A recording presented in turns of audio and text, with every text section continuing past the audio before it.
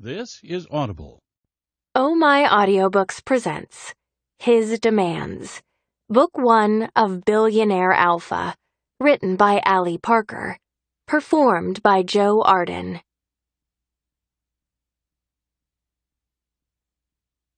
Prologue. Damn. 110. She needed a 70 to make the dean's list for her senior-level marketing class, but she'd pulled out 110.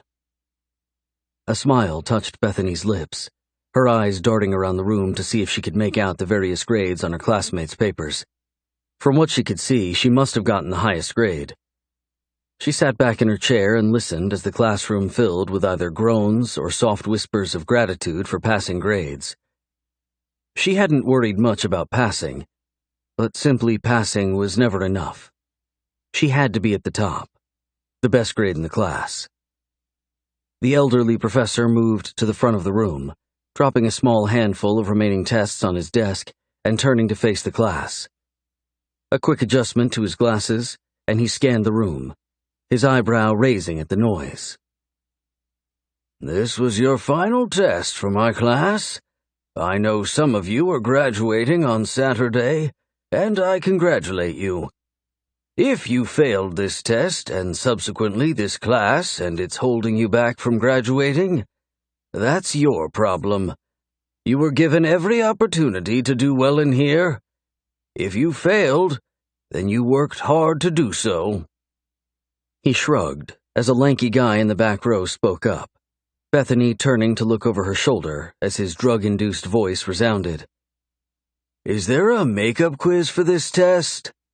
"No, Mr. Johnson. This is final, and you'll be seeing me next semester, no doubt." Bethany turned and raised her hand, her long chestnut locks tickling her shoulders as she moved. "What was the top grade in the class?" "Yours." The professor smirked and moved from his reclined position. "Class is dismissed. Don't bother stopping by to talk with me. I have somewhere to be, so this is goodbye for this semester. Enjoy the rest of your summer, and don't have too much fun." Bethany leaned over and grabbed her backpack, a smile pressing her cheeks toward her eyes as she got up and walked from the room, her head held high and smugness sitting on her like a well-worn cloak. She was the smartest, the fastest, the best. A quick stop by the advisory office before heading to have lunch with her mother stole her thunder. Her advisor's news was depressing, a quick reminder of her financial reality. "Congratulations, Bethany. Looks like you'll be graduating in the top 3% of your accounting class." The middle-aged man looked up, his portly belly almost touching the chair between his opened legs. Bethany focused on the kindness in his gaze, even though his appearance struck her with worry. She needed to get to the gym.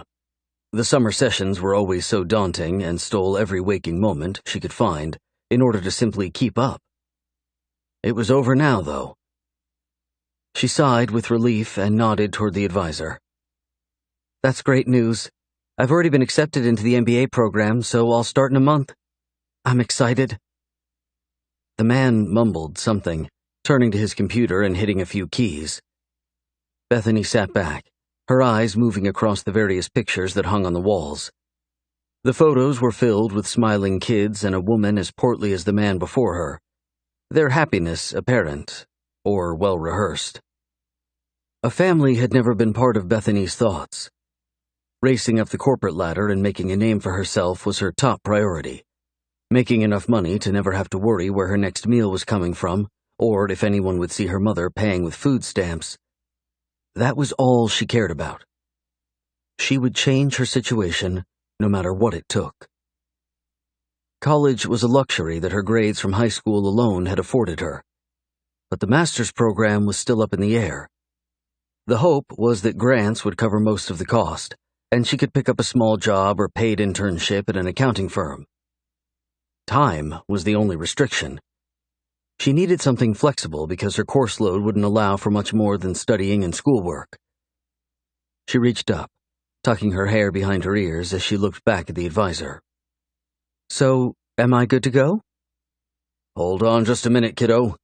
Looks like there's an issue with your fees for next semester. I'm just trying to make sure you're all paid up." He glanced over at her before picking up his phone. He spoke for a few minutes to someone who she assumed was in the registrar's office. The conversation, from the parts she could hear, was only causing the knot in her stomach to grow. He thanked the lady on the phone and sighed, hanging up and looking over at Bethany. "Good news and bad news. What do you want first?" "The good news?" "The good news is that the first third of your upcoming semester was picked up by a grant." "And the bad news is that the last 2/3 weren't?" "That's right." He shrugged, sympathy covering his round face. "Is there a possibility of getting a small part-time job or internship in the city?" "I have no clue. Seems like more to do, but it is what it is." She sat back and sighed, the reality of her ever-present situation bleeding its way across her emotions. She was going to break down soon, and she'd rather it not be in front of him. She stood up and reached over, her hand extended. "I appreciate your help. I have a month to figure it out, I guess." "You have about 6 weeks before they require that second payment. Good luck. You're smart. You'll figure this out." She shook his hand and walked from the small building, the sun pressing down on her in the smoldering Texas heat. There was nothing to figure out. The MBA program at UT Dallas was way out of her league in terms of financial funding, and her mother was forever broke. Thanks to a drug-dealing father and a life left in shambles, there wasn't much hope. She got in her car as the first tear fell. She'd have to ask her mom to do something that seemed far-fetched, but was her only hope. "Mom, will you marry Kent?" She looked up in the small rear-view mirror, realizing how selfish she was being as she worked through how to ask something so demanding of her mother. But Kent was a billionaire. It would work in her favor, and she knew without a doubt that her mother would be much happier with the stability and love Kent would provide. It was good for everyone. No, she couldn't do it. But what other choice did she have? Chapter 1. "Mom, will you marry Kent?" Bethany let the question hang in the air as her mom reached for a fluffy white roll sitting in the basket between them. "What?" Her mom pulled her hand back like she'd been burned. The older woman was a perfect replica of Bethany. Long, silky chestnut hair, full lips and green eyes. She looked completely innocent and well-kept, and yet she'd been through more hell than anyone could possibly imagine. She and Bethany both. "I know it's a lot to ask, but when you told me that he proposed a few weeks ago, you seemed really happy. I don't know why you just didn't say yes right then." "It's complicated, Bethany." "I know, Mom, but I also know that you're just holding back because you're letting everything that happened with Dad scare you away from the one thing that could make you truly happy. You and Kent have been dating for 6 months, and he's crazy about you." "Why do you care if Kent and I get married right now?" "I had an appointment with my advisor today, and there isn't enough funding for me to get through the first year of my master's program." She held up her hand as her mother started to protest. "I know you don't understand the need for a master's, but I'm telling you that I need it. I want financial freedom. And ever since Daddy left all those years ago, we've had anything but that. I want a chance to be free from this, Mom." Her mom visibly flinched, reaching and taking the bread and then picking at it, her gaze filled with concern. They had been through far too much together over Bethany's 22 years not to be straightforward with one another. Her mom loved Kent, and Bethany knew they would get married eventually, so the request wasn't too far-fetched, just perhaps a little selfish in its timing.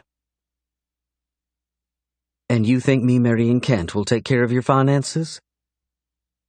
"I'm praying that you'll mention my situation. I'm not asking for a handout, but a loan. I'll pay it back once I'm working for an accounting firm downtown, Mom. There is no way I'm not going to get a great job next year. I just need some help now. I wish I could help you, but I don't have anything put away. Her mom's eyes diverted toward the table as the waiter walked up, a smile on his mouth. Hi, ladies, you ready to order? Bethany's mom sat up, pulling her menu up as she motioned for Bethany to place her order. Bethany picked up the menu and looked at the prices, not caring a bit what items were attached to them.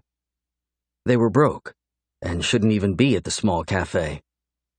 Money was the bane of her existence, and coveting it any time soon seemed like a lofty goal. I'll take a cup of tomato soup and a water, please. Not very hungry today. He smiled and took her menu, winking at her as she smiled back. Nope. Big breakfast. Her mother ordered as Bethany reached for a roll. Her stomach softly protested, the deep burn of hunger an old friend. She hadn't had a big breakfast, or any breakfast at all. Every penny she had went to books and supplies for school. She ate once a day, and sometimes not even that, unless her roommate brought home leftovers. She'd have given anything to order a cheeseburger with fries and a Coke. But life wasn't that giving. The waiter moved away, and Bethany shoved the rest of the roll in her mouth, the soft white bread melting in her mouth. Worry covered her mother's features as she pushed the basket toward her. Are you not eating again? Bethany finished chewing the roll, her thoughts far from the conversation at the table as she enjoyed the flavors rolling across her tongue. She ate out every once in a while, but it was usually on a date, and that always ended with some random horny guy demanding sex. Disgusting. I have to spend what little money I get from my grants on a place to live and books, Mom. Food is a luxury. Baby, you shouldn't starve yourself. What options do I have? Bethany laughed, the sound falling flat. Take a semester off and come back home with me. Her mom crossed her arms over her chest, an eyebrow raising as Bethany reached for another roll and picked up the small cup of butter, dipping the bread in it without concern for her actions. I can't take off from school, Mom, and I don't have a car that runs very well. One more year of this, and I'll be able to finally take care of myself. I don't like that you're not eating. I don't like it either, but you're as broke as I am. I'll ask Kent to give me some money for you. No. Bethany leaned forward, her mouth pursed into a tight line. She didn't want handouts from someone who wasn't connected to her family intimately, and even though a loan was an option, it was the last option on her list. She needed Kent to move into the position of being her stepfather, and then it would make sense to get financial help from him. Yes. No, Mom. Just stop messing around and get married. You're going to get married anyway. He loves you and you love him. What would being married to him change? I would be his daughter, Mom. I would finally have a dad, and maybe, just maybe, he would see my struggle and offer to help me. Tears burned her eyes, and she picked up her napkin, wiping at them quickly. Being emotional or weak hadn't gotten her anywhere in life, and it certainly wouldn't do her any favors now. Oh, honey, I'm so sorry I don't have more to give you. If only I'd been a stronger woman when your dad put us through all that shit. I don't want to talk about this. Bethany dropped the napkin in her lap, her emotions pressing hard against the confines of her chest. I have one more year of school and need help. You're going to marry Kent anyway. I'm just asking that you move it up and do it in the next month, Mom. Please. Her mom bit at her lip, looking up and thanking the server as he put their lunch down in front of them. Bethany constrained herself as the steam rose up from the small cup before her. She could have ordered more, but she knew her mom was broke and struggling as well. The older woman in front of her hid her own suffering and internal strife as well as Bethany did. No one knew how much they'd been through, and how they continued to persevere. Let's pray over our food. Her mom bowed her head and prayed, Bethany closing her eyes and listening to her mom ask God for the millionth time to help them. He'd seemed to turn a blind eye or deaf ear to them for all the years Bethany could remember.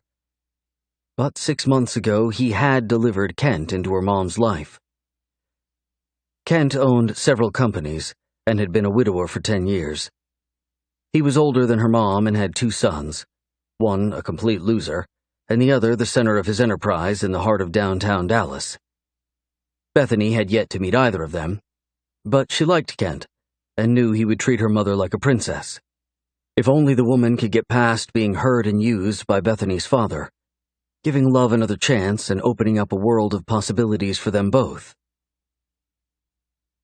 Kent would be thrilled to hear I'm ready to move forward, I guess. Her mom's words lit a spark of hope in Bethany's chest as she looked up. He loves you, Mom. He's told you that 1,000,000 times. I know, and I love him too. I'm just a little worried about fitting into his world. I come from the wrong side of the tracks, Bethany. His friends and work associates are going to see beneath my layers of makeup and call me out as the phony I am. You're not a phony. You're the most real person I know, Mom. Bethany reached around her soup to touch her mom's arm, concern pulling her brow together. You just need to be yourself and not anyone else. You can't change for someone, or you'll end up hating who you've become. How did you get so wise? Her mom winked at her, patted her hand, and picked up her spoon, taking a tentative sip of her own soup. So you'll think about it? I'm on a short leash, and I'll start looking for jobs this afternoon, but I need help quickly. Wait until Monday for the job thing. You're graduating tomorrow, and I want you to just enjoy the accomplishment. She put her spoon down and picked up the last piece of bread, tearing it in half and handing the larger piece to Bethany. I'm so proud of you. Thanks, Mom. I'm sorry to bother you with this. If I could figure it out on my own, I would. We will always have each other. I'll talk to Kent tonight about everything. When he proposed a few weeks back, I wanted to say yes, but I just haven't been able to move around my past. He's so much better than I am. Her mom shrugged, heaviness sitting on her pretty features. Bethany reached up and pulled her long locks into a messy bun before scoffing at her mother. He's not better than you. He's had a different path, Mom. His life is a different story. I'm just glad that your path crossed with his. He's going to be great for you. He thinks you hung the moon. He is a great guy. Blush touched her mother's cheeks, and Bethany laughed softly. Romance a lofty thought in her own world. Bethany had seen the same guy, Jake, a few times, but he was horribly proper and far too feminine for her own tastes. He was easy to get along with and a great study partner, but as far as physical attraction, nothing. Is Kent coming with you to my graduation tomorrow? He sure is. I invited Damon and Matthew, his boys, but they both have something to do. I was hoping for you to meet Matthew. He's a sad soul with far too many demons to fight, but a pure heart lies in his chest. And what about the other boy, Damon? Honestly, he's an ass. He's the typical rich boy, and he has far too much control of Kent's company and 10 women around him at all times. I hate to even say this, but he sometimes disgusts me. Her mother's face twisted as if she'd bit into a lemon. Bethany laughed and leaned over, tasting her cooling soup. Money corrupts. I'm surprised Kent is as good of a guy as he is. He has more money than God. Her mom laughed and took one more sip of her soup before pushing it across the table to Bethany, the small cup still more than half full. Bethany pulled it toward her, working hard not to lift her own cup to her lips and drink the thick tomato soup. Get yourself a sandwich or something. I have a little bit of money in the bank. Her mother turned as if trying to get the waiter's attention. Bethany reached over and patted the table in front of her. I'm good. I'll eat this and be stuffed. We'll make it through this, we will. Tomorrow will be a great day, and if your conversation goes well with Kent, then maybe my luck will change for good. She pinched off a piece of the bread and popped it in her mouth. You sure I'm not pushing you to do something you didn't want to do? Have you ever known me to do something I didn't want to do?" Her mother smirked as the waiter stopped by with the bill. "They must have higher-paying customers waiting on our seats." Bethany looked over to the large crowd gathering at the door. "Pretty soon that will be us, baby. Hang in there, and I'll work to change our situation." "You do love him, right?" "I do, but not as much as I love you." Bethany chuckled and turned her attention to her food, mumbling into the small cup. "I love you too." Chapter 2. She'd enjoyed the time with her mother, the older woman a beautiful reminder that hope and love could actually exist. Bethany climbed into her small beat-up Honda after kissing her mom goodbye and getting excited about her upcoming graduation. She still hadn't let the fact that she would be graduating with her bachelor's in accounting sink in. It was a huge accomplishment in itself, and even more so since she was the first in her family to do so. The rest of the afternoon was to be spent with a few friends, her roommate Krista, and the closest thing she had to a boyfriend, Jake. It would be comfortable and mostly uneventful, but she'd grown accustomed to moving through life as quickly as possible, her focus only on the future. Bethany pulled up to their small apartment as Krista and Jake walked from the door toward Krista's car, smiles on their faces as Bethany got out. "Hey guys, what's up?" "Just getting some snacks and sodas from Krista's car. Come help us." Jake motioned for her to come over. "You get to see your mom?" "Yeah, she's doing good. Looking at marrying that rich guy finally?" Bethany laughed, leaving out the parts she felt were less than appropriate to draw attention to. "Oh, nice. I wish my parents were rich. I mean, they're middle class and all." Krista shrugged, pulling her keys from her pocket and popping the trunk. Krista's short blonde hair and blue eyes were the exact opposite of Bethany's dark features. Where Bethany was fit and ran most days of the week, Krista was a couch potato and struggled with her weight horribly. Bethany had tried time and time again to get her friend to join her on her runs, but the extra 80 or so pounds on Krista made it hard for her to do anything. Her roommate was one of the nicest people she knew, Krista always buying lunch for the homeless guy down the street and tutoring at school. Bethany wondered how fate seemed to shine down on the wrong people all the time. Her mother had mentioned Damon, one of Kent's sons, at lunch, and it was the perfect example of fate's inequitable responses. The guy was probably good-looking and rich, but a complete ass. "What are you thinking about?" Jake's voice brought her from her senses, the lanky boy before her extending a few plastic grocery bags. "Are you already dreaming of your masters? Brainiac?" Bethany smiled and took the bags, the sun starting to set as the afternoon drew to a close. She couldn't wait until Saturday, the week having lasted far too long. "No, I was thinking about how unfair it is that some people have looks and money. One or the other is enough, don't you think?" Bethany turned to walk with her friends back toward the apartment. "I'm guessing you're broke then." Krista laughed and moved back to let Jake open the door. "I've always been poor, but I'm just making reference to my soon-to-be stepbrother. Mom says he's an ass, and I'm sure he's good-looking and all. Just seems unfair." Bethany shrugged, walking into the coolness of the house and putting the bags on the kitchen counter. "His good looks would be no concern of yours, then." Jake wagged his eyebrow. "Jealous, Jake?" Bethany moved to stand in front of him, looking up as he took a tentative step back, his smile dropping. "No, why would I be? He's your stepbrother. Not like you guys would get together." He laughed and turned to busy himself with putting things up. Bethany turned to Krista and rolled her eyes. She and Jake had known each other for the last year, but they were nothing more than glorified friends. She'd kissed him a few times, but even drunk he would shake like a leaf when she tried. She'd heard plenty of stories of other girls on campus enjoying long weekends filled with liquor and sex. Somehow, she never seemed to get close to the second half of the fun. She wasn't willing to go out with a player, their sexually transmitted diseases of no interest to her. She had been asked out on more than a few occasions, but after so many rejections, The alpha males on campus moved to more susceptible victims. Bethany walked to her room and closed the door before undressing. She wanted to push Jake a little that night, to see if he'd be willing to go further.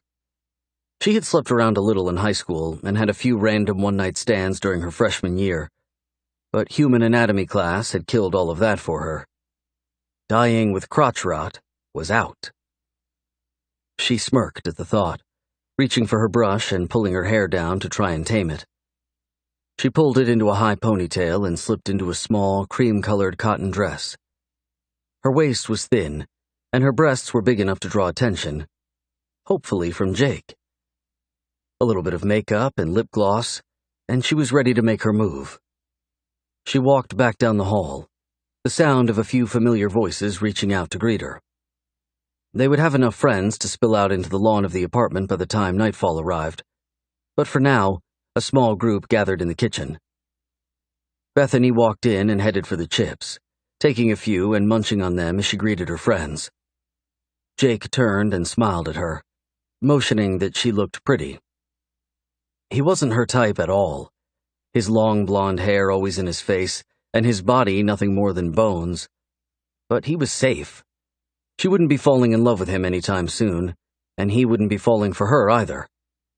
Nothing more than a good friendship existed between them. And yet, she was ready for something more physical in her life. Jake seemed the perfect candidate.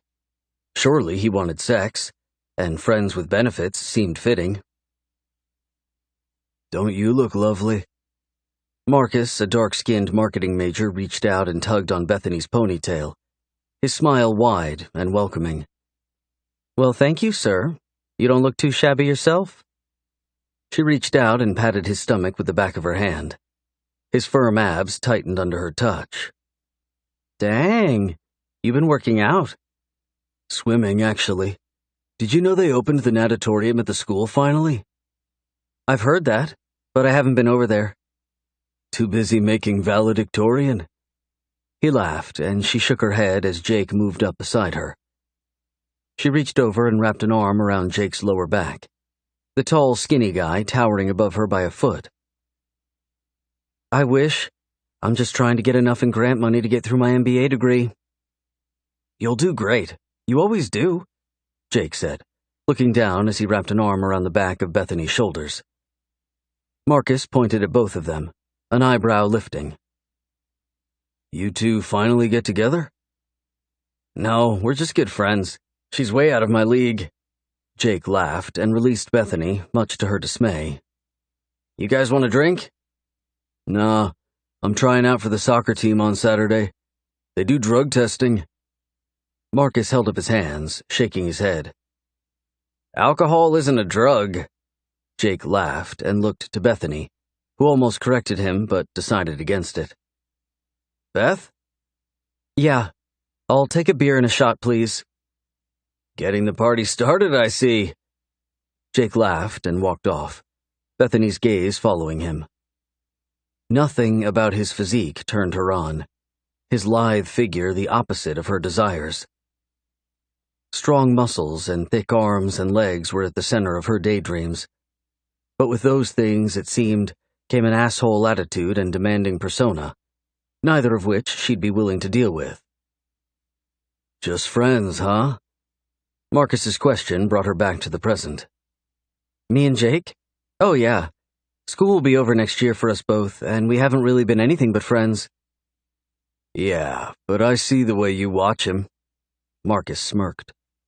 Bethany turned to see Jake in the kitchen, laughing and cutting up with a few friends as he poured drinks. He was cute, but not handsome. Kind, but not sexy or masculine at all. She could settle for someone like him, but it seemed like such a waste to do so. "He's a great guy. Who knows what will happen?" She looked back to Marcus and shrugged. The night pulled in across the sky, her friends filling up the house and the yard in front of the apartments. Other groups of students had joined the festivities, the music nothing more than a low hum, as everyone gathered in small huddles and talked about the excitement of graduation. Bethany walked back into the house, a light sweat covering her skin from the alcohol she'd enjoyed. She sat her empty beer bottle down on the kitchen table and walked toward the kitchen. Jake was standing with his back to her as he fiddled with something. She pressed herself to his back, sliding her hands around his waist and up to his chest. His muscles were non-existent, and yet the warmth of another human seemed fitting. She pressed her lips to his t-shirt as he turned a little, looking over his shoulder at her. "You've had too much to drink, silly girl." "Mm-hmm," she mumbled and bit at his t-shirt, pulling back and letting it pop from her teeth. He turned in her grasp and put his arms around her, holding her tightly to him as he smiled down at her. "You should be careful. Some boy will be looking to take advantage of your current state." "Like you?" She laughed, reaching up and pulling his head toward her as she pressed her lips to his, the fire in her blood from the liquor beckoning her to push him past his sense of comfort. He pulled back slowly, the kiss being broken far too quickly for her. He laughed awkwardly and put his hands on her shoulders, turning them and backing up a step. "You know I would never take advantage of you." He smirked and moved back to finish filling up a small bowl of chips. She leaned against the counter and reached in front of him. "And why not? What if I wanted you to take advantage of me? Take me in my bedroom and strip me naked before—" He cut her off, his eyes wide, his face flushed. "Bethany, you're drunk. Stop talking like that before someone hears you." She laughed, looking over her shoulder and yelling, "I'm drunk and want to get laid. Who's with me?" The sound of different voices yelling in agreement caused her to laugh, but her smile fell as she looked back toward Jake. The pensive stare on his face sobered her quickly. He wasn't interested, nor was he approving of her actions. "This isn't you. It's the liquor. Go take a shower and I'll shut down the party and lock up in just a bit."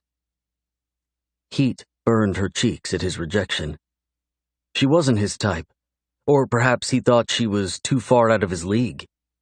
She leaned toward him as anger bit at her, her hand sliding down his chest to cup his crotch. His arousal told her that it must have been the latter. He jerked back away from her touch, and she shrugged. "Yep, I guess the liquor got you too." She moved down the hall, pulling her dress over her head and walking languidly toward the shower, her small pink panties matching her bra perfectly. Too bad no one was interested in seeing it. Least of all, her good friend. Chapter 3. The morning sun streamed through the small window of her bedroom, the brightness stinging her eyes and turning up her headache. Why had she let herself drink the night before?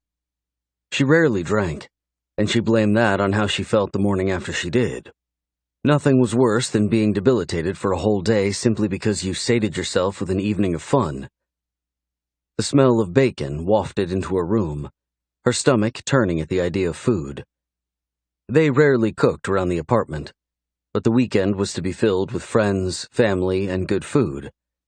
Bethany rolled over and groaned, the memory of offending Jake the night before assaulting her. Why hadn't she just offered herself to one of the assholes from Kappa Alpha? There had been more than enough of them at the party. Sleeping with Jake had seemed like a good idea before she walked into the kitchen and pushed him a little too far. She covered her eyes with the palms of her hands, pressing against the pain a little and groaning. Fucking hormones, I swear. A knock at her door had her reaching for her covers, pulling them up to her chin before whispering, "Come in." The door opened, and Krista stuck her head in. "You decent?" "Yeah, come in." Her friend walked in, closing the door behind her and sitting down on the edge of her bed. The look on her face let Bethany know that something was up. She figured Jake had probably had a breakdown over the situation Bethany had put him in, and now Krista was here to clean up the mess. "So, last night was fun," Krista started, and Bethany rolled her eyes. "Stop beating around the bush. I feel like shit. Just tell me if he's okay." "He's okay. But I need to tell you something. All right, tell me. Bethany sat up slowly, her head hurting so bad that dizziness swam around her. Ugh, I hate this feeling. Jake and I are in love. What? Bethany turned to her friend, horror washing over her. You and Jake have something going on? Why didn't you tell me? I hit on him last night, for God's sake. It's okay. You didn't know, silly. Krista reached out as Bethany slipped her hands over her face and let out a long sigh. Of course, Jake was now dating Krista. That made everything perfectly shitty. It completed the shit-tastic circle and plopped the cherry on the shit sundae. Bethany let the news sink in, her heart hurting more over her actions than the loss of something she hadn't really wanted. She felt stupid and rather whorish. But other than that, she slid her fingers down her face, her fingertips covered in black mascara. I'm glad for you. You're not upset, are you? We figured you tried to sleep with Jake last night just because you were drunk, not because you had actual feelings for him. He's been trying to get you to go out with him for the last year, and you've rejected him so many times. I what? She stiffened in the bed. I've never once rejected him. Oh, does that mean you're interested? No, I'm just saying. Bethany moved past her friend, reaching to grab a t-shirt and pulling it over her head. She pulled on a pair of pink sleeping pants and checked herself in the mirror. I'm happy for you guys. I don't know what else to say. Did you want to sleep with him last night? What? No, Jake's not my type at all. It was the liquor. Bethany turned to Krista, innocence layered in a perfect facade on her face. Jake wasn't her type, but the idea of sex had seemed more than appropriate for her graduation party. Oh, good. Krista's shoulders visibly slouched as a smile touched her face. I kept telling him that it was just the liquor. No way you just randomly sleep with someone. We all know how much of a prude you are. Prude? I'm not a prude. Bethany put her hands on her hips, the conversation going from bad to worse. I didn't mean it like that. I just meant that you're so beautiful and still aren't with anyone. It's not because guys aren't trying. She laughed, and Bethany realized that the conversation was better left alone. Who's cooking breakfast? Oh, hell, I am. Krista jumped up and ran out of the room toward the kitchen. Bethany walked into the hall and grabbed a towel, her heart hurting and stomach jacked sideways. No wonder Jake had refused her. He was in love with her roommate. Her mother and Kent had arrived just before she lined up for the graduation march, her mother kissing her cheek. Bethany looked over at Kent, who moved closer and pulled her into an awkward side hug as he smiled down at her. Sure am proud of you, kiddo. Your grades and ranking today are something to be incredibly proud of. He squeezed her shoulder before moving back toward her mom. Yep, nothing you can't do if you put your mind to it, I guess. Bethany smiled and waved, moving toward the line of people wearing the same heavy black robes that draped across her body. She watched her mom and Kent, the older man extremely handsome and fitter than Bethany remembered from the last time they'd met. The kindness in his eyes as he looked down at her mother was also something new. Her real father was nothing more than a bastard, a user. He only looked at you or spoke to you if he wanted something from you. She hated him more than words could express, and was grateful when he left their lives around her 12th birthday. A tug on her sleeve had her turning to her left, Jake standing quietly with his eyes averted. Hey, you, she whispered, unsure of what to say. Hey, I'm sorry I didn't tell you about Krista sooner. I didn't know if you'd be okay with it. He shrugged, his dark gown swallowing him whole. I'm fine. I just wish someone would have told me. She said I tried to sleep with you last night. I feel like a total ass. She forced a laugh, the memory of the night before pushing its way across her aching skull. She would never let him know that she remembered every moment of it. But the loneliness at his denial and the hour of crying herself to sleep was still very real as she stared at him. "It's no big deal. A month ago I would have fallen over myself to get you in bed." He laughed, and the goofy sound caused her to smile. He wasn't at all someone that she'd normally sleep with or try to start a real relationship with.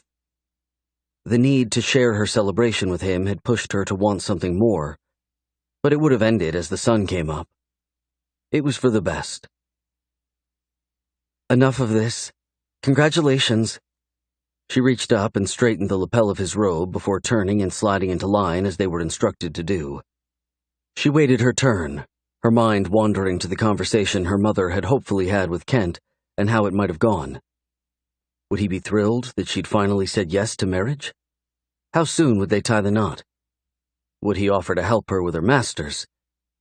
She'd be more than thankful for a loan, if nothing else. A grant from him would be blissful, but anything to keep pushing her forward would be a break in her rather painful cycle of poverty. She glanced at her mother and hopefully soon-to-be stepfather and waved, smiling as she slipped onto the stage as the announcers called out her name. The moment was almost surreal, the hope it planted in her blossoming as she took her diploma and shook the dean's hand. "Great job, Bethany. Look forward to seeing you in the MBA program." He smiled, and she simply nodded, turning her head for the flashing light of the cameras. Her head protested at the attention, the dull ache still remaining from her night of almost fun. She walked down to join her classmates in the hard-backed chairs, the energy palpable in the air. Their speaker had asked to go on after the names were read, which was odd, but she was degreed and couldn't care less about what came next. Sinking down into her seat, her mind numbed at the monotone voice of their valedictorian, the message surely on success and their ability to do anything they wanted to do. She scoffed internally, wanting nothing more than a cheeseburger, sex, and a nap. In that order. "We're so proud of you, sweetheart. Let's go grab some lunch. Kent made us a reservation at a restaurant here in town." Her mother pulled her into a hug as she stood before Bethany, who was smiling with a sense of relief, sitting lightly on her. It was done. The graduation was over, and she held her diploma in her hand. "Quite the accomplishment, Bethany. Your mom tells me that you used grants and a work-study to make your way through your bachelor's?" She nodded and moved back, wrapping an arm around her mother's shoulders as they walked to the car. Various friends called out to her, and she responded in between talking with Kent and her mother. "Yes, I was very lucky not to have to apply for loans during the last 4 years. A lot of my friends are leaving today with $40,000 to $80,000 hanging over their heads. I can't imagine." "Debt is the devil for sure." He smiled and held the car door open for her as she got in the back. He opened the door for her mother as Bethany relaxed against the new-smelling leather of his Lexus. She didn't know much about Kent, but what she had seen she liked quite a bit. He was classy and old school, always holding the door open and shaking hands with people. His smile was warm and kind, his eyes dark and full of mystery. He would take some getting used to, as the only man in Bethany's mother's life had been her weasel of a father. Her mom had just about written off men for good until her older sister, Bethany's aunt, Patty, introduced her to Kent. "Hungry, girls?" Kent turned and looked over to Bethany, his right arm extending to hold hands with her mom. A smile touched Bethany's mouth as she nodded. How nice would it be to find someone like him to take care of her mom? How nice would it be to find someone like him to take care of her? She scoffed internally and engaged in the surface-level conversation as they drove to the restaurant. Bethany sat up as the car pulled to the front of the large building, a valet rushing to open her and her mother's doors. She got out, and her mom looked over at her as Kent spoke with another valet. "Kent's paying, so get whatever you want, baby. This is your day." She smiled and held out her left hand, a large engagement ring on her finger. "Oh my God, Mom! He had the ring already?" "He sure did, and I said yes. We'll get married on the beach in Jamaica in 3 weeks. We just want you and his 2 boys to come with us. You can each bring someone if you want, and if not, just come, and we'll have some family fun." Bethany stood there, her mouth half hanging open as Kent walked around the car and put an arm around her mother. "I see your mom told you the good news." "She sure did. Congratulations, how exciting." He smiled and moved them toward the restaurant. "It's given me a whole new outlook on life. But today is about you. We'll talk about the wedding next week. We want you to come spend the week with us, meet the boys and such." "Of course. I'd love to." Chapter 4. At first, she was hesitant to order anything off the menu. The price is ridiculous for a simple graduation meal. Her mom ordered a salad for herself, and Bethany followed suit, but the bread bowl was calling her name. She waited until Kent reached out and took a piece, offering it to her next. "So, Mom tells me that you're an accountant as well?" Bethany passed the bread to her mom, her eyes on the newest member of her soon-to-be family. "I have a degree in accounting and a doctorate in law. It's a passion of mine, but my company is actually an accounting firm, which is something I wanted to talk with you about." He smiled and looked over at Bethany's mother as if asking permission for something. Her mom smiled shyly, and he reached over and took her hand under the table. "Oh, yeah? That's great news. I'd love to talk accounting with you. Just don't tell anyone how nerdy I really am. I keep that locked down most days." She smiled as her mother chided her. Kent sat back, the look on his face giving her peace. "Your mother tells me that you're headed into your master's program in a month and are looking for some financial assistance." She wasn't quite sure how to respond. His statement was completely true, and yet she felt like a beggar admitting that she couldn't pay her own way. She glanced toward her mom, whose eyes seemed to press her toward the message of honesty and transparency. "Yes, my grants only cover 1/3 of my expenses, and getting a job is my next step. I don't mind getting a job, but most firms would require me to work full-time. I could work somewhere non-accounting that's part-time, but I wouldn't make nearly enough money to live off of." Kent was nothing like she expected for a billionaire. Her mother might be aware of her new fiancé's wealth, but Bethany doubted it. She'd done her own research, though, and knew that Mackenzie and Bryant Accounting, LLC, was a cash cow. If Kent wasn't worth at least $30 billion, Bethany would be surprised. Still, he was far too down-to-earth, far from what she expected a billionaire to act like. They were supposed to be greedy and self-serving, manipulative and spoiled. Maybe he was exactly that, and they had yet to see it. Only time would tell. "What about this?" He paused and sat up to the table, his eyes filled with something like excitement. "I'll pick up the tab for the funds that you're lacking, and you come to work at M&B's 3 days a week in the morning or afternoon, whatever your schedule allows you to commit to us."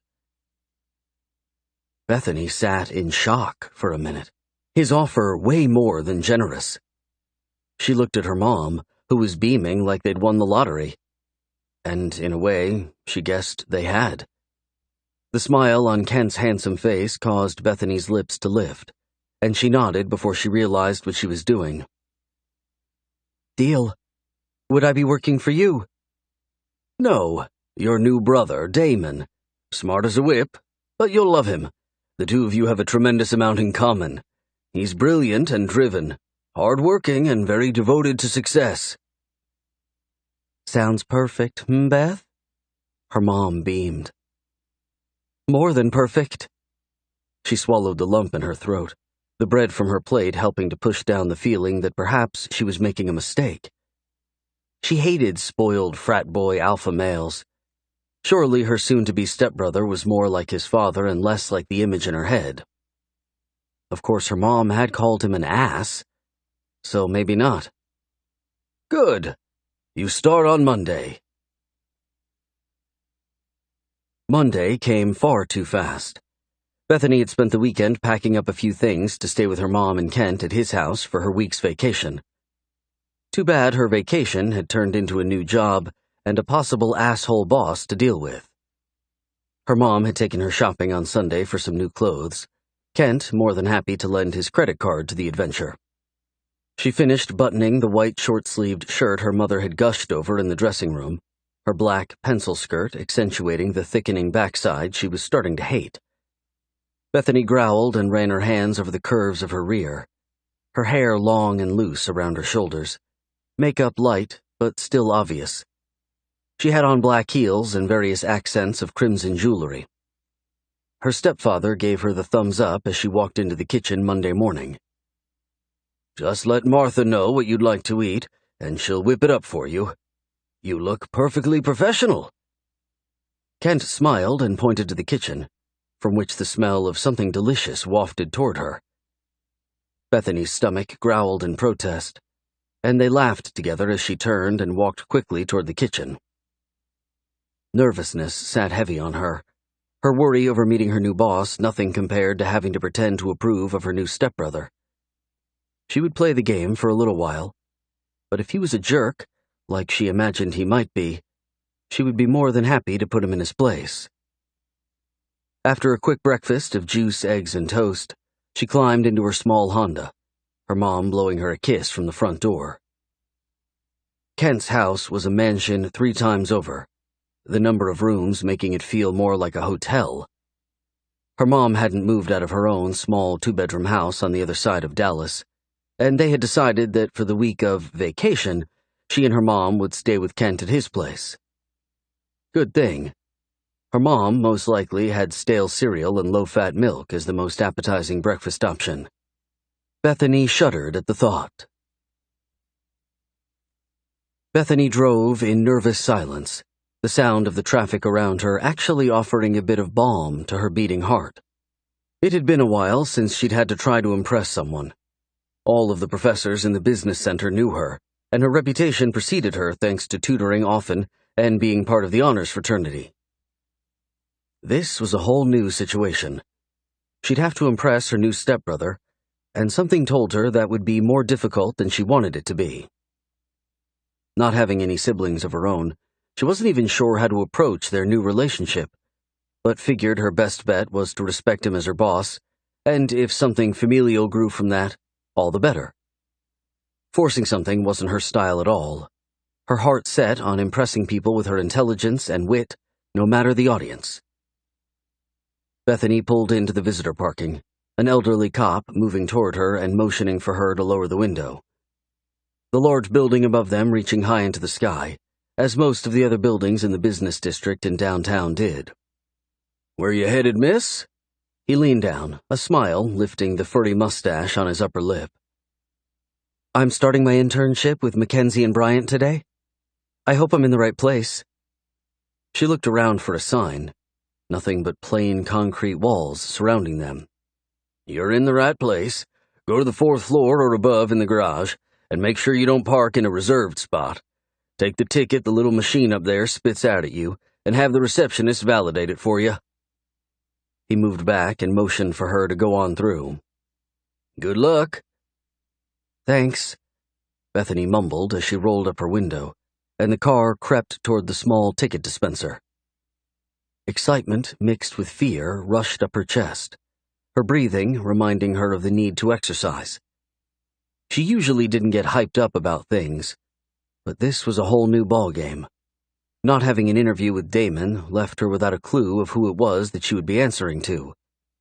Her mom's comments about Kent's oldest son left her stomach in knots. She parked and reached in to pull her purse from the passenger seat, hitting her head on the rearview mirror and cursing at herself. She moved out of the car and walked quickly toward the elevator sign. The heat in Texas in late August was painful. If she wasn't careful, her hair would turn into something Tina Turner might be proud to sport. Reaching up, she tugged her fingers through the silky strands and slipped into the elevator with the 2 million other people who were headed toward the large building above them. It looked like hell had opened its gates for a quick drink of ice water. She filed out, people rushing around her and checking their watches. Bethany looked around, trying to get her bearings before noticing a large sign on the wall that displayed a map. She moved toward it, working to not get run over by the suits that filled the large lobby.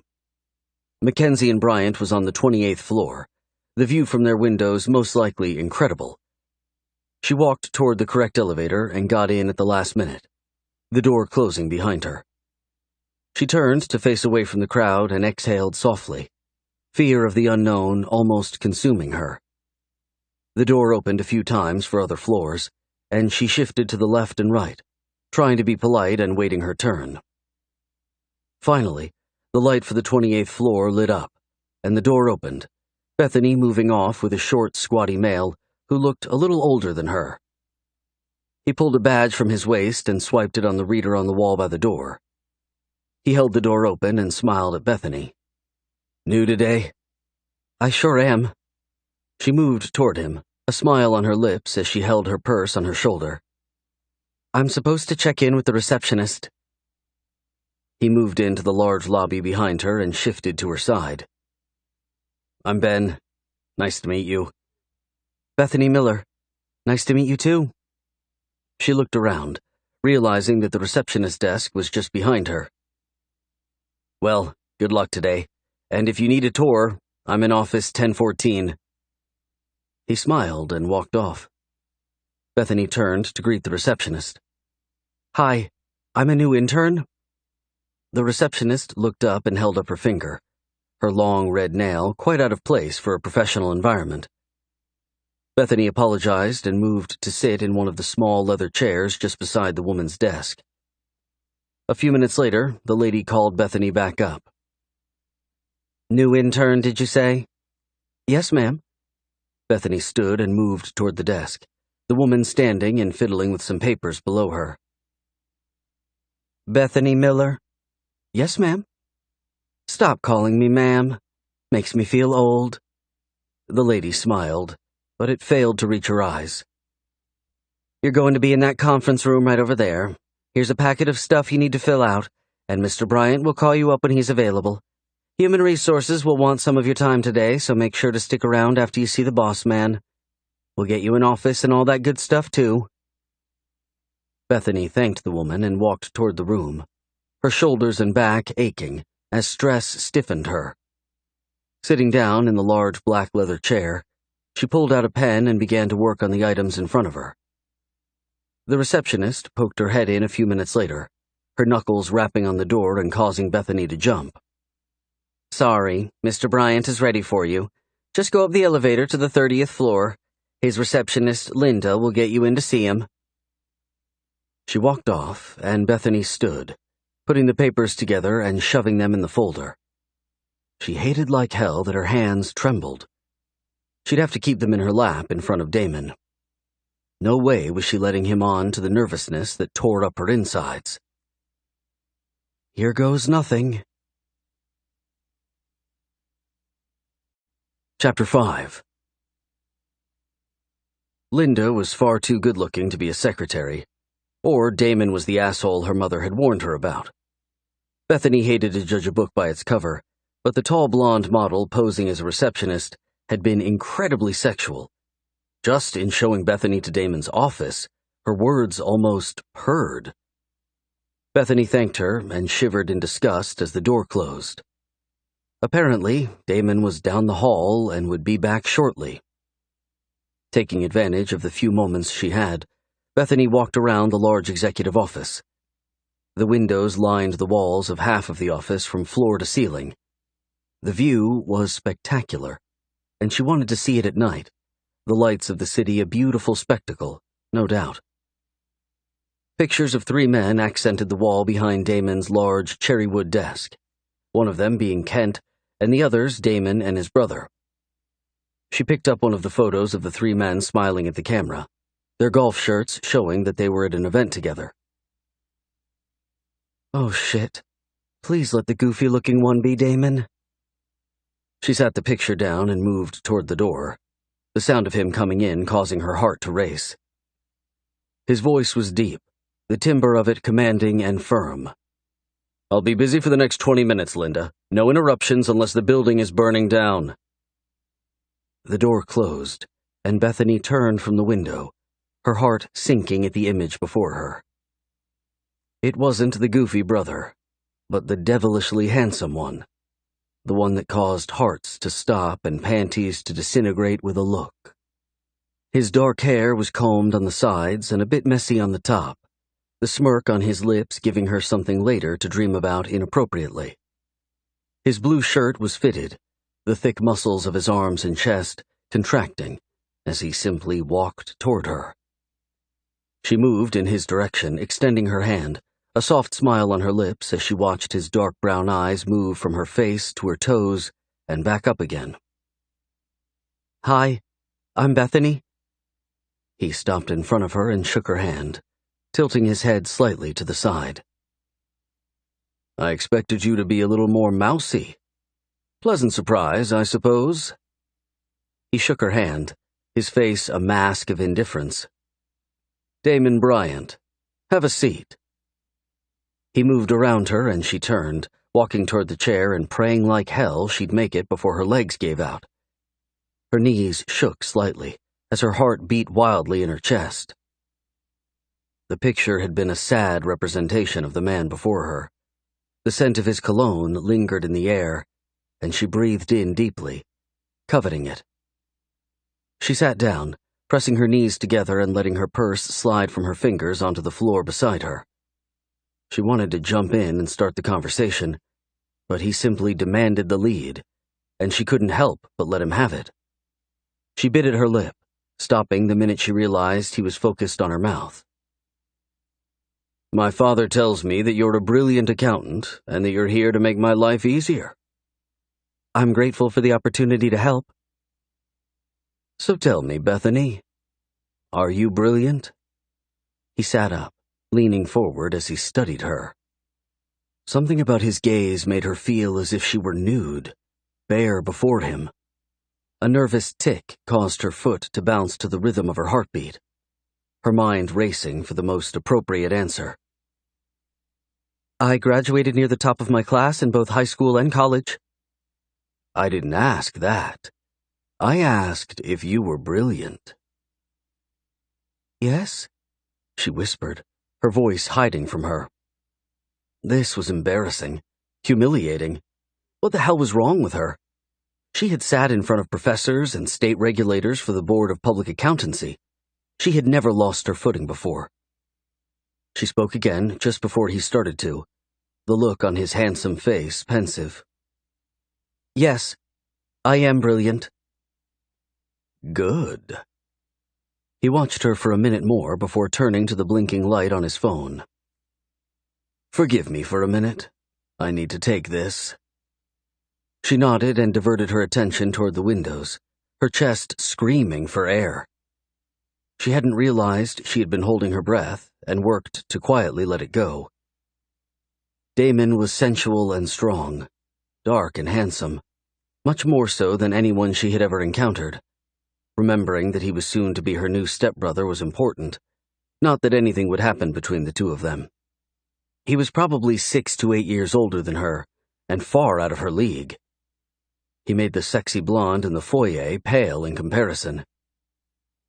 Bethany tried not to listen to Damon's conversation, but couldn't help it. "I know, Bridget. Yes, tonight will be fine. 8 o'clock at Pelinda's. Wear the blue dress for me and the black heels that you know I love." Bethany looked over at him, his eyes on her as he spoke. His predatory gaze made her feel as if she were under a microscope, his attention almost heavy, as her skin broke out in goosebumps. She averted her eyes again toward the window, needing to get some air before she screamed. "No, you know I don't like it when you wear panties. No, not even the little ones. Too restraining." Bethany's head snapped back forward, her eyes large and wide as Damon simply stared at her. His expression was soft and lacking emotion, as if he were ordering a pizza in front of her. She swallowed hard, her eyes moving to the tug of his bottom lip, his teeth biting along the edge of it, She stood and moved toward the window, her level of comfort completely gone. That's right. Blue dress, black heels, and don't bother with your panties. I'm not interested. The sound of the phone hitting the cradle caused her to stiffen. He was an ass. If he'd had any respect for Bethany or himself, he would have held his conversation in private. She turned and looked over her shoulder, her breathing ragged and obvious. Bethany, I have certain needs as the CFO of this company. If you're here to make my life easier, then you'll quickly learn them. Your brilliance will get you far, but if you and I aren't on the same page with things, then my father will be your champion instead of me.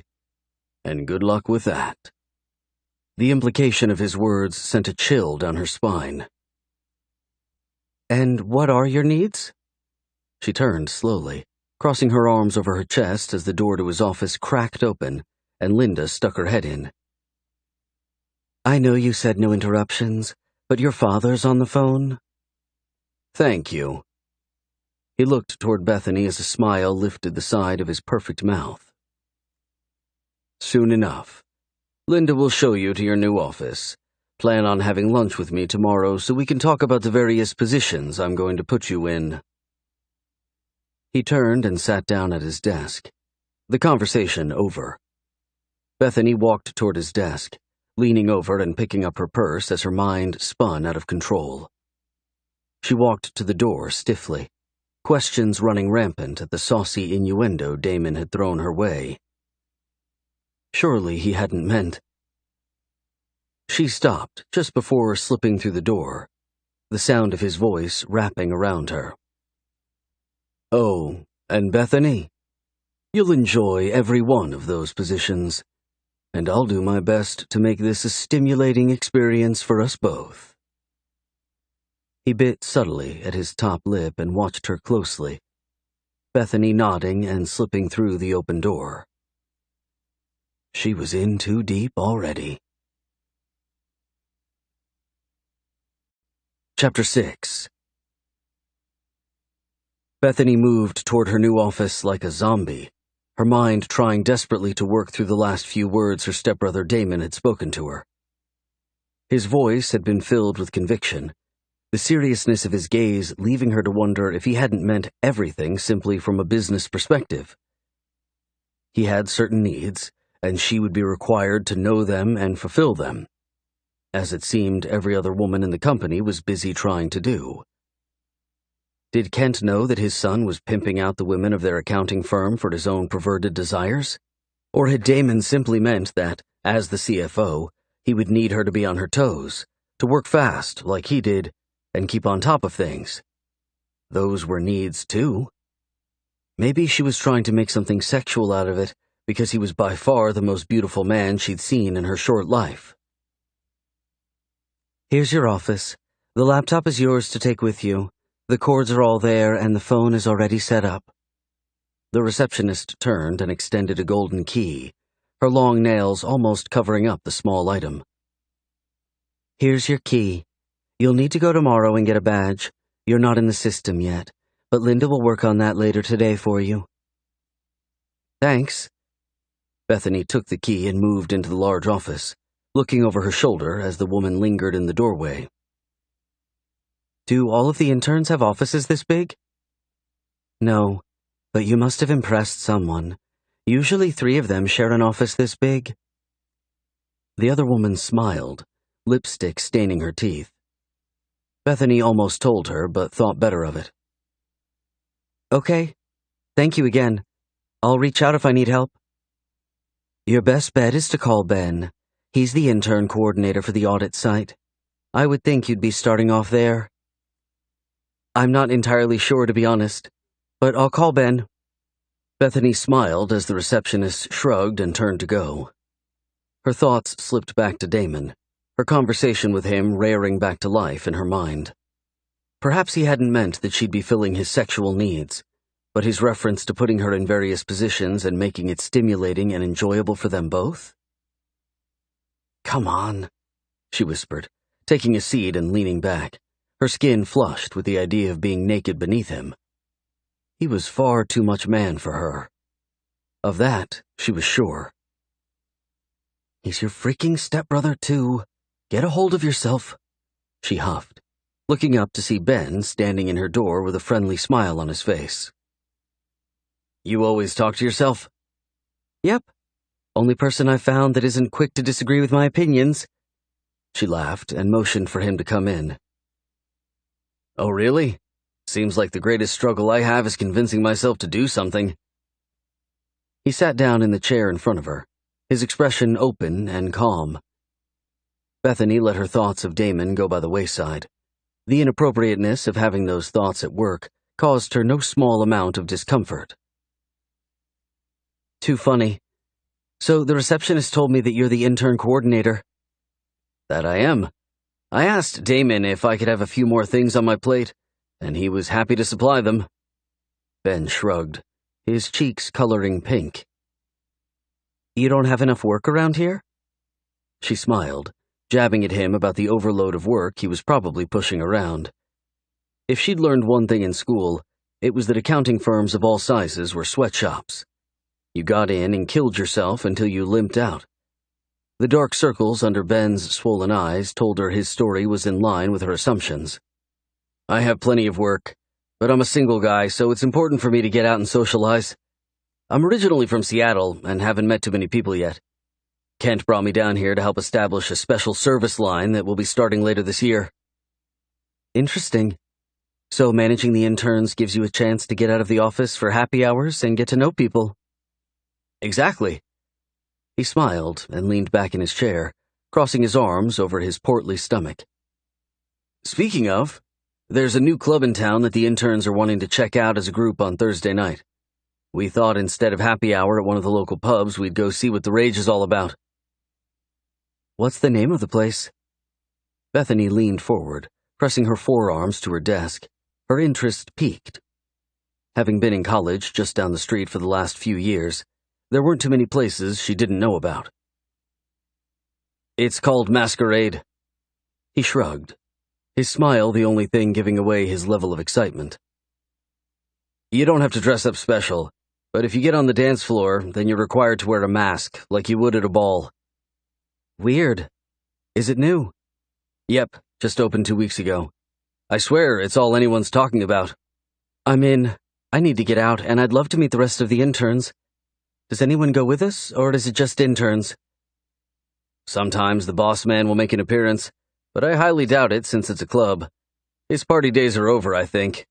He works far too hard to enjoy life much. Ben shook his head, as if disappointed in Damon for his unwillingness to live a little. Bethany sat quietly for a moment, the thought of Damon not living seeming impossible. From the conversation he'd had on the phone with his girlfriend, it seemed that he was living a lot. To tell a girl to wear a certain dress and heels was one thing, but to command her to leave her panties at home? Hot and disturbing. She could see her and Damon in her afternoon fantasies. Why the faraway look? Ben asked, his short chuckle bringing Bethany back to the present. You look like you're lost in thought. Oh, just trying to deal with all of the transitions in my life. Sorry, didn't sleep too well last night. I was nervous like crazy about this morning. I bet. It's not only graduation for you, but a new family and your first accounting job, right? How did you know? She tilted her head to the side, her smile dropping as she tried to understand who else knew about her and Damon being family soon. Ben held his hands up, standing and shaking his head as he backed toward the door. I'm the only one. I get a full rundown on you guys from the boss man because I'm in charge of the program. I only know what I just shared, though, so no worries about a bulletin board being up with your info for all to see. He laughed, and Bethany did too, liking him for his transparency above all. Damon told you about his father and my mother? Yeah, and a little about you. I'm pretty excited to have you join us. Graduating near the top of UT's accounting program is a big deal. Thanks. It felt like a great accomplishment. I'm starting my master's in a few weeks. Just trying to pay for it. I totally understand. He moved just outside of the door, his hands reaching up to grip the frame. "So you're with us on Thursday night?" "Yeah, sounds good." "Any questions so far?" She bit at her lip, wondering if she should ask Ben about Damon's sensual responses, question him on how Damon plays ball in the office. She could tell the man before her respected their boss, but she wondered if part of that wasn't a bromance in the works. Damon had looks and money, prestige and power, everything any man would want. "What's the story with Damon?"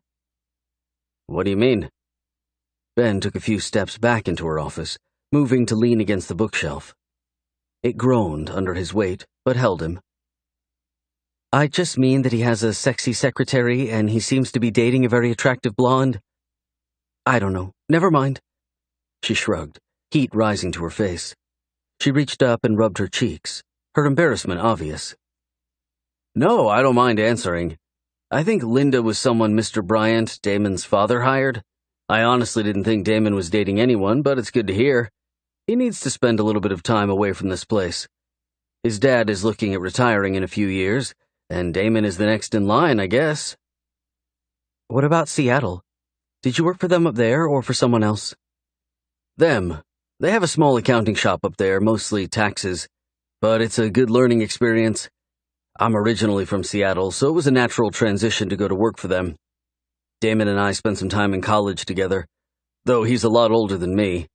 He was a Kappa Alpha, and I was pledging his last year as president." "He was Kappa Alpha?" Totally made sense. "Yeah, we both were." He shrugged and looked around the empty office. "You need to put your diploma and a few pictures up in here. You dating as well?" "Me? No. I wish. I just haven't found the right guy." "I hear you. I'm looking for the right girl, but when you put in 1,000,000 hours, it's hard to meet her." He paused and let his gaze fall back on Bethany. "Did Damon do something that made you uncomfortable? Or were you just questioning his loving on blondes?"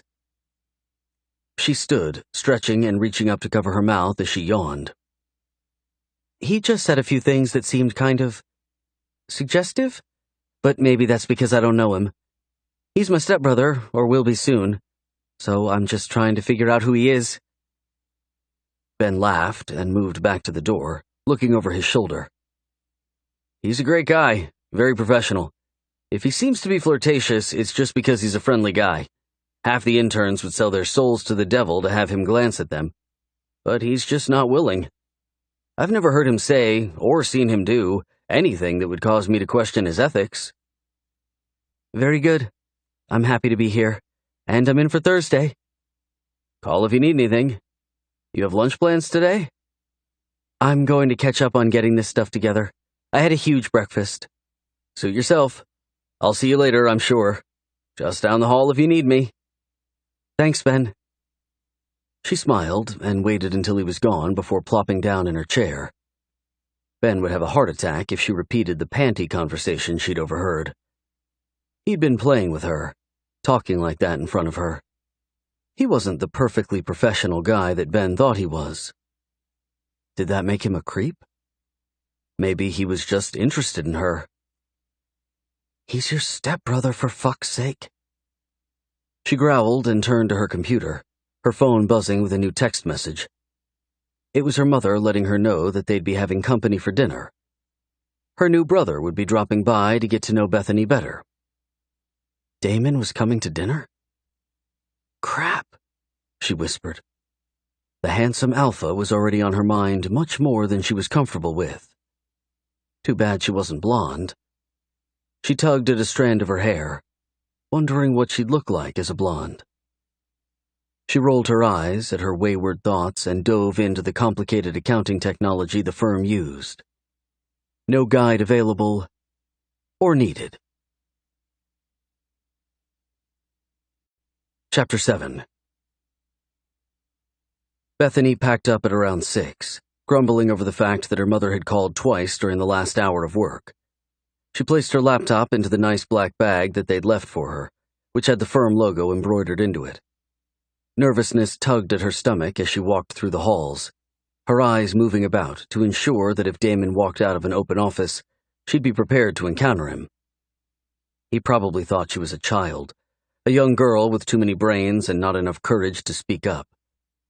She should have called his ass on the rug for talking with his girlfriend inappropriately in front of her. But truth be known, she could only dream of a man like him demanding something of her. Her pathetic friendship with Jake rolled across her thoughts as she walked languidly to the elevator.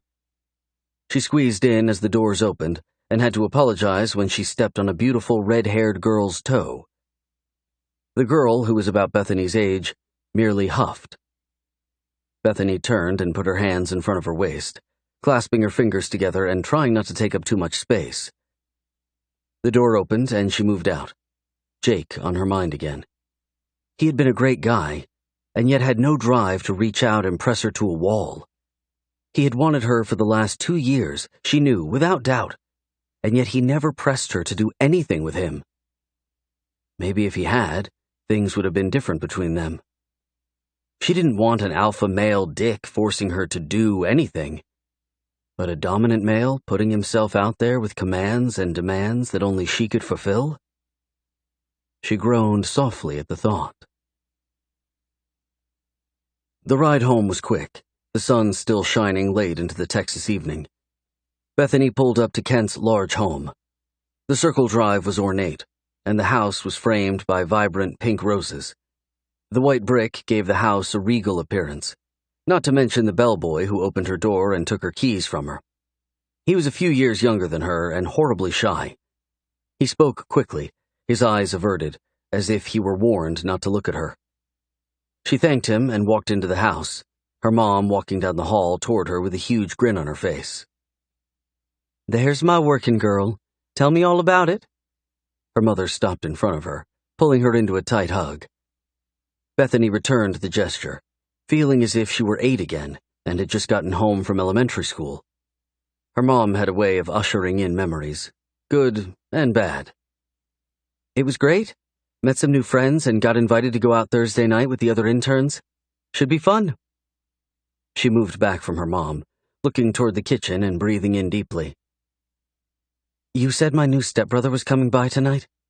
We talking about Damon?" "Nope. The handsome one." A male voice sounded behind her. Bethany turned and smiled at the tall, goofy-looking guy that moved toward her. He was cute in his own way, his body a bit fluffier than she might like, but his blonde hair and blue eyes made up for it. The smile on his face was beautiful and reached to his eyes, the brightness in those eyes making Bethany return the gesture. She extended her hand as her mother introduced them. "Bethany, your almost stepbrother Matthew." Matthew moved past her hand and pulled her up into a big hug. Bethany wrapping her arms around him and looking at her mom as the big guy squeezed the air from her lungs. "Matt, put her down, son." Kent walked out of the study to their left as Matthew sat Bethany down, her laughter feeling good. "Right." "It's okay. I like hugs. I just haven't had such a big one before." Matt winked and looked toward Kent. "Time to eat. The appetizers are all done." He extended his bent arm toward Bethany and bowed slightly. "Care to accompany me, my lady?" She smiled at Kent as he started to respond again, her mother stepping up to hush him. Matt had something a little off about him, but Bethany didn't mind at all. He was the exact opposite of Damon, which left her a little curious about their moms. Perhaps they only shared one parent. "I'm thinking we have bruschetta with those little toasts and nachos for the starter." He looked down at her and smiled. "You're very pretty. I guess I'll have to buy a gun or get a big stick to beat the boys back from you." She laughed and walked into the kitchen, letting his arm go as she took a seat at the bar that looked over the large room. Martha the cook looked over her shoulder and smiled at them. "Matthew, get out the ranch from the refrigerator. The girl is more than capable of taking care of herself. No need to play the role of the overprotective brother to a girl who's in her 20s, the age when you're actually looking to get married."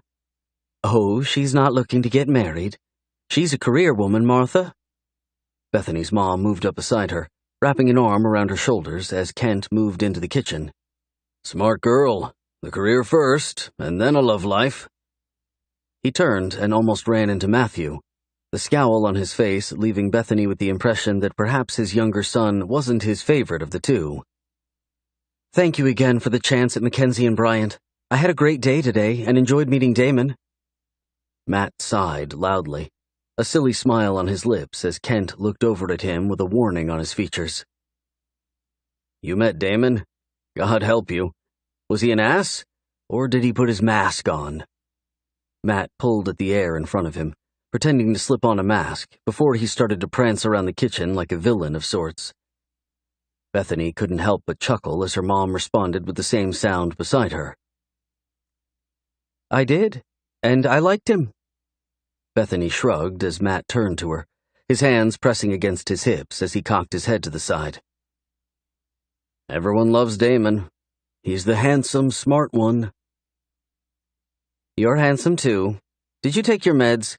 You are awfully hyper today, boy."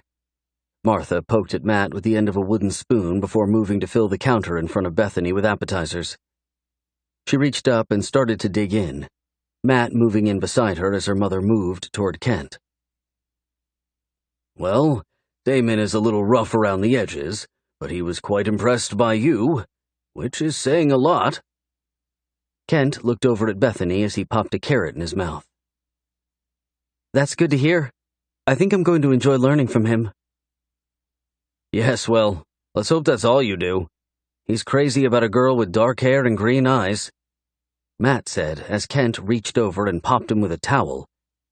"Leave your brother alone. He's not here to defend himself from your empty accusations. Besides, Bethany is going to be his sister. He has limits to his actions. Mostly." Bethany found herself shocked at the notion that Damon hadn't been smitten with the various blondes that seemed to populate most of the office. Ben had filled her in on the fact that Linda, Damon's beautiful secretary, was Kent's hire and not Damon's. Not that it mattered at all. He was off limits. He was taken, and he was family. Matt picked up a few nachos, balancing them on his hand as he nodded toward the back patio.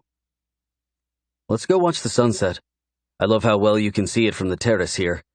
My place is in the city, so there isn't much to see above the smog." He smiled and moved toward the back door. Bethany grabbed a small plate and loaded it up with enough nachos for both of them before joining him. Her mom called after her to be careful, but she ignored it. Be careful of what? The mosquitoes? Matt walked out and held the door for her, moving to the side and reaching to steal a nacho from her plate. They walked to the end of the terrace, 2 large lounge chairs sitting there, as if waiting on them. "It's beautiful out here." The energy in Matt's voice dimmed, his spirit seeming much calmer than only moments ago. She sat down and looked over at him. His expression was filled with peace. "You okay?" "Yeah." He smiled at her, reaching for the plate. "I just act like a spaz in front of my father. I hate the idea of wearing a suit and working in a high-rise building. No offense. I act like a goober, and he doesn't consider me when something comes open. He focuses on Damon, and I have my freedom." It made so much sense. She smiled at how well he'd played his cards. Taking a small bite of the nacho in her fingers, she looked out at the long stretch of property before them, the crimson sun tugging the colors of evening toward the edge of the world with its descent. "I love accounting, and don't mind the big buildings, I guess." "I love drawing and painting. I'm the artsy one in the family. My mother was a painter, so at least I get it honestly."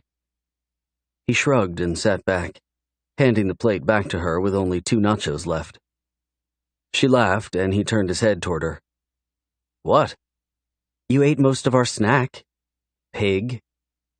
He laughed loudly, the sound causing her to laugh too. Matt was exactly the kind of guy she could see herself being a sister to. Damon, on the other hand, was the farthest stretch of her sensual fantasies, and going to be trouble. But Matt, he was a big kid. Good thing she still felt like one herself most days of the week. I was hungry. He reached over and pushed at her shoulder playfully. Tell me for reals, did you like Damon? Was he nice or rude as all get out? He was professional. Sort of. I mean, he wasn't rude, but very much focused on business. What do you mean, sort of professional? Did he hit on you? Her throat tightened. The idea of talking about the conversation with his real brother and Matt, perhaps telling Damon that she'd mentioned it, was more than she could bear. Honestly, the conversation had turned her on, and more than once that afternoon she'd imagined him forbidding her to wear panties under her black pencil skirt. Her body burned at the idea of someone with the balls to demand something of the sort. A touch of jealousy hit her as she thought of the girl on the phone, sitting with Damon at a restaurant. Hello? Earth to Beth. Sorry. He just had a conversation with his girlfriend that was... well, it was sexy. He doesn't have a girlfriend. I'm pretty sure he does. Bethany picked up a chip and offered him the plate, Matt grabbing the last one and eating it quickly, as if she might change her mind. Whatever you say, but I know my brother, and he's commitment phobic. Bethany and Matt chatted for a few more minutes before dinner was served. She wanted so badly to ask him about his mom, as he had briefly mentioned her, but she let it slide. Now wasn't the time, in the middle of a family dinner. As soon as dessert was cleared, Matt stood and stretched, promising to come back the next night for dinner if they would have him. His father assured him he would. Bethany stood and offered her bent arm to Matt. Might I walk you to the door, sir? Most certainly, my lady. He took her arm and walked with her, skipping here and there to keep his mental act up. They stopped at the door, and he turned to her, pulling her into another breath-depleting bear hug. She laughed as he sat her down and tipped a fake hat. Behave as much as possible, and if not, pretend it's because you didn't take your meds. He winked and slipped out the door. Bethany thrilled to have him as an almost member of her family. He was just what she needed. Damon, on the other hand, wasn't. Chapter 8. Bethany showered quickly before blow-drying her long chestnut hair, the straightener a godsend in the Texas summer heat. She finished getting her hair to behave and put on a little makeup before walking into her adjoining room and getting dressed. A light blue suit with cream-colored lapels and lining made her look like a fashion icon from the 50s. It was elegant and yet demanded attention. She put on her favorite earrings and slipped on her cream-colored heels, the height of them accentuating her leg muscles. She loved feeling pretty, and yet couldn't seem to find a reason to dress up most days of the week. Her internship was going to spoil her. Bethany walked to the kitchen, Martha handing her a plate with 2 breakfast tacos and salsa on it. She moved the plate to her face and breathed in deeply. The smell divine. Her stomach protested loudly, and she sat down at the bar for a quick breakfast. She didn't notice Martha watching her as she ate quickly, her concern not getting anything on her outfit. "You haven't had the easiest of lives, have you, miss?" Bethany looked up, slowing her rapid chewing a little and reaching for the silky white napkin sitting beside her. She wiped her lips and reached to pick up her orange juice. She took a quick sip and sighed with relief, her gaze moving to the older Hispanic woman as she smiled. "My father was a drug dealer and took everything from us when I was 12. My mom's worked very hard to try and put food on the table, but most days it was just one meal. I'm not sure I want to get used to eating again, though." "Why is that?" "It hurts too much when it's gone again." Bethany rubbed at her chest, just above her heart. She had dealt with poverty so long that surely it was just around the corner in this new fairy tale, and would jump out and cause everything to crash down around them. "You don't have to worry about that, child. Mr. Bryant loves your mom." "My dad said he did too. Who knows, right? Better to prepare for the worst and find yourself pleasantly surprised than hope for something that never comes."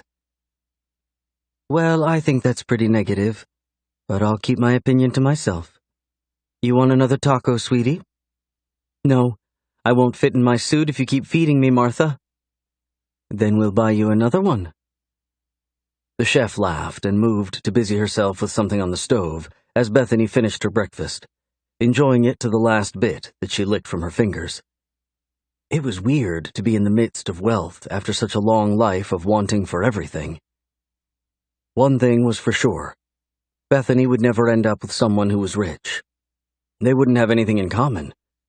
While a wealthy guy might be great for entertainment and sex, chances of him understanding her were slim.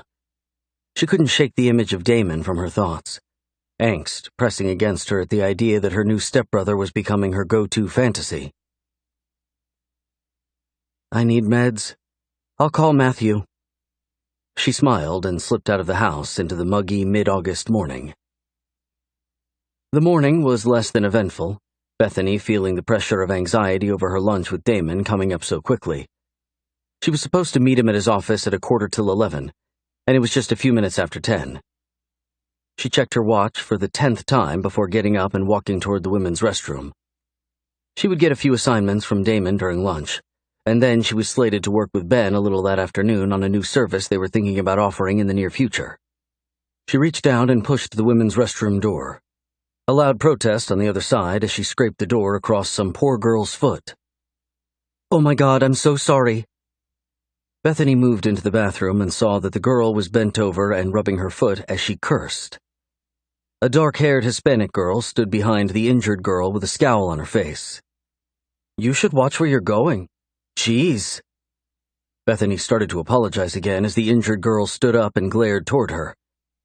It was the girl from the elevator, whose foot Bethany had stepped on the day before. "I'm so sorry. I just didn't see you there." Bethany reached toward the girl to touch her shoulder, but the shapely girl jerked away from her. "Well, maybe you should pay more attention, you big oaf." She sneered and looked back at her friend. "I hope I can still dance tomorrow. This clumsy chick has stepped on my foot and now trampled it with the door. Ridiculous." "Totally. You must be the new intern." "Yeah." Bethany moved around them, not trusting herself to take too much more abuse from either of them before retaliating. Both occurrences were accidents, and their nastiness was about to bring the bitch out in her. The last thing she wanted to do was explain to Kent or Damon why she'd punched the pretty redhead in the mouth. "Just so you know, Behemoth, your lunch with Damon doesn't mean shit. He takes each of us to lunch. You're nothing special, and he's not interested in you." She shrugged as her friend echoed her thoughts with a sound of agreement, her hands on her hips as she glared at Bethany. Bethany stared at them over her shoulder. "You mean he doesn't like me like me?" No. He likes me, if anybody. Don't even try it. You aren't even his type." The redhead sneered again. "Far too large and clumsy." The Hispanic girl smiled menacingly and moved toward the door, holding it open. "Come on, Sadie. Let's go find a Band-Aid for your foot." "Shame," Bethany whispered, as if she cared, and slipped into a stall. She'd get the girl when the time was right, but for now, planting seeds was plenty fun enough. "Dumbass," Bethany whispered, tugging at the suit and letting her thoughts take her to the center of a ring as Sadie got her ass handed to her. It would be too easy, but oh, so much fun.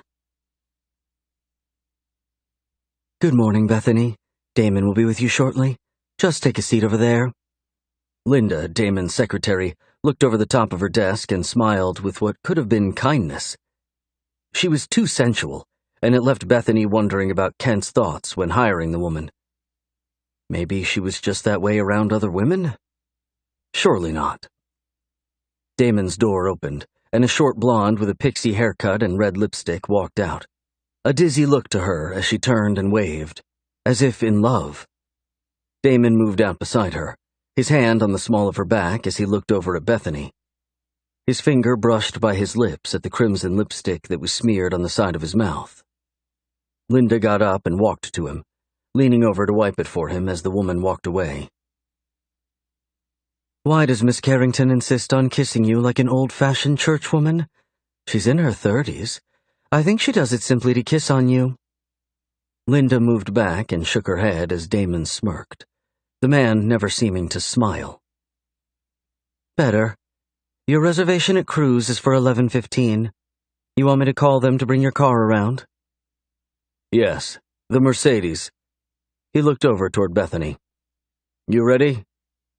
"As ready as I'll ever be." She smiled and stood, walking toward him. She half wished he would offer his bended arm like his brother Matthew had done the night before. The difference between the two men almost left her with more questions than comfort. Damon walked beside her, everyone they passed stopping to greet him and giving her the once-over. A conversation needed to start between them to deflate the awkwardness, but perhaps it only existed in her mind. Or maybe he enjoyed the feeling that someone was squirming because of him. Asshole. He opened the door to the lobby and waited until she'd moved through to step up beside her. The elevator opened, and they squeezed in, him moving in behind her. He kept the space between them appropriate, but simply knowing that it was him that hovered over the back of her caused her skin to tingle, her body reacting without consent. She needed to talk with Krista, tell her that her new stepbrother was everything she sexually wanted in a man. Then let the girl call her a prude. She smiled as the door opened and then moved out, waiting for Damon to move up beside her. "I heard you got to meet Matthew last night." "I did. I liked him a lot. He's very down to earth." A smile touched the side of Damon's mouth, the look softening his features. She had to wonder if there wasn't more to him. Between Matt's joking about him and Ben's support of him, surely he wasn't the monster he appeared to be. He opened the door again for her, and they walked out of the front of the building, the Mercedes waiting for them.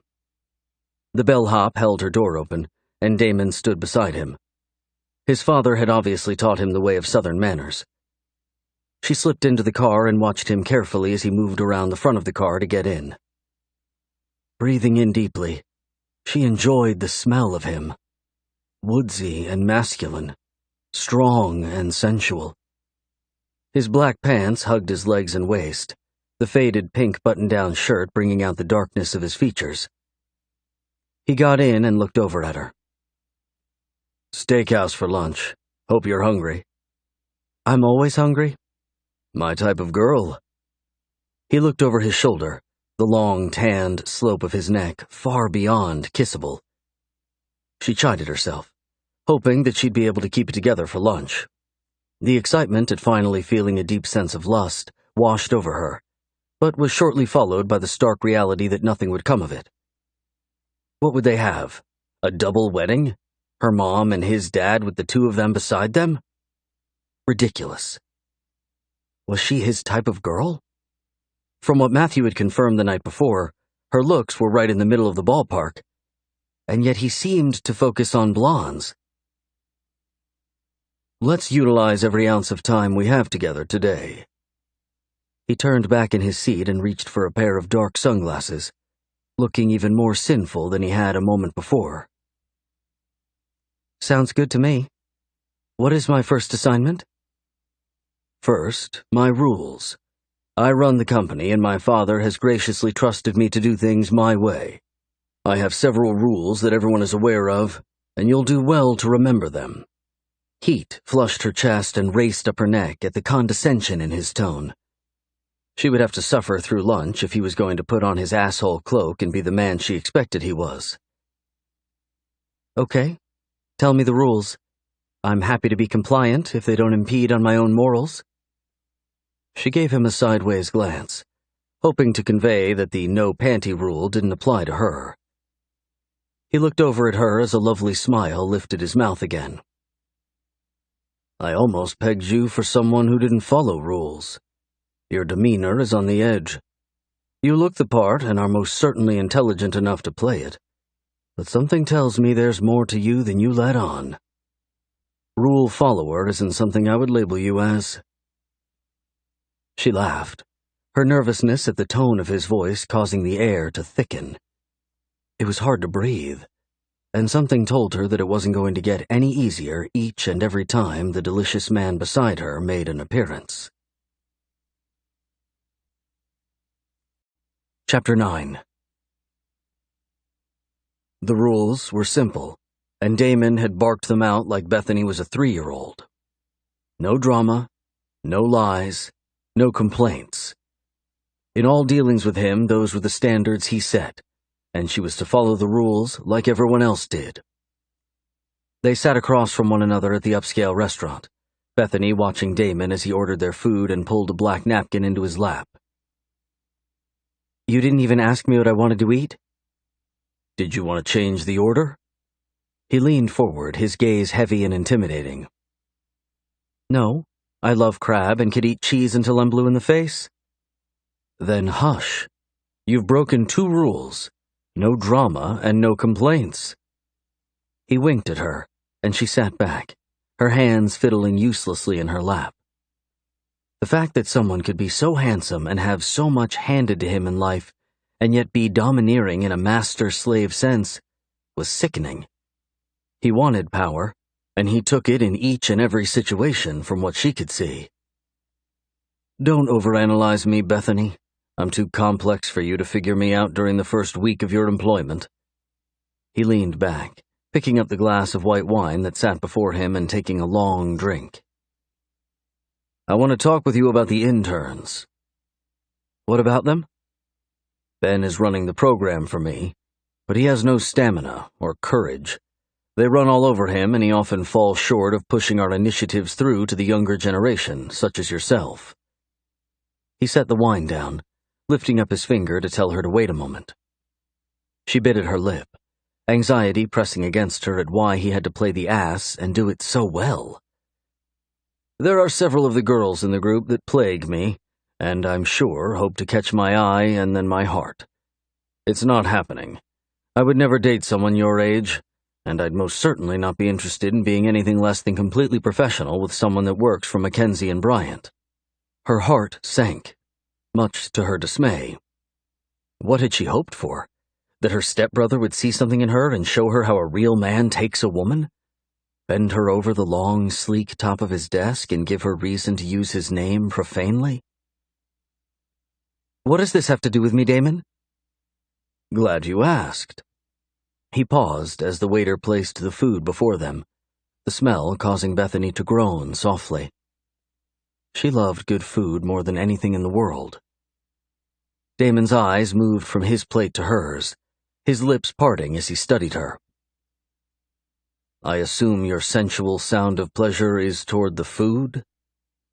She laughed and picked up her fork, picking at the crab before taking a tentative bite and letting it melt on her tongue. She groaned softly again, nothing too loud, but the flare in his gaze told her quickly. He liked sounds. Stop concerning yourself with my food addiction and tell me what you want of me where the interns are concerned. I am one myself, so keep that in mind. He waved her off, picking up his own fork and starting to eat, his head bowed slightly but his eyes focused on her. The long slope of his nose was beautiful, his eyelashes long and almost resting on his strong cheekbones. He was both masculine and yet breathtaking by anyone's standard. I need you to ensure that the message is clear. I'm not interested in anyone within the office. One silly girl keeps trying to visit me daily, as if I'd ever find anything in her interesting. It would only take one moment alone with her and she could file a sexual harassment suit against me. That's where you come in. Make sure they know. Simple, really. And why would I know that you're not interested? They don't know we're soon-to-be siblings. It wouldn't be believable that you just put me in charge of spouting out information, as if you and I were intimate. Don't tell them that you're soon to be my sister. They would treat you quite unfairly, and then I'd be forced to step in and save you. I don't need saving. She stiffened as her past caused her to feel small before him all of a sudden. He looked up, leaning back as realization crossed his features. Everyone needs saving, Bethany. Don't deny yourself when the opportunity arises. She had no clue what he was talking about, and it was easier to continue down a linear path for their discussion. I'll figure out what to tell the interns, but being ambiguous will just make it seem as if I have my own agenda to get into your pants." She looked up as he chuckled, his face softening with the action. Her heart ached in her chest at what would never be. She swallowed the desire to be whatever he wanted, to do whatever he demanded, to force him to want her as much as she wanted him. The realization of her feelings caused her stomach to turn. "You think far too much on things. No drama, no lies, and no complaining. Rules to live by. I promise." They spoke very little on the way back to the office, Damon inviting her to stop by the next day and fill him in on her conversation with the other girls. She awarded him with a deadpan stare and walked back to her office, her fantasies leaving her heart beating fast and her palms sweaty. She needed a stiff drink. The rest of the afternoon, Bethany tried to work through her conflicting emotions. Ben stopped by and gave her a testing file for one of their large clients, and she was grateful for something to take her mind off of the lunch with Damon. Damon hadn't been inappropriate, but it wasn't beyond him to make her feel much more with the way he watched her versus anything he might say. She worked hard on the file until shortly after 6. Her phone buzzed to remind her to get up and head home. She would be working late hours during the abhorred busy season, which was January through April, so most accountants tried to have normal 10-hour days the rest of the year. "Are you going to masquerade with the other interns tomorrow?" She looked up at Damon, his arms across his chest, the thick muscles of his pecs pressing through the soft material. Her breath caught in her chest for a minute, the vision of undressing him rapidly sweeping her away. "Yes? You?" She stood and stretched, clasping her hands behind her back and pulling. His eyes moved from her face toward her chest, the lightness of his expression darkening slightly. She crossed her arms over her breasts and moved out from behind her desk to stand before him. "No, I'm not interested in dance clubs." "Don't dance?" "Only when I have to." "And when is someone forced to dance? Seems odd." "At weddings, which you and I will be attending for our parents soon, it would seem. And when you want to seduce someone." His eyes rolled over her, and once again she felt bare, stripped before him. The power of his seduction was something she'd fall over herself to see. But that was a pipe dream, something she'd not get the chance to witness, most likely. "Are we going to be able to get away for the weekend in Jamaica?" He nodded and moved from his position, running his fingers through his hair before looking over his shoulder out toward the hall. A scowl touched his face as someone called his name, the high timbre of the girl's voice leaving no doubt who it was. Sadie. He walked into Bethany's office and moved to stand just behind her, pulling her hair to the side and fiddling with the clasp of her necklace. Bethany stiffened at his nearness as Sadie poked her head into Bethany's office, her smile falling. "Oh, sorry. Am I interrupting something?" Damon spoke over Bethany's shoulder, his chest brushing across her back as he dropped his hands and slid his fingers around Bethany's fingers. "Actually, yes. If you need something, talk with Linda." He turned toward Bethany as she sat, frozen with shock. He looked down at her with something like hunger and control in his gaze. "It looks great on you. I love the way it teases me to want to see more of your skin." His fingers brushed by the heart-shaped locket, and she shivered, her eyes locked on him, unable to help herself. Sadie huffed loudly and left as Damon moved back slowly, his gaze still holding Bethany still. She took a slow breath, realizing a desperate need for air. "I thought you were going to kiss me. What a mess that would create." She sat down in the chair beside her. "If they knew I was your sister, and then you planted the seed that we were somehow interested in each other—" "No one will know you're my soon-to-be stepsister, and I think planting that seed is the best way to remind everyone else that I'm unavailable." I was thinking about it this afternoon. I'll inform my father, and I'm sure he'll be all for it. I promise not to push you past your comfort zone. Least, not yet."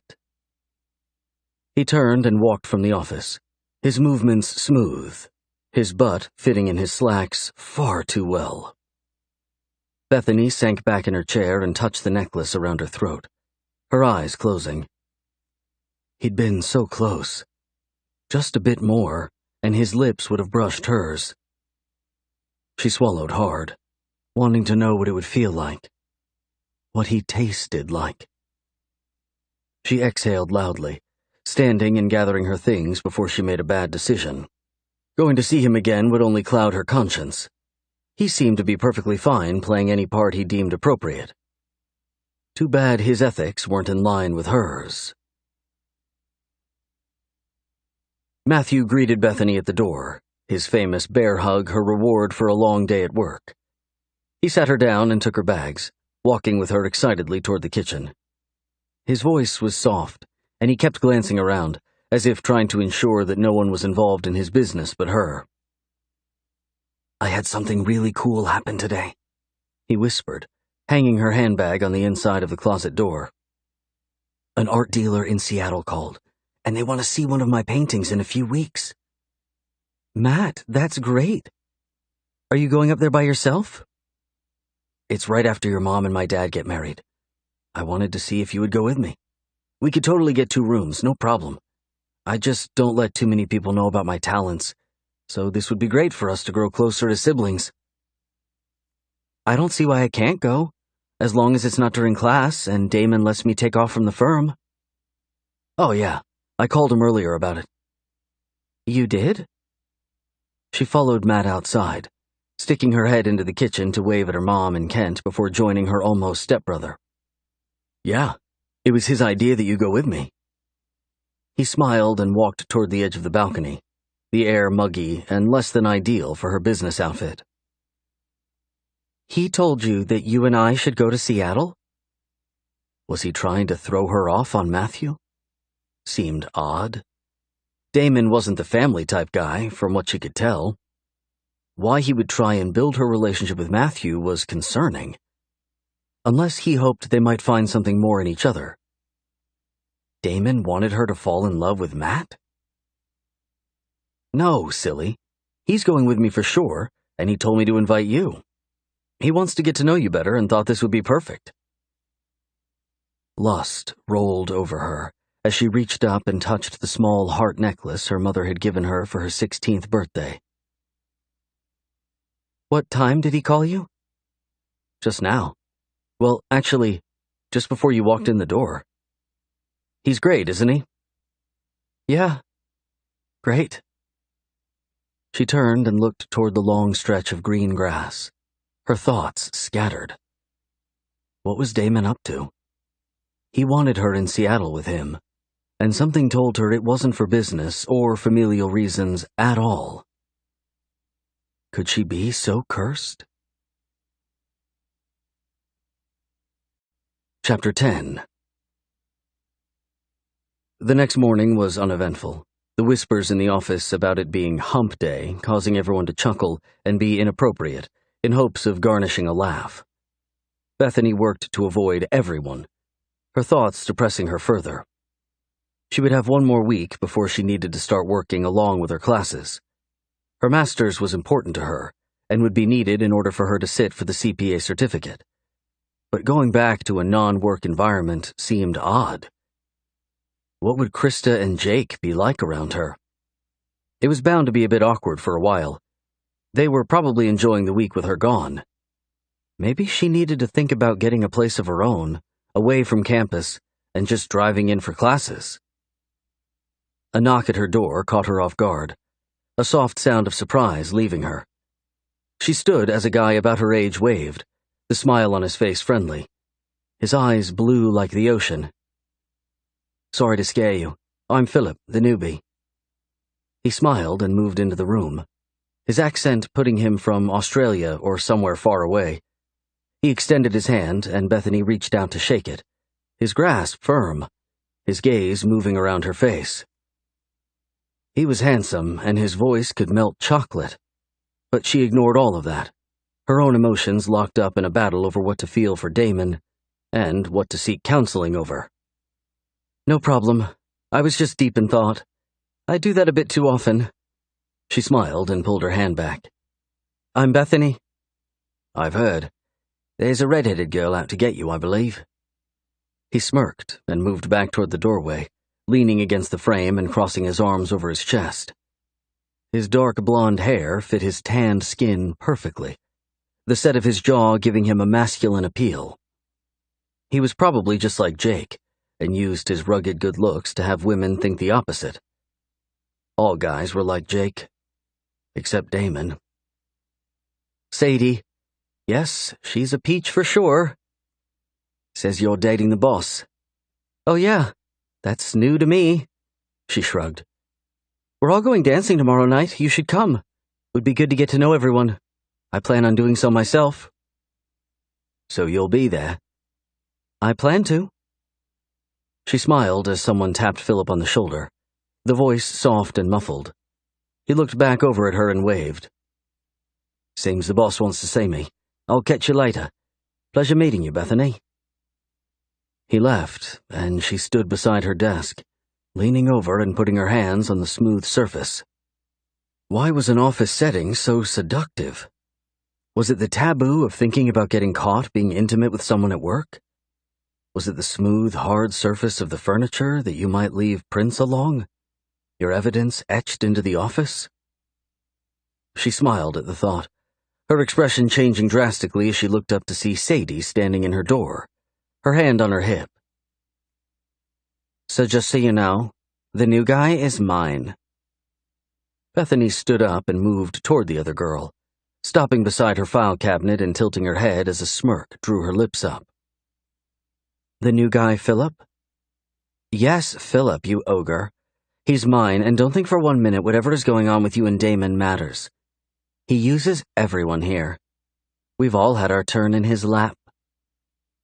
She smirked and looked out into the hall before turning to focus on Bethany. "Philip is mine. You can play with Damon until he's tired of you, but once that's done, no going after the new hottie in the office." "And if I do?" Bethany asked, her voice soft and almost menacing. "Then I'll make sure you lose your job here. Quite simple, really. Kent thinks of me as a daughter. I'll tell him something about your ethics being a bit off and you'll be gone. Try me on it. Just don't come crying to me when the cards fall the way they will." "Interesting. I think I'll leave my and Damon's love affair up to fate. I haven't sat on his lap by any means, but he sure has bought me a lot of jewelry lately." She picked up the small heart on her chest and rubbed her fingers along the diamonds as she let her stare beat into the other girl. "He does that to everyone." "Doubt it." Bethany turned and walked to her desk, reaching in her bag and beginning to pull out various cords. She ignored the other girl until Sadie huffed loudly and left. She was trouble, and the kind that Bethany planned to dispose of. Damon was right about one thing. The girl would scream rape from the rooftop if she thought it would get her 15 seconds of fame. Sad, really. Bethany checked her watch, her appointment with Damon set for later in the day. She still had 20 minutes, but hated to be late to anything. He would point it out if she wasn't early anyway. She stood up and stretched, walked down the hall and slipped into the bathroom to make sure she looked good for her meeting. After checking her teeth, she reached into her shirt and readjusted her breasts before tugging at the material of her navy blue skirt to make sure it lay flat. Her white button-down shirt made her breasts look too big. But maybe that wasn't such a bad thing, seeing that she wanted to see him squirm like he had made her do since the moment they met. She turned around and checked her back, a soft growl at the size of her butt. She hated it, and yet it seemed as though all of the guys on campus coveted big butts. Why, she'd never understand. She walked to the elevator and took it up to Damon's floor. Linda was not to be found sitting at the large desk she usually occupied.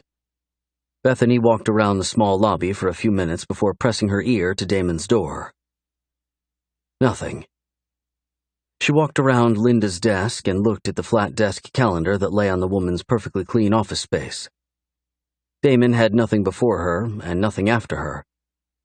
Maybe he was in his office and Linda had needed to leave. If he got angry with Bethany for coming in early, she'd just deal with it.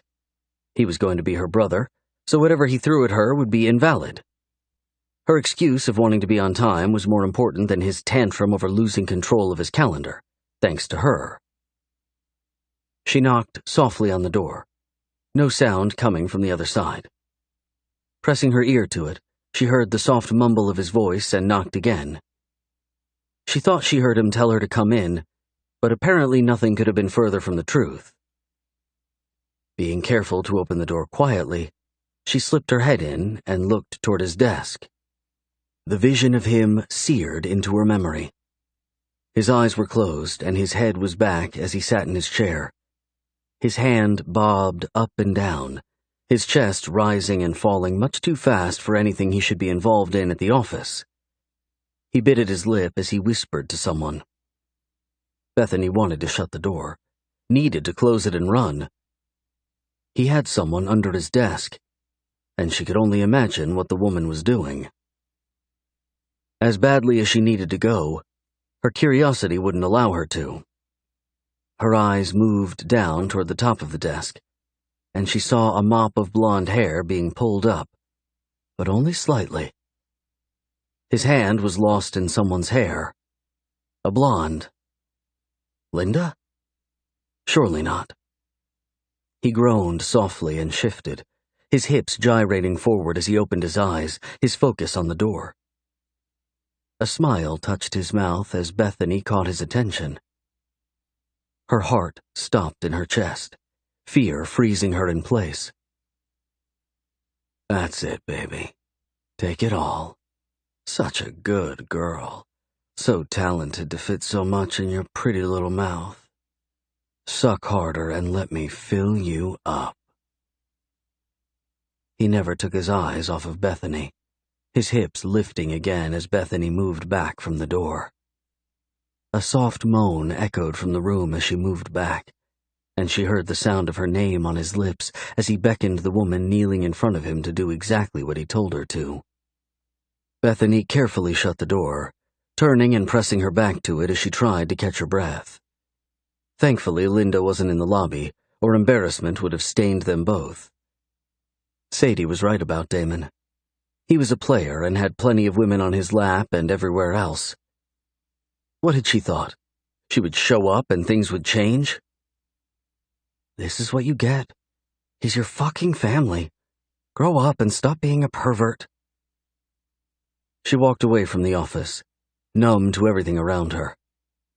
Ben tried to stop her to talk, but she blew him off, her excuse the swirling pain in her stomach. She hadn't lied, and there was absolutely no drama in the soft echo of her voice. She was physically ill, not at the fact that Damon was a disgusting bastard, but at the realization of how badly she wanted to be the blonde kneeling before him. She left without telling anyone. Her care not for her job or anyone else, but for the desperate need to get away. She needed to breathe fresh air and clear her head. She needed to talk with Krista, who would be the only one to understand. A text message caused her phone to buzz as she walked toward her car. She waited until she was seated in the blessed silence to check it. Shock slammed into her. It was from Damon. I'm coming to dinner at Dad's tonight. Be there. No lies between us. No drama from you. No complaining when I give you exactly what you want. Chapter 11. I'm coming to dinner at Dad's tonight. Be there. No lies between us. No drama from you. No complaining when I give you exactly what you want. The drive home was torturous. Bethany held her phone in a shaky hand, her desire to text him back almost consuming her. What would she say? How did she respond to that? I don't want anything from you? Lies? What did she want exactly? A fling? Hot sex on the balcony to sate her lack of attention and attraction from other men for the last few years? She sighed heavily, pulling into the driveway of the mammoth-sized house her soon-to-be stepfather lived in. She turned the car off and sat in silence for a minute, her nerves pulsating along the surface of her skin. If he played it off as a joke, things could return to normal and she would just never mention seeing him in his office with the blonde. She could keep her mouth shut. Her eyes closed as she dropped her head back, the phone tight in her grip. How do I always get myself into this shit? A tap on her window had her jumping, her knee hitting the steering column hard. Matthew. The almost stepbrother that acted like family and not a starving lion on the sexual prowl. You staying in there? Drive-through service for you? Like Sonic? He smiled and backed up as she got out of the car, reaching in to grab her briefcase. Hey, you. No, just long day at the office. That sucks. You're off early, though, right? That's about the only good thing that happened. Matthew reached over and took her bag as she walked beside him into the house. The smell of tomato sauce washed over her. Basil and red wine as well. She breathed in deeply and reached for her bag. What is that heavenly smell? The sauce for the chicken that Martha is working on. Go change into something comfortable. The good-looking brother is coming for dinner tonight, so no tempting him with your business attire. Matt winked and slipped into the kitchen before she could respond. Yeah, well, I'd rather he didn't. She turned and walked quickly to the room she was occupying for the week. Whatever happened that night, she could deal with it. She was a big girl and more than capable of pushing Damon back, putting him in his place and reminding him that he wasn't God's gift to women. Too bad he totally is. Why are you pacing the floor? Bethany looked up as her mother spoke, the older woman leaning against the opening to the kitchen. Stressed, I guess? About what? Work and school starting soon. I don't know. She shrugged, her body stiffening as the front door opened behind her. She looked over her shoulder as Damon walked in, a soft smile on his lips. One she hadn't seen before. Hi, Karen, Bethany. How are the two most beautiful girls in my life doing? Karen laughed and walked toward him, hugging him quickly and giving Bethany a yeah, right look as she walked toward the kitchen. Bethany almost reached out and stopped her mom, the thought of being in the hall alone with Damon giving her heart palpitations. He moved toward her, pulling her into a warm, brotherly hug. Hey, you. I'm so proud of your work at the office. Where's Matt? He spoke loudly enough for the others to hear, her arms hanging board straight by her sides as he pulled her in. The smell of him wafted over her. Cologne mixed with sex. She stifled a groan, her lips brushing by her ear. Like what you saw, Beth? He nipped at the edge of her ear, his actions hidden as Matt walked out and Damon moved back with ease. Well, there's the big man. Matt walked over and shook hands with Damon, the smiles on their faces genuine at seeing one another. A vast difference stood between them in way of character and even looks, but each of them seemed happy to see the other, a big hug following their handshake. Actually, you're much bigger than me. Damon moved back and patted Matt's stomach. What the fuck have you been eating? Babies? Yep, and I'll eat yours too, so stop making so many.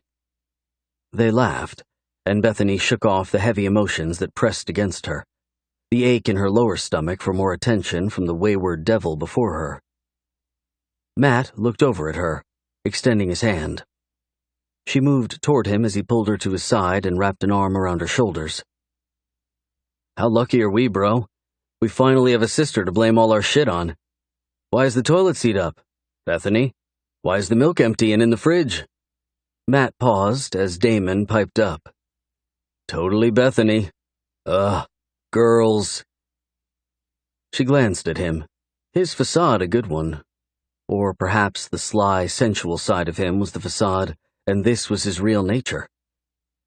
Without a doubt, she would be finding out soon. Let's go watch the sun go down on the balcony.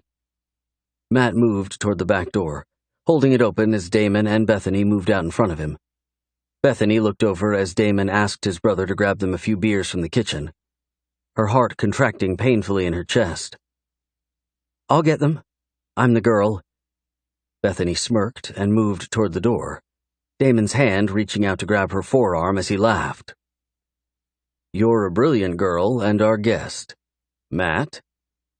Damon smiled with warmth. She didn't know someone could fake so well. "Yeah, of course. Be back in a few minutes. I'll get us a plate of something to munch on, too." He walked into the house as the smile slid from Damon's face.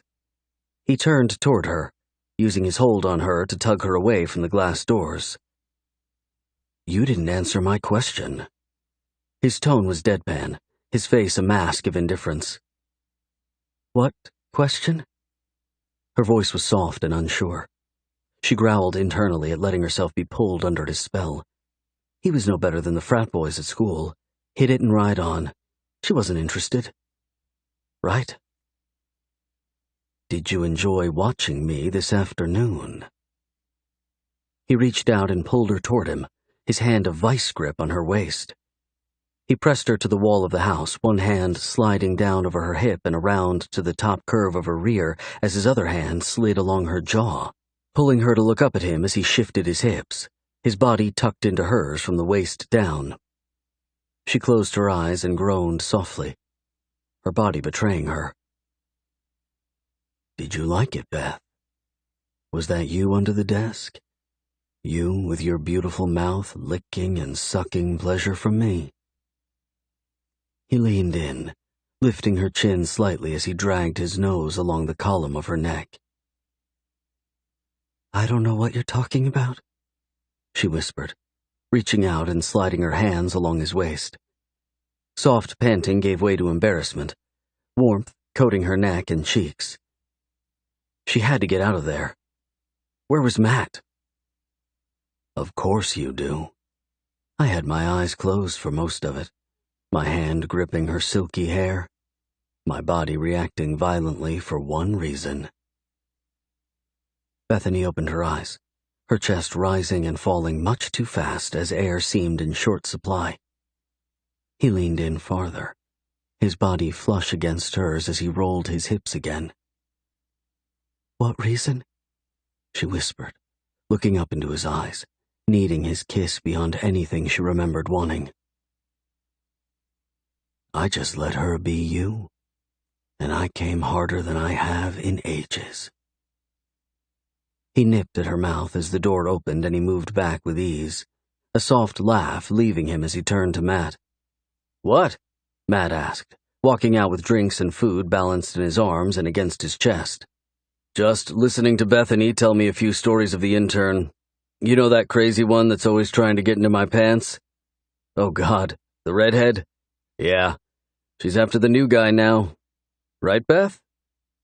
Damon looked over his shoulder, the guy before her not the one that held her captive against the wall at all. "Yep.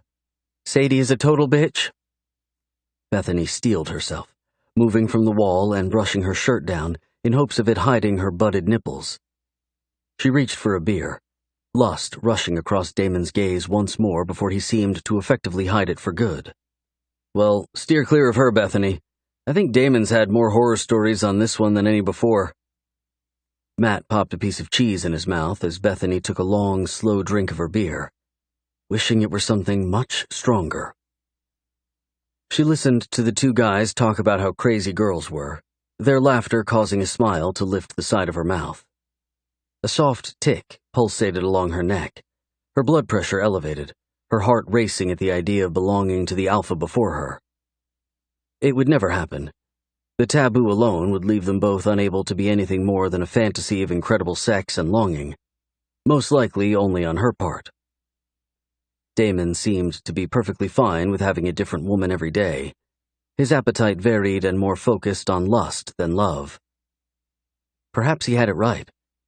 Maybe the way through life was to taste and try lots, to not stop and focus on one person, but to enjoy many. She looked away to roll her eyes, her thoughts ridiculous. He was teasing her, playing a dangerous game. And yet she loved it. It had been far too long since anyone grabbed her sensitivities and demanded control of her desires. She glanced over at him, Damon's dark gaze shifting to her as Matt laughed about something. A shiver ran through her, and he seemed to take notice, his tongue darting out to lick at his lips before he took a drink of his beer. The door opened behind her, the sound of her mother's voice catching her attention. "Dinner's ready, guys. Come on in and let's eat." Bethany started for the door, Damon's hand softly wrapping around her waist, stopping her. "Matt, go ahead. We'll get all of this stuff and be right in. I wanted to talk to Bethany about something really quickly anyway." "What?" Matt tilted his head, his eyes shifting between the two of them. "The balance sheet audit for a small manufacturing company and why the debits didn't exactly—" Matt cut him off, throwing his hand in the air. "Okay, don't bore me with that shit. I'll be inside." Bethany smirked as Matt walked away. Bethany gathered the dish they had been sharing, her eyes averted from Damon completely. "What did you want to ask me?" She looked up. Mistake. His stance whispered confidence, his eyes hungry with unfulfilled lust. Bethany swallowed hard and took a small step back, stopping herself before taking another. She would not appear weak in front of him, no matter what. "I didn't want to ask you anything. The taste of you on my tongue has been driving me wild." He licked at his lips again, his fingers coming up to brush by his mouth. "Yes, well, I'm not a blonde." She shrugged and turned to walk toward the door, Damon moving in to walk just behind her. She kicked herself internally for such an ignorant response. She sounded jealous and petty, namely because she was. "I find it funny that you think I like blondes." He held the door open as she stopped beside him, finding a bit of courage as she looked up at him. "You don't? Seems odd that one was crouching beneath your desk today. One answers your phone, and the pictures in your office highlight a different one altogether." "Are you jealous, Beth?" The smirk on his mouth caused her heart to skip a beat, the sweet aroma of him wafting over her as the wind blew. "Nothing to be jealous of. I'm your sister, remember?" She lifted her eyebrow, shrugged, and walked in, his voice nothing more than a sensual whisper. "Not yet, you're not." Chapter 12. "So you know we have the Barrington Corp Audit Committee meeting coming up next week?" Kent turned to Damon, Bethany's eyes on her soon-to-be stepfather as he turned the conversation at dinner from something more casual to business. "I do. I've prepared a few things, but I was thinking we could meet tomorrow morning to discuss the fullness of what you want presented." Damon shifted his dark gaze from Kent to Bethany as he lifted his napkin and wiped his mouth. "I'd like to involve Beth, if you're okay with that." "Beth?" Kent looked over to Bethany. "Do you go by Beth? I thought you went by Bethany." "I go by either. Most people call me Bethany, but Damon has taken a liking to the nickname, I guess." She shrugged, smiling as the rest of the members around the dinner table chuckled. "Short and sweet, just like my new sister." Damon lifted his eyebrows in comic challenge. "Hey, I'm not short," Bethany grumbled as everyone laughed. Damon had far too many sides to keep up with, and trying to discern which was truly him, or if they all were, would be a full-time job. She focused on her plate, the dinner delicious, the company rich in many more ways than she had imagined possible. Asking her mom to move things up with Kent was a bit selfish, but it was working out beautifully. "I'd love for Bethany to be there." Kent picked up his fork and stabbed at the chicken on his plate, his eyes moving between Bethany and Damon. "You guys know that she will be starting school again soon," her mother spoke up. "Have you thought through the schedule for her so that she's able to focus on her masters as well as doing a good job for you guys?" Bethany laughed. I'm right here, Mom. They all chuckled, Damon taking up the conversation as Matt lifted his wine glass in the air and studied the contents as if in an experiment. Bethany stifled a smile at the silliness of her soon-to-be brother. He was convinced that if he didn't make himself out to look crazy, then responsibility and demands would soon take freedom from his days. We can talk about her schedule more soon. When do you go back, Beth? I have all of next week off, and then I need to be on campus a few days a week to help prepare for the semester starting in late August. Prepare how? Damon's voice was soft and conversational, not at all the tone he'd used with her in the office or when pressed against her on the patio. She glanced down at her plate, her cheeks warming at how much she wanted another encounter, something longer and leading to more. I'll be a teaching assistant for one of the accounting professors. She glanced up, the slight lift of his wicked mouth telling her quickly that he too was lost in thoughts of depravity. Be careful, Matt mumbled, setting his glass down and looking over at Bethany as she sat beside him. Be careful? Yeah, I hear those old teacher dudes love to convince their pretty TAs to sleep with them. Power corrupts, right? Matt smiled and reached for another dinner roll. Matthew!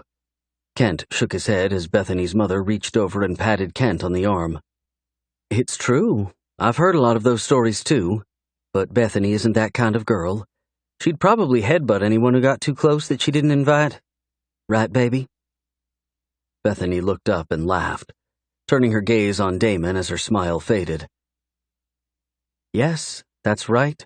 Uninvited attention isn't what I want at all. I want to finish my degree and get on with my life. I'm with Matt.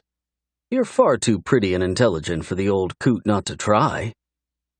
Damon shrugged, seemingly ignoring the conversation that moved silently between them. She wanted him in her bed, but her life was off limits.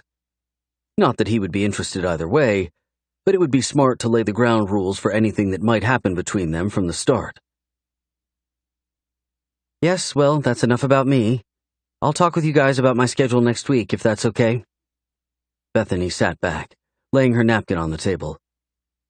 I think I'm going for a swim and then bed. I have a slave driver of a boss, and tomorrow is going to be busy from morning to night. Why into the night? Did you get too much put on your desk? Damon's eyebrow lifted, his head tilting slightly as Matt got up and stretched, heading into the kitchen. Kent and Bethany's mother started their own conversation, the tension in Bethany's stomach moving into her chest. No, I just have that intern happy hour tomorrow night, too. What time do you want me in the morning? She stood up and picked up her plate, her eyes catching Damon's as he dragged his gaze slowly down her, pausing just below her waist. She moved back from the table and shook her head. What time? I'd say I want you all morning long, but I have too much on my calendar to truly enjoy you the way you deserve. He spoke plainly, no one seeming to notice. Bethany looked down the table, her mother lost in conversation with her newest obsession. Wow, that was bold. Bethany pushed the chair in and walked toward the kitchen. That's my style, Beth. Damon's voice followed her as she dropped her stuff in the sink. Surely he would call for her in the morning when he wanted to talk about the audit committee stuff.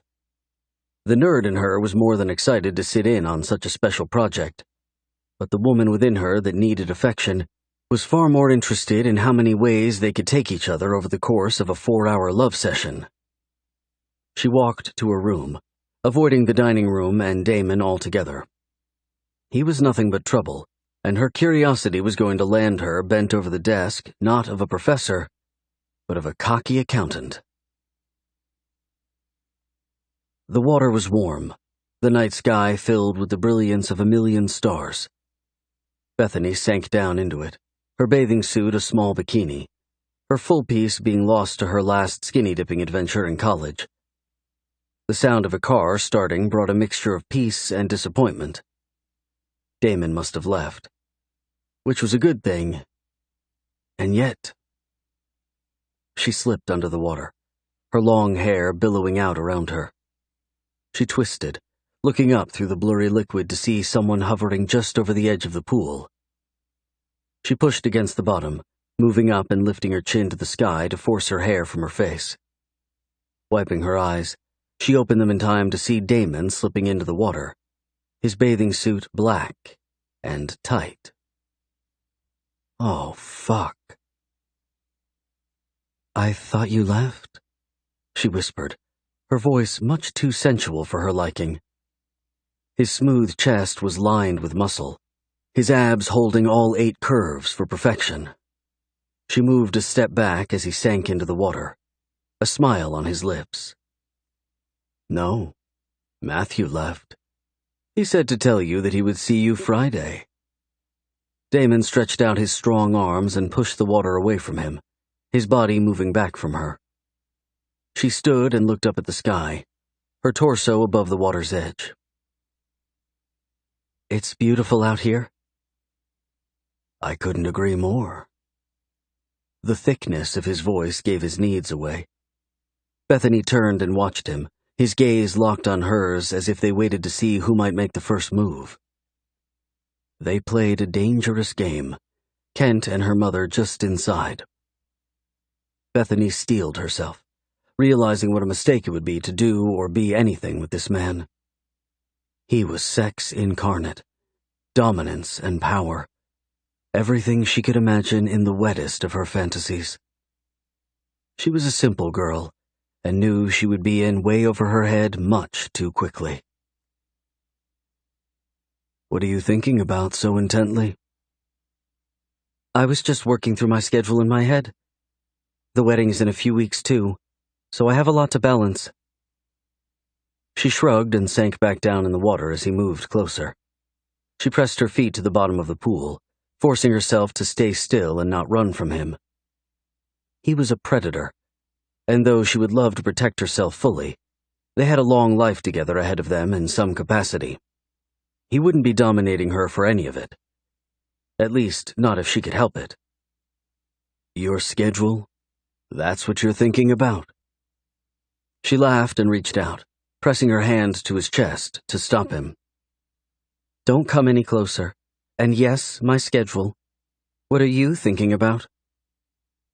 He smiled and pulled her hand along his side, Bethany moving through the water to press against him from his efforts. He smirked as she gasped, his hands sliding around her waist and locking her to him. "I'm wondering how to get you out of your bathing suit. I'm imagining the taste of you on my tongue, and the sound of your desperate panting." Bethany took a shallow breath, resting her hands on his thick shoulders, the water making each movement intensify as their skins slid against each other's. "You have no modesty." She laughed and tried to move back.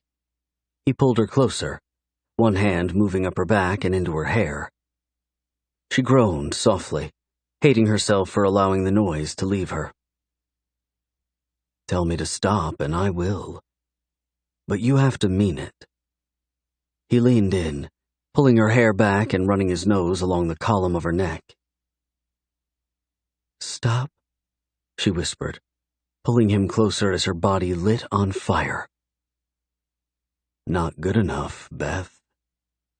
He pressed his teeth against the side of her neck and tugged softly, his other hand sliding down to cup her rear, his fingers playing along the edge of her suit. She groaned again, her mind splintering on what to do. "Stop, Damon." She pulled back a little, tugging against him as he smiled. He released her hair and slid his hand along the side of her face, his finger gripping hard at the base of her head as he pulled her down toward him. He paused before kissing her, his eyes filled to the rim with lust. "I don't think you want me to stop, do you?" She whimpered, her resolve draining as she tightened her arms around his neck and moved to wrap her legs around his waist in the water. The painful throb of need drove into her, another sound of desire leaving her lips as she closed her eyes and rocked her hips against the fullness of his arousal. He was magnificent, huge and cocky, strong and so incredibly beautiful. Yes. Stop, please. He pulled her in as she opened her eyes, his other hand sliding down to cup her breast and knead it as their lips touched. He murmured his pleasure against her mouth, pressing her closer with the pull of his hand on her ass. His tongue rolled over hers, his lips so soft and warm. He rocked himself against her, subtle groans sending her into a dizziness she had never experienced. He broke the kiss and licked at her mouth, sucking the edge of her chin before burying his face against her neck. She moaned loudly as he moved both hands to grip her ass tightly, using his hold to roll her softness against the hardness he offered her. He licked up her throat, his mouth pressing a sensual kiss to her ear. She panted softly, her hands lost in his hair as a frantic feeling to strip him and consume him washed over her.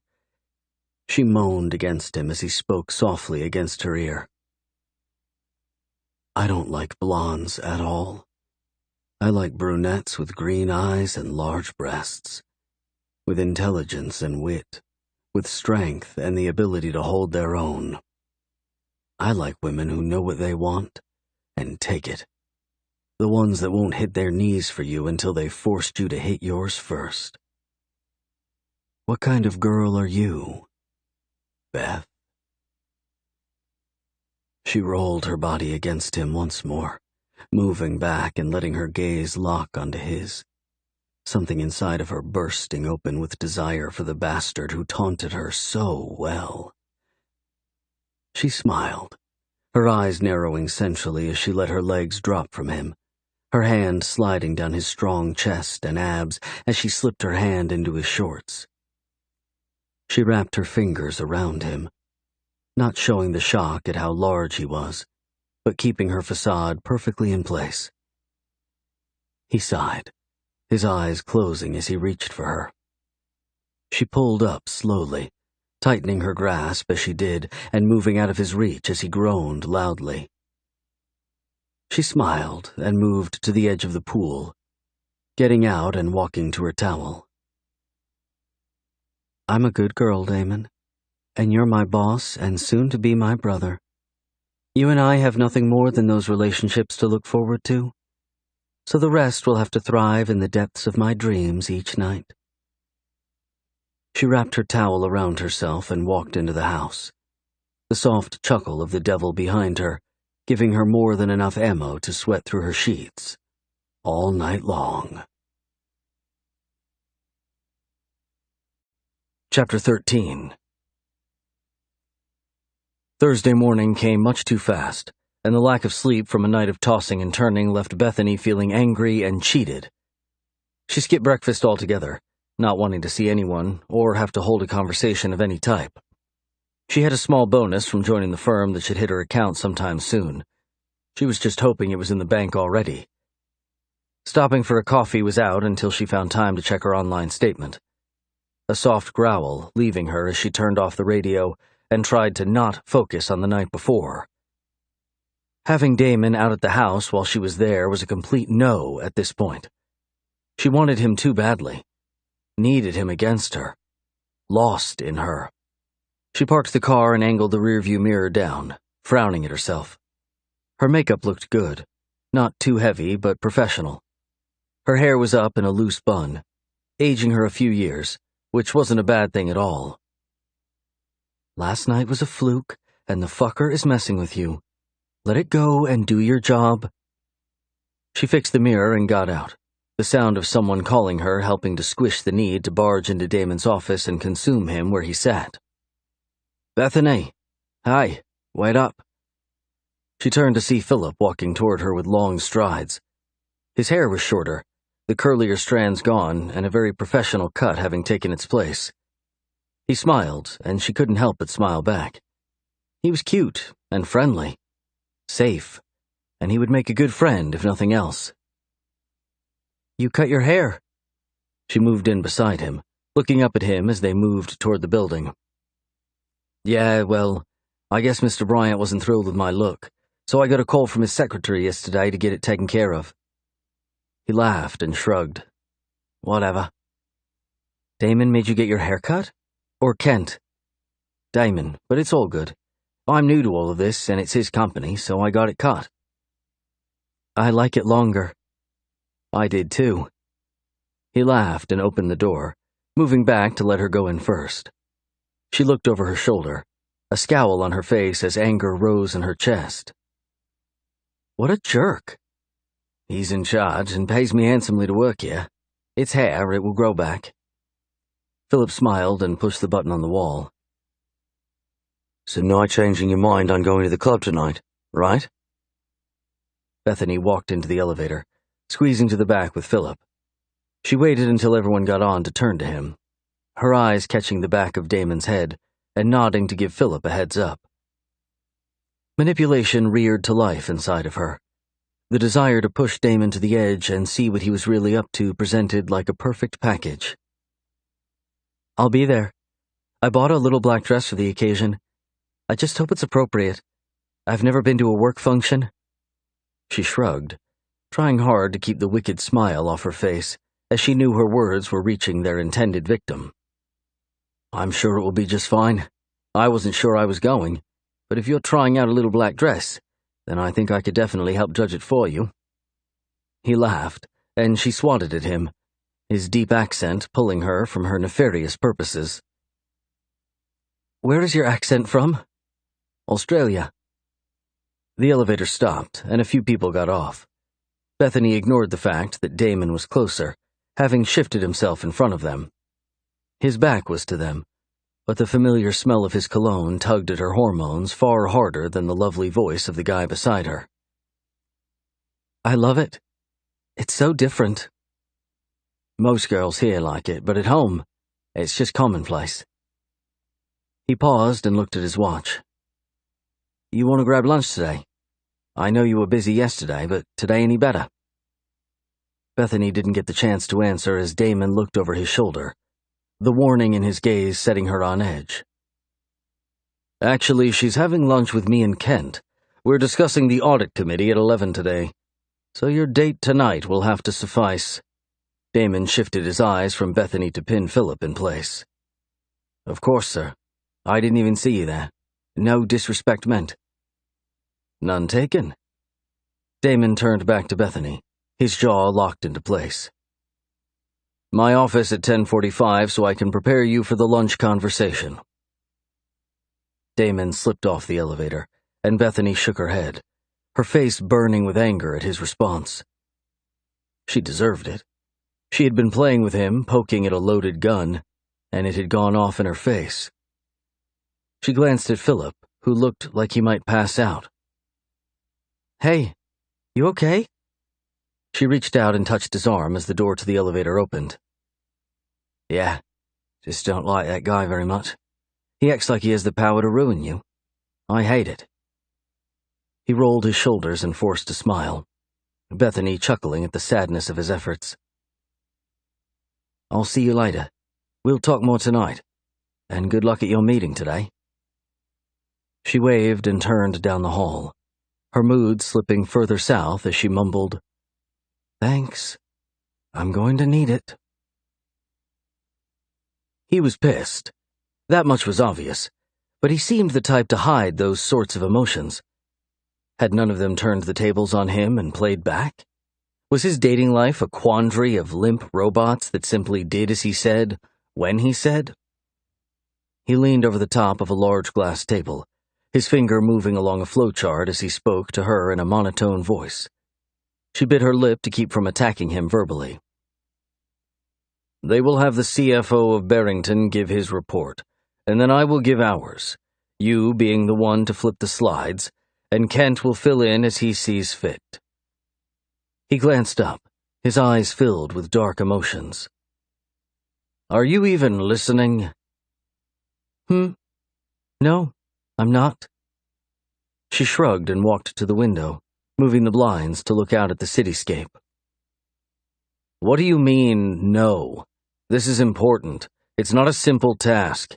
It's a moment to impress Kent and lock yourself into a larger role here at Mackenzie and Bryant. Pay attention, or I'll find someone else to do it. He barked at her as she turned, leaning against the window. "You're upset. Tell me why." She tilted her head, trying to give off more empathy than she was feeling.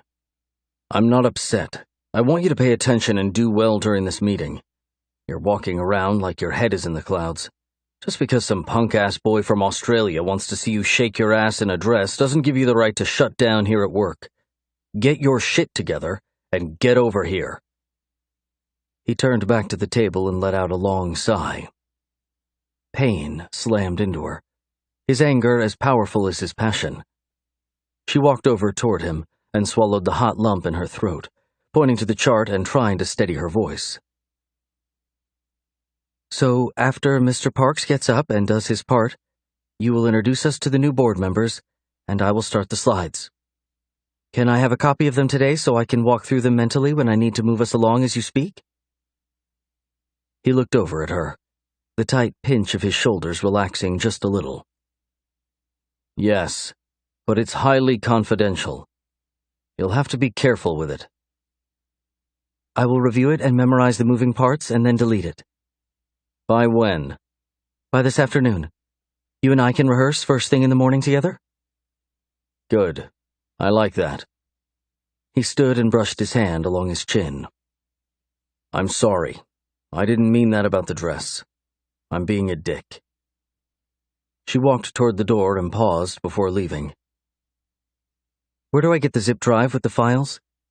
And where do I meet you and Kent for lunch?" "Linda will get you a copy of the files just after lunch, and meet us down in the lobby in 20 minutes. Did you hear me? I'm sorry." She shrugged. "No reason to be sorry. You were wrong with your accusations anyway." "What do you mean?" "My thoughts aren't taken by a silly Australian boy seeing me in a dress. They're suffocating in the depravity of being fucked 20 different ways by you." She walked out, her chest constricted as her heart raced. She couldn't keep this up. She wasn't as aggressive and domineering as he was. She needed to bow out soon, or he would bust through her facade and take her to the mat. Maybe an internship wasn't a good idea at all. She needed to rethink her priorities. Away from him. Bethany walked toward the two men who would be a part of her life for the foreseeable future, Kent pulling her into a side hug as she stopped beside him. "Damon tells me that you're already moving on top of getting the files reviewed this afternoon. I knew you'd fit in perfectly with us." He smiled and squeezed her softly. Bethany nodded and looked over toward Damon, their earlier conversation having thrown off her whole morning. She needed a cold shower, but wouldn't be getting one anytime soon. "She likes being on top. She's going to be a Bryant before we know it." He winked at her, the look in his eyes melting her where she stood. "You guys want to ride together or just meet me there? I can stay at lunch a little longer if we meet there." Kent moved toward the door, holding it open as they moved out. "I already called for my car, so Bethany and I will ride together. We'll meet you there." Kent waved and moved toward his car, as Damon nodded toward his black Mercedes, the man having a few more cars than anyone should. Bethany walked in awkward silence to the car and got in, buckling up and sitting back as her eyes closed. Maybe if she pretended to be tired, he would let things lie between them. The sound of his door shutting and the car starting caused her to glance at him. Mistake. He had turned to watch her, his long eyelashes brushing over his dark brown eyes. She found herself lost in them for a moment, the subtle swipe of his tongue catching her attention. "You surprise me," he whispered and turned to pull the car out onto the road. "How so?" "You're brilliant, as is apparent. You're soft and feminine. So innocent. Yet you kicked me in the chest with your comment earlier. I think there is far more to you than even you know." She laughed and closed her eyes again, not sure how to respond. The soft sliding of his hand just above her knee caused her breath to catch. She opened her eyes and looked toward him as he pulled his hand up, his eyes on the road. She pressed her hand to the top of his, her skirt pulled up to mid-thigh by his actions. He didn't speak, but softly rubbed his thumb along the tender skin of her thigh, his teeth pulling at his lip as he breathed in deeply. "We should take an NRL together." He glanced over at her, his sensual lips turning into a wicked grin. "What's an NRL?" She breathed out, pushing his hand down back toward her knee as she tried to get a hold of herself. Her heart beat so fast she looked down to ensure her shirt wasn't lifting with its throbbing. A no-return lunch. Chapter 14. They sat in the fancy restaurant, Bethany's mind far from anything that might help her future and more attuned to the things that would wreck it. The desire to climb into Damon's seat and drown in the scent of him played through the recess of her mind over and over, her stomach aching from tensing it so many times on the short drive over. The waiter approached, and Bethany lifted her menu, trying to blink the haze away from her eyes. Damon had a hold of her in ways that birthed worry. Years of not having sex or time to find the right guy to share herself with had left her a bit too needy. The show of desire by the relentless man across the table from her had destroyed her resolve to leave well enough alone. It would take the attention of someone else to get her mind off of him. Maybe Philip was a good idea.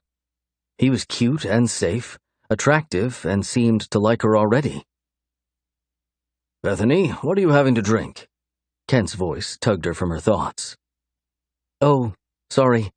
Water and a glass of whatever you ordered." "I ordered whiskey. You sure you want a glass?" Damon chuckled and shook his head. She narrowed her eyes, tilting her head a little. "Yes, I'll have a glass of whiskey. No problem." She would just sip it. The NRL wouldn't be happening on her shift. Sex, as much as she wanted it with him, would undo them. What happened after the night of passion? How would they act around each other for the rest of their lives?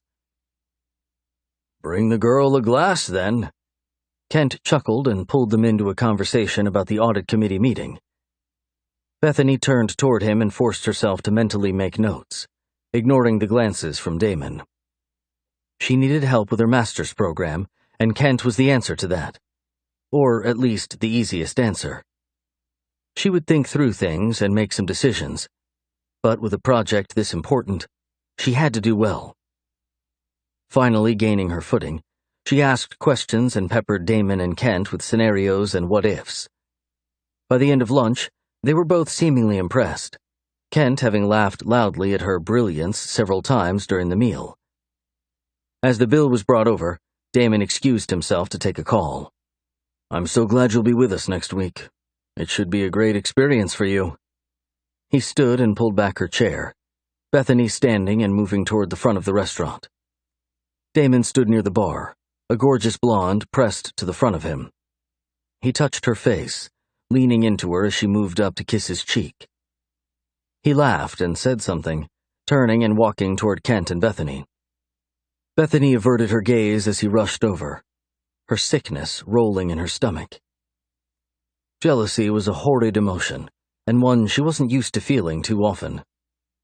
Damon opened the door and smiled at them. "Ready?" He moved back and Bethany nodded, wanting to ask who the woman was, and yet just not willing to let on about her feelings. Kent and Damon said their goodbyes, talking briefly about last-minute wrap-ups as Bethany got into the car and waited. Damon slid in moments later, his black slacks hugging his strong thighs, the large curve between them making her eyes widen. "You all right?" he asked, looking over at her as he buckled up. "Yes, not used to having liquor at lunch, but I can't say that I won't try it again." He laughed and pulled the car out, his hand moving to his thigh as he beat out a rhythm that must have been in his head. They drove in silence, his desire to tease her seeming to have been sated. She was almost grateful as they pulled up to the front door of the office, a valet rushing out to help them. Damon moved beside her and took her hand, Bethany looking down at it in surprise. She looked up as a group of interns moved out into the bright sunlight, Sadie at the front of the pack. Philip wasn't part of the crowd, and for that, she was grateful. "Hi, Damon." The tacky girl spoke seductively. All of the interns waved at Damon. "It's Mr. Bryant. And hi, guys. Behave, and no liquor at lunch." He pulled Bethany closer, releasing her as he opened the door for them. "You know they are going to find out that we're family, and then you'll have a lot of explaining to do." Bethany looked over her shoulder at him as he shrugged. "I don't have to explain anything to anyone. I'm in charge." He was right. She walked toward the elevator, moving in and turning to see Damon hover over the opening, shaking his head to people as they walked up to get on. The doors closed, and it was just the two of them. He turned and took 2 steps toward her. He slid his hands along the wall behind her and pressed the fullness of himself against her, nipping at her mouth. "Only 20 ways. Where is your imagination?" Her breath caught in her chest, her body aching for so much more than he would give her. He was a tease, and she hadn't become any better herself. 20 ways. He leaned down and kissed her, one hand moving to tug at the budding nipple of her breast. She gasped, swatting at him as he laughed and rolled his hips a few times, forcing her to open her legs a little more as she stood trapped between him and the back of the elevator. "You want me to fuck you 20 ways. I'm thinking of so many more than 20. Let's not put a cap on it, He nipped at her again and moved away, the door opening to his floor. He turned to walk from the elevator, grabbing himself and shifting his appearance as he glanced back with hooded eyes. "Learn your part for the meeting next week, and make sure you wear a dark shirt and black pants. No skirts. Leave your hair up like that, and don't wear lipstick." "What? Why?" He chuckled. "Because with your hair down and your innocent green eyes, no one will pay attention to anything. They'll all be seducing you in their heads. You're much too beautiful for that. Wear your hair up. If it's down, they'll like it far too much." "How about you? Would you like it far too much too?" She bit at her lip, the demand to seduce him and drag him down to his knees in front of her flooding over her. He smiled and let his eyes drag across her, licking his mouth and groaning softly, as if tasting something delicious. "Wouldn't you love to know, pussycat?" Bethany sat in her office, flipping through the files for the meeting, her mind wandering back to each and every encounter with her handsome stepbrother. Soon-to-be stepbrother, she mumbled and leaned back in her chair, turning to face the window behind her.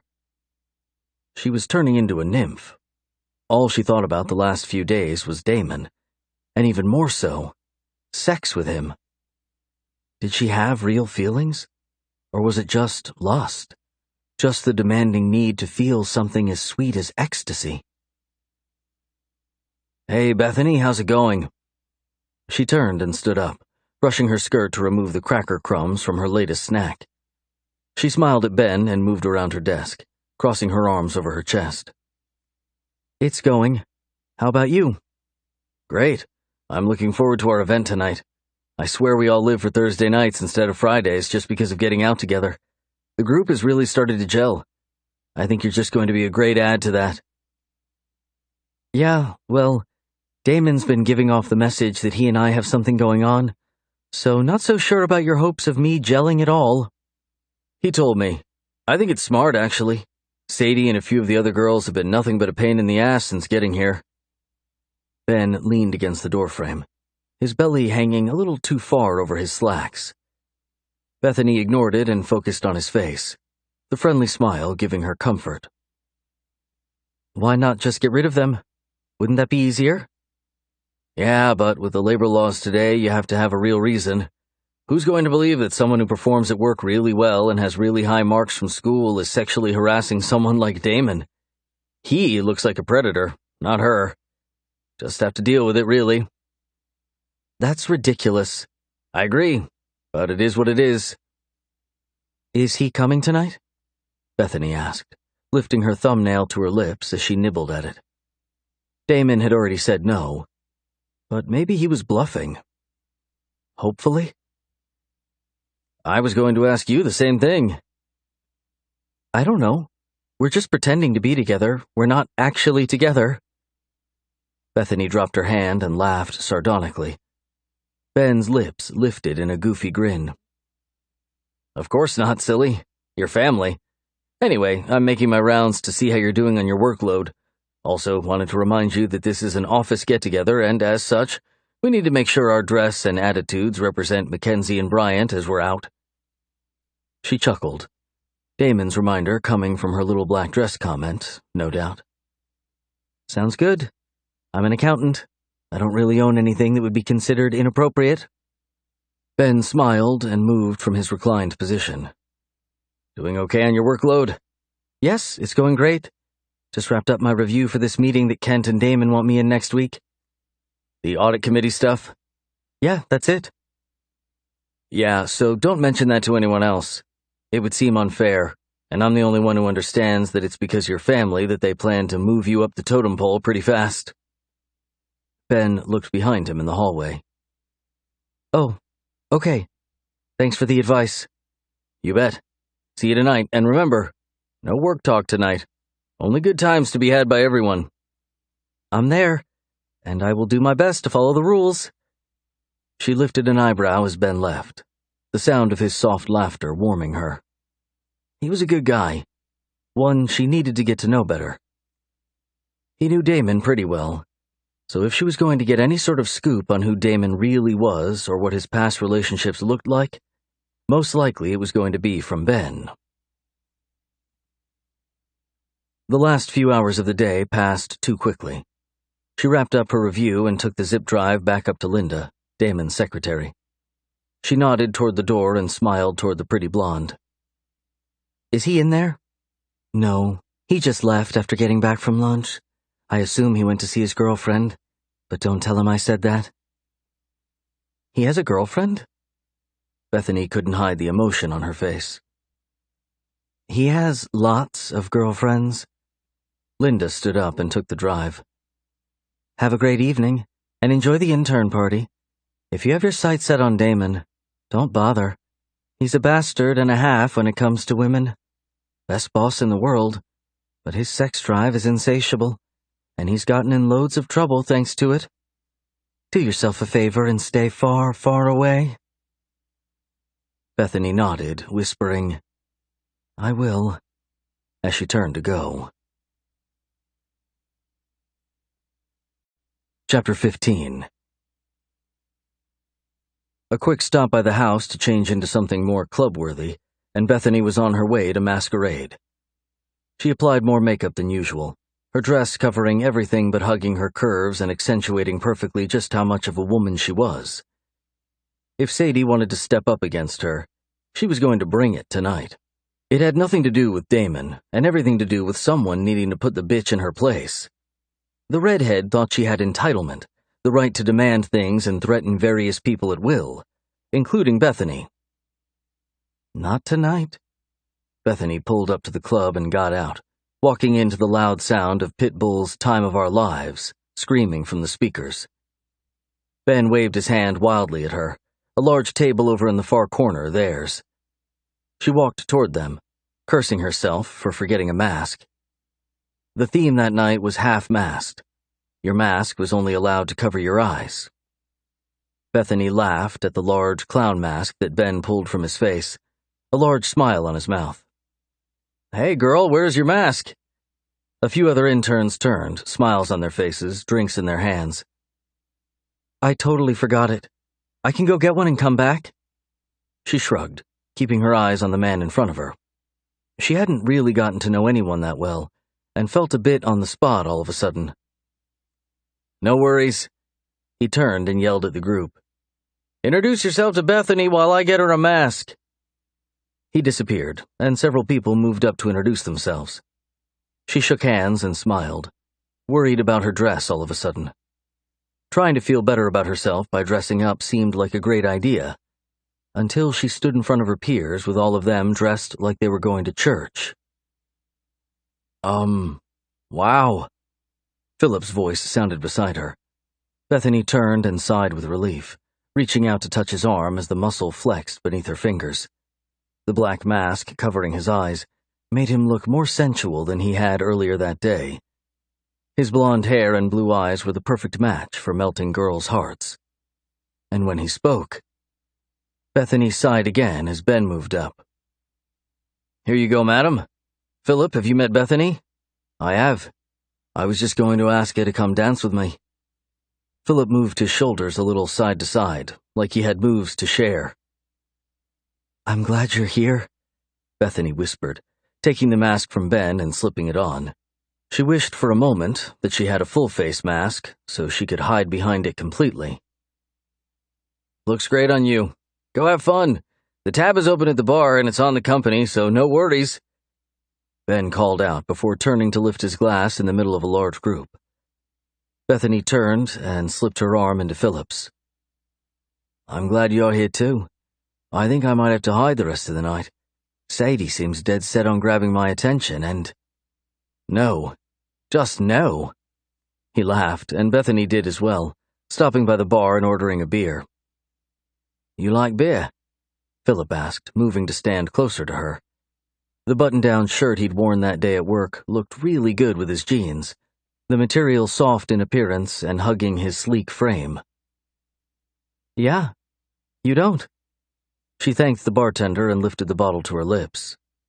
"I love it." He lifted his Heineken toward her, and they hit the bottles together. "Most girls drink fruity drinks and stuff."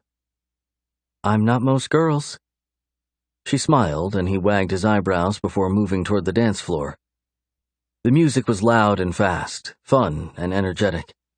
She took another swallow of her beer and lifted her hand to drop it on his shoulder. He draped a hand on her hip and moved with her, their distance comfortable. Something about him helped her to relax and just enjoy herself. His eyes moved along her as they danced, the smile lifting his lips every so often, giving way to his own thinking being less than professional. He wasn't Damon, but that was a good thing. Stripping him naked and making an exhibitionist of herself on the dance floor wasn't at the front of her thoughts either, which was a relief. She had begun to worry about the depravity of her own thoughts. It was nice to know it wasn't a shift in who she was, but rather the undeniable heat between she and her boss. The song ended and Philip spun her around, the two of them laughing and crashing into each other. "I'm going to run to the restroom. I'll join you again in a minute." He leaned in and spoke loudly as Katy Perry's Dark Horse started. She nodded and handed him her beer to do away with, the song requiring both her arms in the air. It had been too long since she had let loose, the last time having been at her graduation party. "What a fucking nightmare that was," she spoke out loud, the music swallowing the sound of her voice completely. The strong hands of a man sliding around her waist as he pulled her against him caused her to stop dancing for a moment. He rolled his fingers along her hips to move her again, the thick press of his strong body against hers giving way to the desire to just let him be a fantasy for a minute. It was most likely Philip, and if it wasn't, that would be even better. Dancing with someone was the precursor to sex, their ability to move with fluidity on the dance floor, leaving no question as to their talents in the bedroom. Good thing she was with her coworkers tonight, and Damon was with his girlfriend, whoever the fuck that was. Anger burned through her as she reached back and let her hand slide down the back of the man's thigh, pulling him in tighter as she rocked against him. His fingers spread out on her stomach, his other arm moving to wrap around her chest just under her breasts. She dropped her head back on his chest, knowing she was under the cover of the dance floor. There were so many people around her it felt like a sea of heat she might drown in. He pressed his lips to the side of her neck, kissing his way to her ear. The soft whisper of his voice undid her, the immediate need to be his for the night fucking her hard.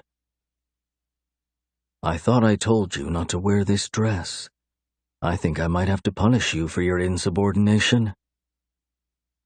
Damon. She tried to turn in his arms, but he locked her to him, pressing his face back down to her neck as he sucked on her heated skin. She groaned and rocked herself against him over and over, the smoldering heat of the bodies pressing against them doing nothing compared to the strong man behind her. He finally released her just enough for her to turn. She spun around, Damon moving back just a little before she slid down the front of his body, rolling slowly back up. From cheek to hip, every part of her brushed along his erection. She stopped in front of him as he growled at her. The shiny white mask covering half of his face reminded her of Phantom of the Opera. He was beyond breathtaking. Sin that would snuff out any goodness that might spark inside of the woman he wanted. His eyes spoke of long nights, screams and moans, pleasure beyond anything she could conceive. "Why are you doing this?" she whispered, taking the final step to fill the gap between them. His hands rolled over her hips, sliding so painfully slow over the curve of her ass. His fingers tugged at the side of her dress, but he didn't pull it up. He leaned down, lining up their vision perfectly, the muscles in his cheeks locked down as if he were struggling to breathe. "Because you want me to." He leaned forward, running his nose along the side of her jaw, Bethany closing her eyes in anticipation of a kiss. A loud moan left her, and Damon rolled his hips again, rubbing himself against her belly. "I can't take much more, Damon. You have to stop." "You sound convincing. I don't think we've even come close to pushing you toward the edge of what you truly want from me." He brushed a kiss across her lips as one hand released her. She pressed against the kiss, moving back in shock as the air became so hard to breathe. The back of his fingers brushed across her sex, the dress a hindrance. He moved the other hand to hold her head still, his fingers softly petting her, the motion lost to the movement around them. "Tell me you don't want to push to the edge with me. Tell me, Beth." He turned his hand and cupped her, pressing his fingertips hard against her. She yelped, rocking into him and hating herself for doing it. What was wrong with her? Tell him to stop and walk the fuck away. "More," she whispered, her mind screaming to back away. "Yeah, more, baby. I need more of you." He tapped his fingers a few times as she panted against his mouth, the sound loud and drowning her in dark lust. He moved his hand from her face and took her arm off his shoulder, pulling her hand down to stroke his arousal as he growled against her lips. "More. God, please, more," she whispered, a frantic throb destroying her ability to reason. He rocked against her hand, moving his from her and holding her tightly to him as he made love to her mouth, his fingers lost in her hair as she forgot anything but him existed. The world faded fast, the music becoming her reality, the force of his tongue her lifeline. She sucked hard on his offering, moaning and panting until he broke the kiss. "Fuck," he growled, turning and pulling her from the floor. They walked to the front of the club, Damon ripping the mask from his face. He dropped it in the trash can beside the door and walked out into the night, breathing in deeply. Bethany stopped beside him, pulling her hand from his. "No, I can't do this. It will change everything between us." He turned toward her, wrapping an arm around her waist and pulling her in tightly as he glared down at her. "You and I, we're going to happen. You can choose if you want me to take you the first time in the comfort of my home or sprawled out, naked and shaking across your desk. Tell me now, because I will decide for you if you don't speak up. Demand something of me, Bethany. Take charge of what's about to happen to you. Show me who you are." She let her eyes move across his face, her vision swimming from the emotions pumping through her painfully. "Get the car and take me to your place. No lies between us. No drama from you. No complaining when I give you exactly what you want." He whispered softly before leaving. "Fuck me." "I plan to." She ran her fingers through her hair and shivered. The night just having taken a drastic turn. No more cat and mouse. Time to let him have his way. Chapter 16. The drive to his place was filled with tension. Sexual anxiety sat like a fog in the air above her. She glanced over at him. His jaw was locked into place, his knuckles white as he rolled his grip on the steering wheel. She reached over and slid her hand along his thigh, all her focus on breathing in a pattern that didn't leave her looking as needy as she was for him. He shifted his gaze to her, his tone sharp and unyielding. "Not yet." She reached farther, wanting to make him burn for her the way she was burning for him. He reached down and caught her hand, lifting it to his mouth and sucking a few fingers into the wet warmth of his mouth. Bethany groaned loudly, the sound airy and desperate. Damn him. He put her hand back in her lap, a smirk lifting his mouth. "Behave, or I'll tie you up and make you shiver with need before I perhaps, maybe, give you what you want." "What you need?"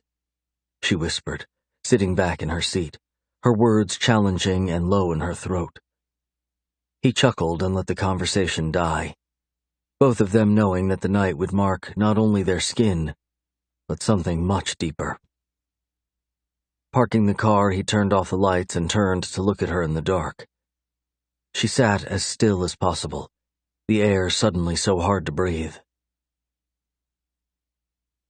"Tell me you want this. You're gonna have to convince me to break the rules of engagement that I live by," he whispered, his tongue brushing across his lips. Bethany stifled a groan and unbuckled her seatbelt. "I don't know your rules, but I'm tired of conversation." She got out of the car and walked toward his house, the large bachelor pad sitting on the edge of a lake, beautiful like his father's. He got out and locked the car as he walked toward her, looking like a lion on the prowl. Big words for a small girl. He brushed past her, unlocking the door and moving aside as she passed him. The house was immaculate, everything in its place, the style very modern. He moved in behind her, his arms encircling her waist. One hand slid down to the bottom of her dress, fingers brushing up her thighs as he dragged the material up. The other moved to a breast, his thumb flicking back and forth over her hardened nipple. She pressed back against him, her head dropping to his shoulder as his mouth made contact with her neck. The wetness of his tongue jolted her senses, a whimper leaving her lips accompanied by his dark growl. Strong fingers pressed against the front of her panties, her body already primed and ready for anything he might want of her. So wet, Beth. Someone should clean that up. She smiled, arching her back to rub herself along his erection. His hands tightened on her, his fingers moving the material that held her captive as he stroked methodically. "I think you owe me a confession." "No," she whispered and pressed her hips forward, his finger dipping into her as her body screamed for more. He pulled his hand away and released her, walking around her as she tried to catch herself. Her thighs trembled as he moved down the hall, his hands working to get his tie and shirt off. He turned as he reached the end of it and smiled at her, just before licking his fingers clean. I was hoping to have more of that, but if you aren't willing to be a good girl, I have nothing to offer you." He disappeared into what she imagined to be his bedroom. Bending over to press her hands to her knees, she focused on breathing in deeply, the room spinning slightly. What was it about him? If she bent to him, would he lord it over her? Or was that all part of his game? In the pool, he had mentioned wanting a strong woman, one that wouldn't get on her knees until he had done so himself. She stood up and ran her fingers through her long hair. If he wanted to play, then she would meet him in the middle and break his resolve in half. He thought he knew how to tease a woman, to bend her, but he was in for a surprise. Bethany stepped out of her dress, letting it drop to the floor. She walked toward the room, undoing her bra and slipping out of her panties just before walking in. Damon stood with his back to her, his shirt gone and the strong muscles of his back contracting as he undid his pants. She crawled onto the large four-post bed and slid across the sheets onto her stomach, her feet coming up to slide along each other. "I'm serious, Beth. I'm not like other men. I want to hear what I want to hear when I want to hear it. You don't relent, and I'll either take it from you or make you beg for keeping it from me." "What do you want to hear, Damon?" she whispered seductively, the cold sheets silky against her bare skin. He turned to face her, bending over and pulling his slacks from him before realization slipped across his handsome features. He paused, his body hard and more than ready for a night of fucking. Tilting his head to the right a little, his eyes dragged down the length of her. He smiled and nodded, licking at his lips again. "I believe that your actions far outweigh your words." He moved toward her and stopped beside the bed. Reaching out, he slid his hands under her arms and pulled her face to the edge of the bed before kneeling down in front of her, his face just before hers. "I'm not going to fuck you tonight. I want you to need me before I give in to you."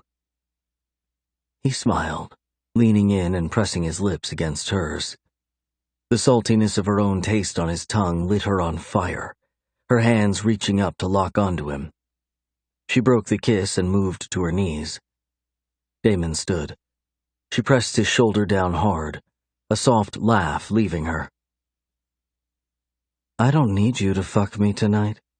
I just need you to eat until your heart's content and you're shivering for something that you'll not be getting."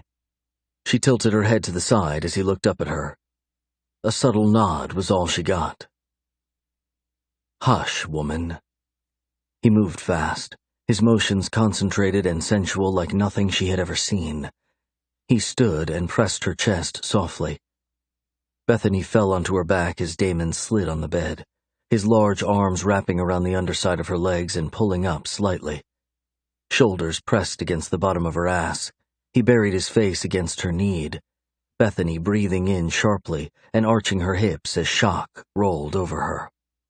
She hadn't expected him to beckon to her. It was a bold move and one she figured would get her laughed out of his bed. But nothing of the sort happened. The sweet sounds of him lapping at her, his fingers and teeth carefully pushing and pulling, undid her over and over again. By the third time, she pushed against his shoulder, her words slurred, her body aching for something more. For him. "No," she moaned. He moved her hand and pressed his tongue against her again. She pushed his head back and groaned louder. "No, no, I want you." He sat up, a smile lifting on his wet lips. "You want me, or you need me?" Her eyes narrowed, her game having blown up in her face. He knew what he was doing. It had been his plan all along. She was too lost to him to do anything but bow to his demands. "I want you. I need you to fuck me all night, Damon. I want to fill this place with the sounds of my screams, with the smell of your lust. I want to be fucked." She moved to her elbows and growled at him, something deep inside of her coming unhinged. He smiled and ran his flat palm over her belly and down her sex before patting her like a kitten. Good. That's where I need you to be. He forced her onto her side and moved in to lie behind her, his large erection pressed to the curve of her rear. She snuggled into him and turned her face toward him in question. He kissed her softly and licked at her mouth, nipping at her once. What are you doing? He chuckled softly. Feeding your need. Sleep with me, and perhaps when you're really ready to handle me, I'll fill you up completely. For hours. Just me and you fucking like animals. Now, she whispered, rolling her hips as he groaned. His hand locked on her hip as his teeth sank painfully into her shoulder. He tugged at the flesh a little, kissing and licking the soreness before relaxing behind her. Now, she arched against him, the sharp smack of his hand on her ass shocking her. No. You took control tonight, and for that I drank your pleasure. We fuck when I say we fuck. Sleep with me, or go home if you don't want me to hold you. Confused, but too tired to deal with it, she relaxed in his arms. The dull ache between her thighs calmed finally, and she drifted off into sleep, questions beating her up from every angle. What had she done wrong? Bethany walked into the house, passing by the kitchen with her heels looped over her fingers. Her hair was a complete mess, and she looked like she'd sustained a long night of fucking and come out on the losing end. Funny enough, that's exactly how it felt, too. Damon not finishing the job left her feeling empty and frustrated. Her mother called to her as she passed. Bethany stopped and sighed softly. No rest for the weary. Turning on her bare heel, she walked into the kitchen and was grateful that it was just her mother. Where's Kent? He had to fly to Seattle for a few days. Something about a surprise audit by the government.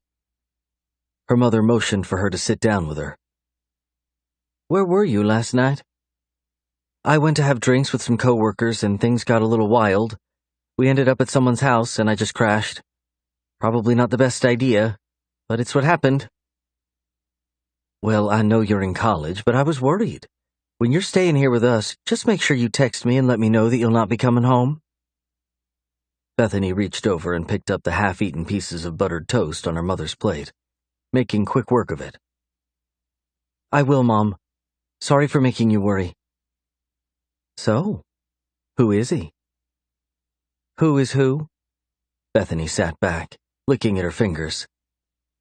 Her mother pointed to a spot to the side of her neck. Bethany tugged at her shirt, looking down to see a bite mark on her shoulder, the indention red and puffy. She stifled a sound of lust at remembrance of Damon's mouth on her. All over her. He obviously enjoyed drinking her down. Why had he stopped? Who bit you? The coworker have a dog that needs to be put down? Her mother's eyebrow lifted as a smile tugged at her lips. Bethany chuckled and pulled her shirt up, shaking her head and moving to stand. His name is Philip. He's a new intern at work. He's handsome, smart, and just my kind of guy, I guess. I shouldn't have stayed, but it's been a long 2 years of not dating anyone to focus on my grades. Bethany shrugged and reached for the last piece of toast as her mother lifted the plate toward her. I think it's great. You need to let your hair down and enjoy yourself some. Her mom laughed softly, the older woman's cheeks coloring a bit. I think my hair down is half the problem. Bethany took a bite, butter running down the side of her hand. She moved to lick it as her mother waved her off. No details. You and your tongue get out of here. I'm still your mother. Bethany chuckled and turned, walking from the kitchen and rushing around to get ready for what was sure to be an awkward day at the office. Chapter 17. The dull ache between her thighs pulled her back into the depravity of her night with Damon, every subtle movement causing it to revive. She pressed her back to the elevator, praying that no one she knew would get on. The door opened to her floor and she walked off languidly, her eyes scanning the area to see who was in and who hadn't made it yet. It was late, and by then she would usually have been a couple hours into a project. She would have to catch up with Ben later and see how the rest of the intern party had fared. That, and give him a good excuse why she rushed off without saying goodbye after having just arrived at the club. The sick mom card would work. It always did. She dropped her purse in the empty seat in front of her desk before dropping down in her comfortable leather chair. Her stomach growled loudly, the rumble reminding her of a cat being mauled. She smiled at the thought and reached over to turn on her computer as a knock resounded at her open door. Philip. "Hey, Cinderella." He smiled and pointed to the chair across from her. "Mind if I come in?" "Not at all." Bethany stood, reaching over the desk and grabbing her purse.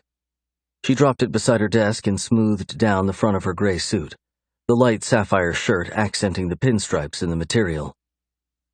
She felt like she owned the world when wearing a suit. Might as well act like it. "So what happened last night? We got on the dance floor and I had to run to the restroom.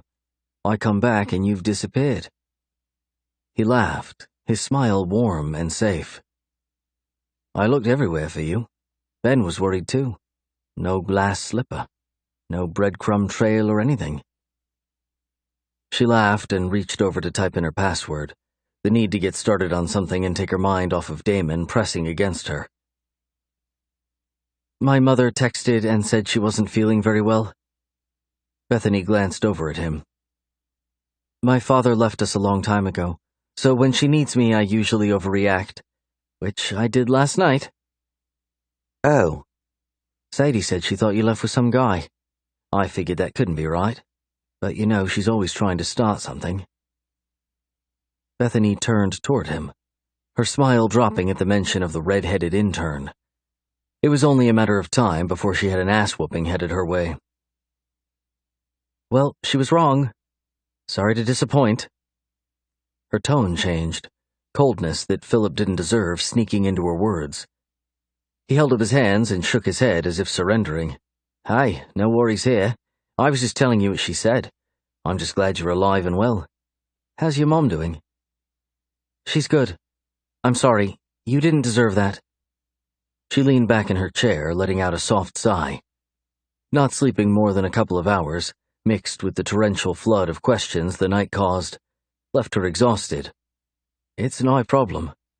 "So, was she sick?" "Yeah, throwing up and stuff. I took care of her most of the night. I'm honestly beat from it." "You should have stayed home." "Maybe, but I don't get paid for staying home." She stood up and reached for her bank card.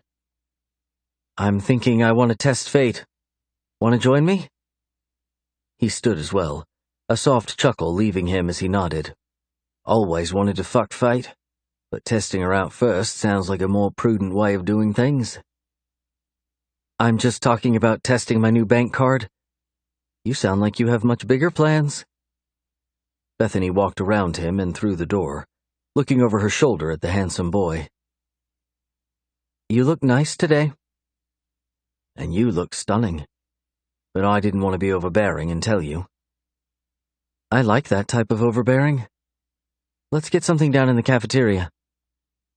She moved into the elevator, turning to watch him walk toward her. He was interested. By the look on his face, his smile reaching into his eyes, he was ready to take a next step and ask her out. She would need to nip it in the bud, but wanted to be careful. Not having too many friends in the office yet, it was nice to be around him. He would be a great work friend if he was willing to see her differently. "I like the overbearing way you danced last night." "Overbearing?" "I guess overwhelming would be better. You a dancer? Take lessons as a kid or something?" "Oh, I thought you meant pole dancer. I should have been one. Easier way to pay my classes in college."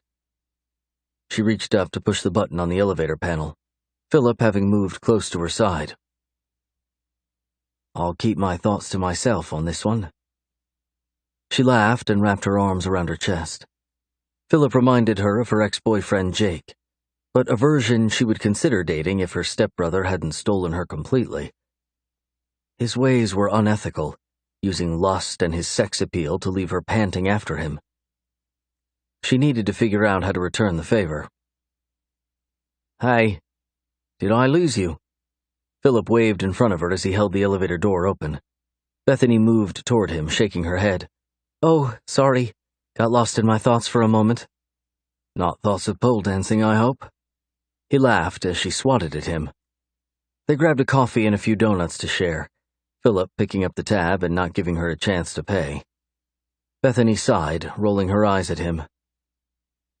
"I thought you guys from Australia were domineering and made your women do everything." "You considering yourself to be my woman?" Heat rushed up her neck. She reached up and tugged at the top of her shirt to make sure the evidence of her night was fully covered. They sat down at a small table near the edge of the large white-walled cafeteria. "No, I didn't mean it like that. I just meant women in general." He grinned and reached for the only chocolate donut. He almost had it to his mouth as she gasped, reaching for it. "Hey, I wanted the chocolate one."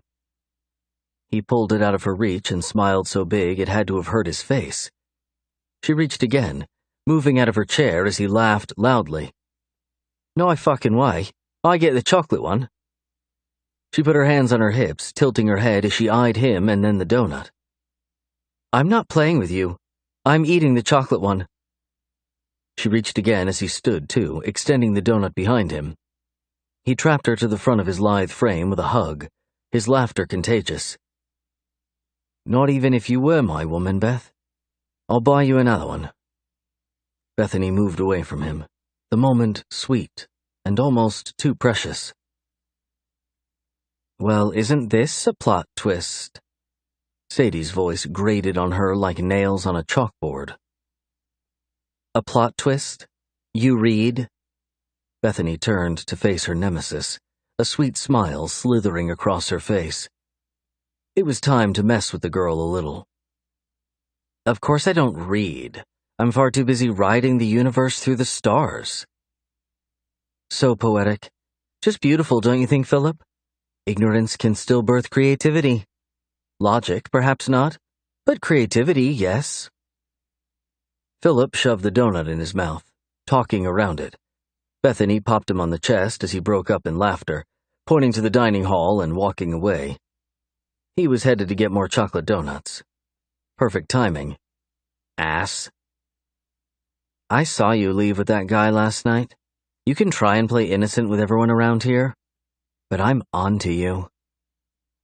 "Because you think I left with someone from the bar, you're onto me?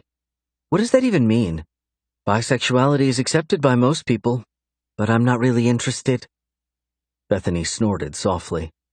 "I mean, I'd talk to your friend that walks around up your ass, but you're not my type at all."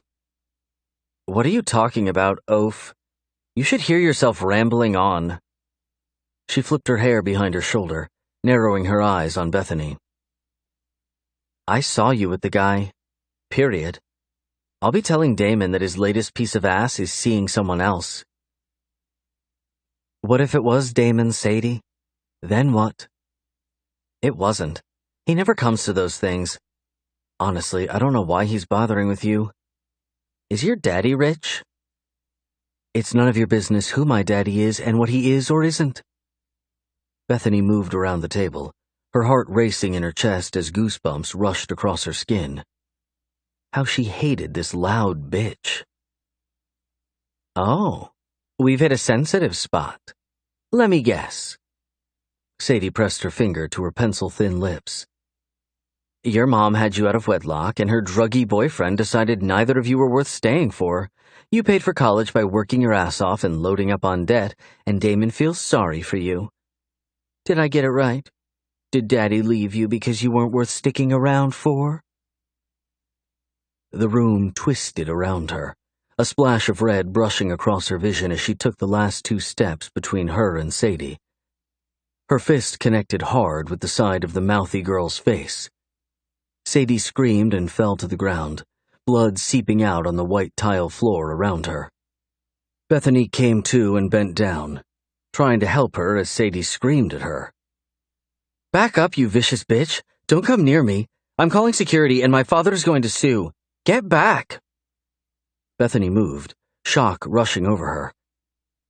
Had she really just fucked her chances of being someone at Mackenzie and Bryant, and even more so, having her masters paid for? Philip walked up, pulling her back and bending down to look at her. "Hey, Beth, hey!" She shook her head, her vision still a little blurred as his voice penetrated the desire to finish the job by choking the redhead out completely. "What?" she whispered, looking up at him. "You need to go. Take these and get out of here. I'll work out things with Sadie for you. Make sure you talk to Mr. Bryant first. He seems to think highly of you. Get to him and then go home. I'll deal with this." Bethany turned, walking toward the elevator as numbness wrapped around her. It had to be lack of sleep. She hadn't been in a fight since high school, the reason for that one no different than the one that just occurred. Would her father always be such a sore spot?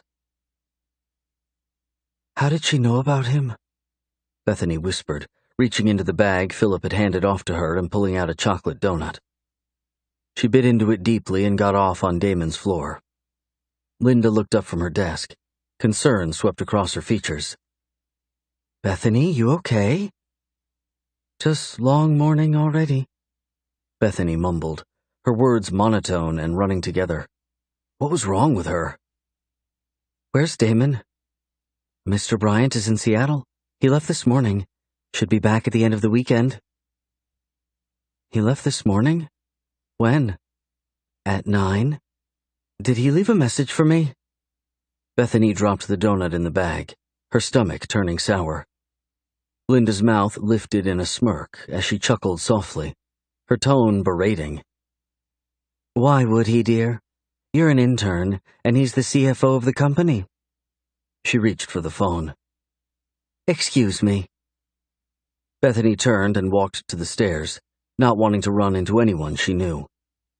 A quick stop by her office and she would be headed to Kent's to spend the afternoon in her bed. A long, hard cry at the situation with Sadie would help, but would it soothe the ache in her chest over Damon? Had the night just been a way to control her and he was on to his next girl? Maybe someone who wouldn't break so easily under his demands? Why wouldn't he at least tell her he was going out of town? Linda's words left her feeling stupid and childish. Tears welled in her eyes as she jogged the rest of the way down the stairs, stopping by her office and grabbing her purse before making her way to the street level. Time to test fate. Chapter 18. "Oh, hell no," Matt grumbled loudly. Bethany moved the pillow from her head and looked up, her tears having soaked the sheet beneath her. "Go away. I'm not in the mood to be friendly." He pounced on the bed, his large hand pressing against the upper part of her back again and again. She bounced with his efforts, growing angry and swatting at him. "No need to be friendly. We're family. Get your ass up, I'm taking you out." "No, I'm not interested in seeing people. I hate everyone." "Liar. Get up. I'm going to inhale everything in the fridge. When I come back, you better be in the shower and getting ready. Jeans and a t-shirt. Get up, get dressed, and let's go have fun together." "No," she grumbled, sitting up and pushing her hair from her face in time to see Matt leave. She didn't want to go anywhere. The darkness of her room provided the perfect place to hide. Between the situation with Sadie and Damon's dismissal of her as he left town without a damn word, she was done. "Get up or I'll drag your ass out of there." Matt's voice lost volume as he moved away. She threw her pillow across the room, toward the door. A temper tantrum would be welcomed, but childish. She denied herself the action. Getting up and walking languidly to the bathroom, Bethany stripped and got in the shower. The steam offered comfort, and her tears mixed with the water that hit her face. Sleeping with Damon had been a mistake. One she was sure to not have the chance to live down. Was he going to come back from Seattle and pretend that nothing had happened between them? That things were business as usual? Why? You're so damn stupid. She tugged at her hair, anger rushing from the pit of her stomach to her chest. Was she so desperate to feel something, anything, that she would believe herself able to capture someone as powerful and sexy as her asshole stepbrother? And of course, there was that. He was her stepbrother, or soon would be. How had she figured that would play out? Their attraction to each other was tangible, the feeling of him taking her to heights unimaginable rolling over her in waves. She pressed her back to the cool shower wall and let her face drop into her waiting hands. Even if there had been something worth exploring in a relationship with him, how would that ever work out? Hi, this is my husband and brother Damon. She growled loudly in the shower, hitting her balled-up fists against the slick tiles. She needed to separate herself from him entirely. To be intimate with him once was a mistake, just blatant horny ignorance. To do it again would be a clear indication that she was sick or a complete dumbass. "Hurry up, I want chips and queso. Nothing else will do," Matt yelled, his voice slipping through the crack under the locked door of the bathroom. "I'm hurrying. Excuse the fact that I have to stop for a fucking meltdown every few minutes." "It can't be that bad. Come on. We'll work through it together." "You don't want to know this, Matt." She let her hands drop and turned to put her head under the spray of the water, not wanting to continue the conversation. She was horrified by the thought of Matt finding out that she had fallen in love with Damon. "Love or lust?" she whispered before turning off the shower and stepping out into the chilly air of the bathroom. Did it matter which? A few minutes later, Bethany was standing in the entry to the kitchen. Matt's back was to her as he shook his butt and danced in the light of the open fridge, a song being hummed from his lips softly. She cleared her throat, and he stood, hitting his head on the top door of the freezer. "Ouch! Damn it!" He turned and smiled, shutting the door and walking toward her. "Sorry, I didn't mean to surprise you." Bethany shrugged, leaning into the hug he offered. Why couldn't Damon be like Matt? Why couldn't there be no Damon at all? "No apologies. Let's go. I'm taking you out. Shopping, dinner, and coffee. Sound good?" Bethany pulled out of his grasp and shook her head. "I guess, but I'm telling you that I'm not the best company tonight." She glanced around. "Where's my mother?" "She said to tell you that she would see you later tonight. Something about her and her best friend going out to look for outfits for the wedding." "Outfits for the wedding?" Bethany turned and followed Matt's lead as they walked through the expansive house and out into the warm summer night. "It's a destination wedding, remember? So I guess flip-flops and togas? Who knows? You're the girl, you tell me." He pushed his shoulder into her before she moved around the car to get in. Matt's small Toyota Corolla gave off the image that he was a regular guy with a regular life. Exactly the way she knew he wanted it. She got in the car and pulled on her seatbelt. He slipped in and turned the car on, revving the air conditioner up to high before pulling out into the quiet street of the neighborhood. "I'm almost worried about making time for the wedding with school starting the week after we get back and my responsibilities at the firm."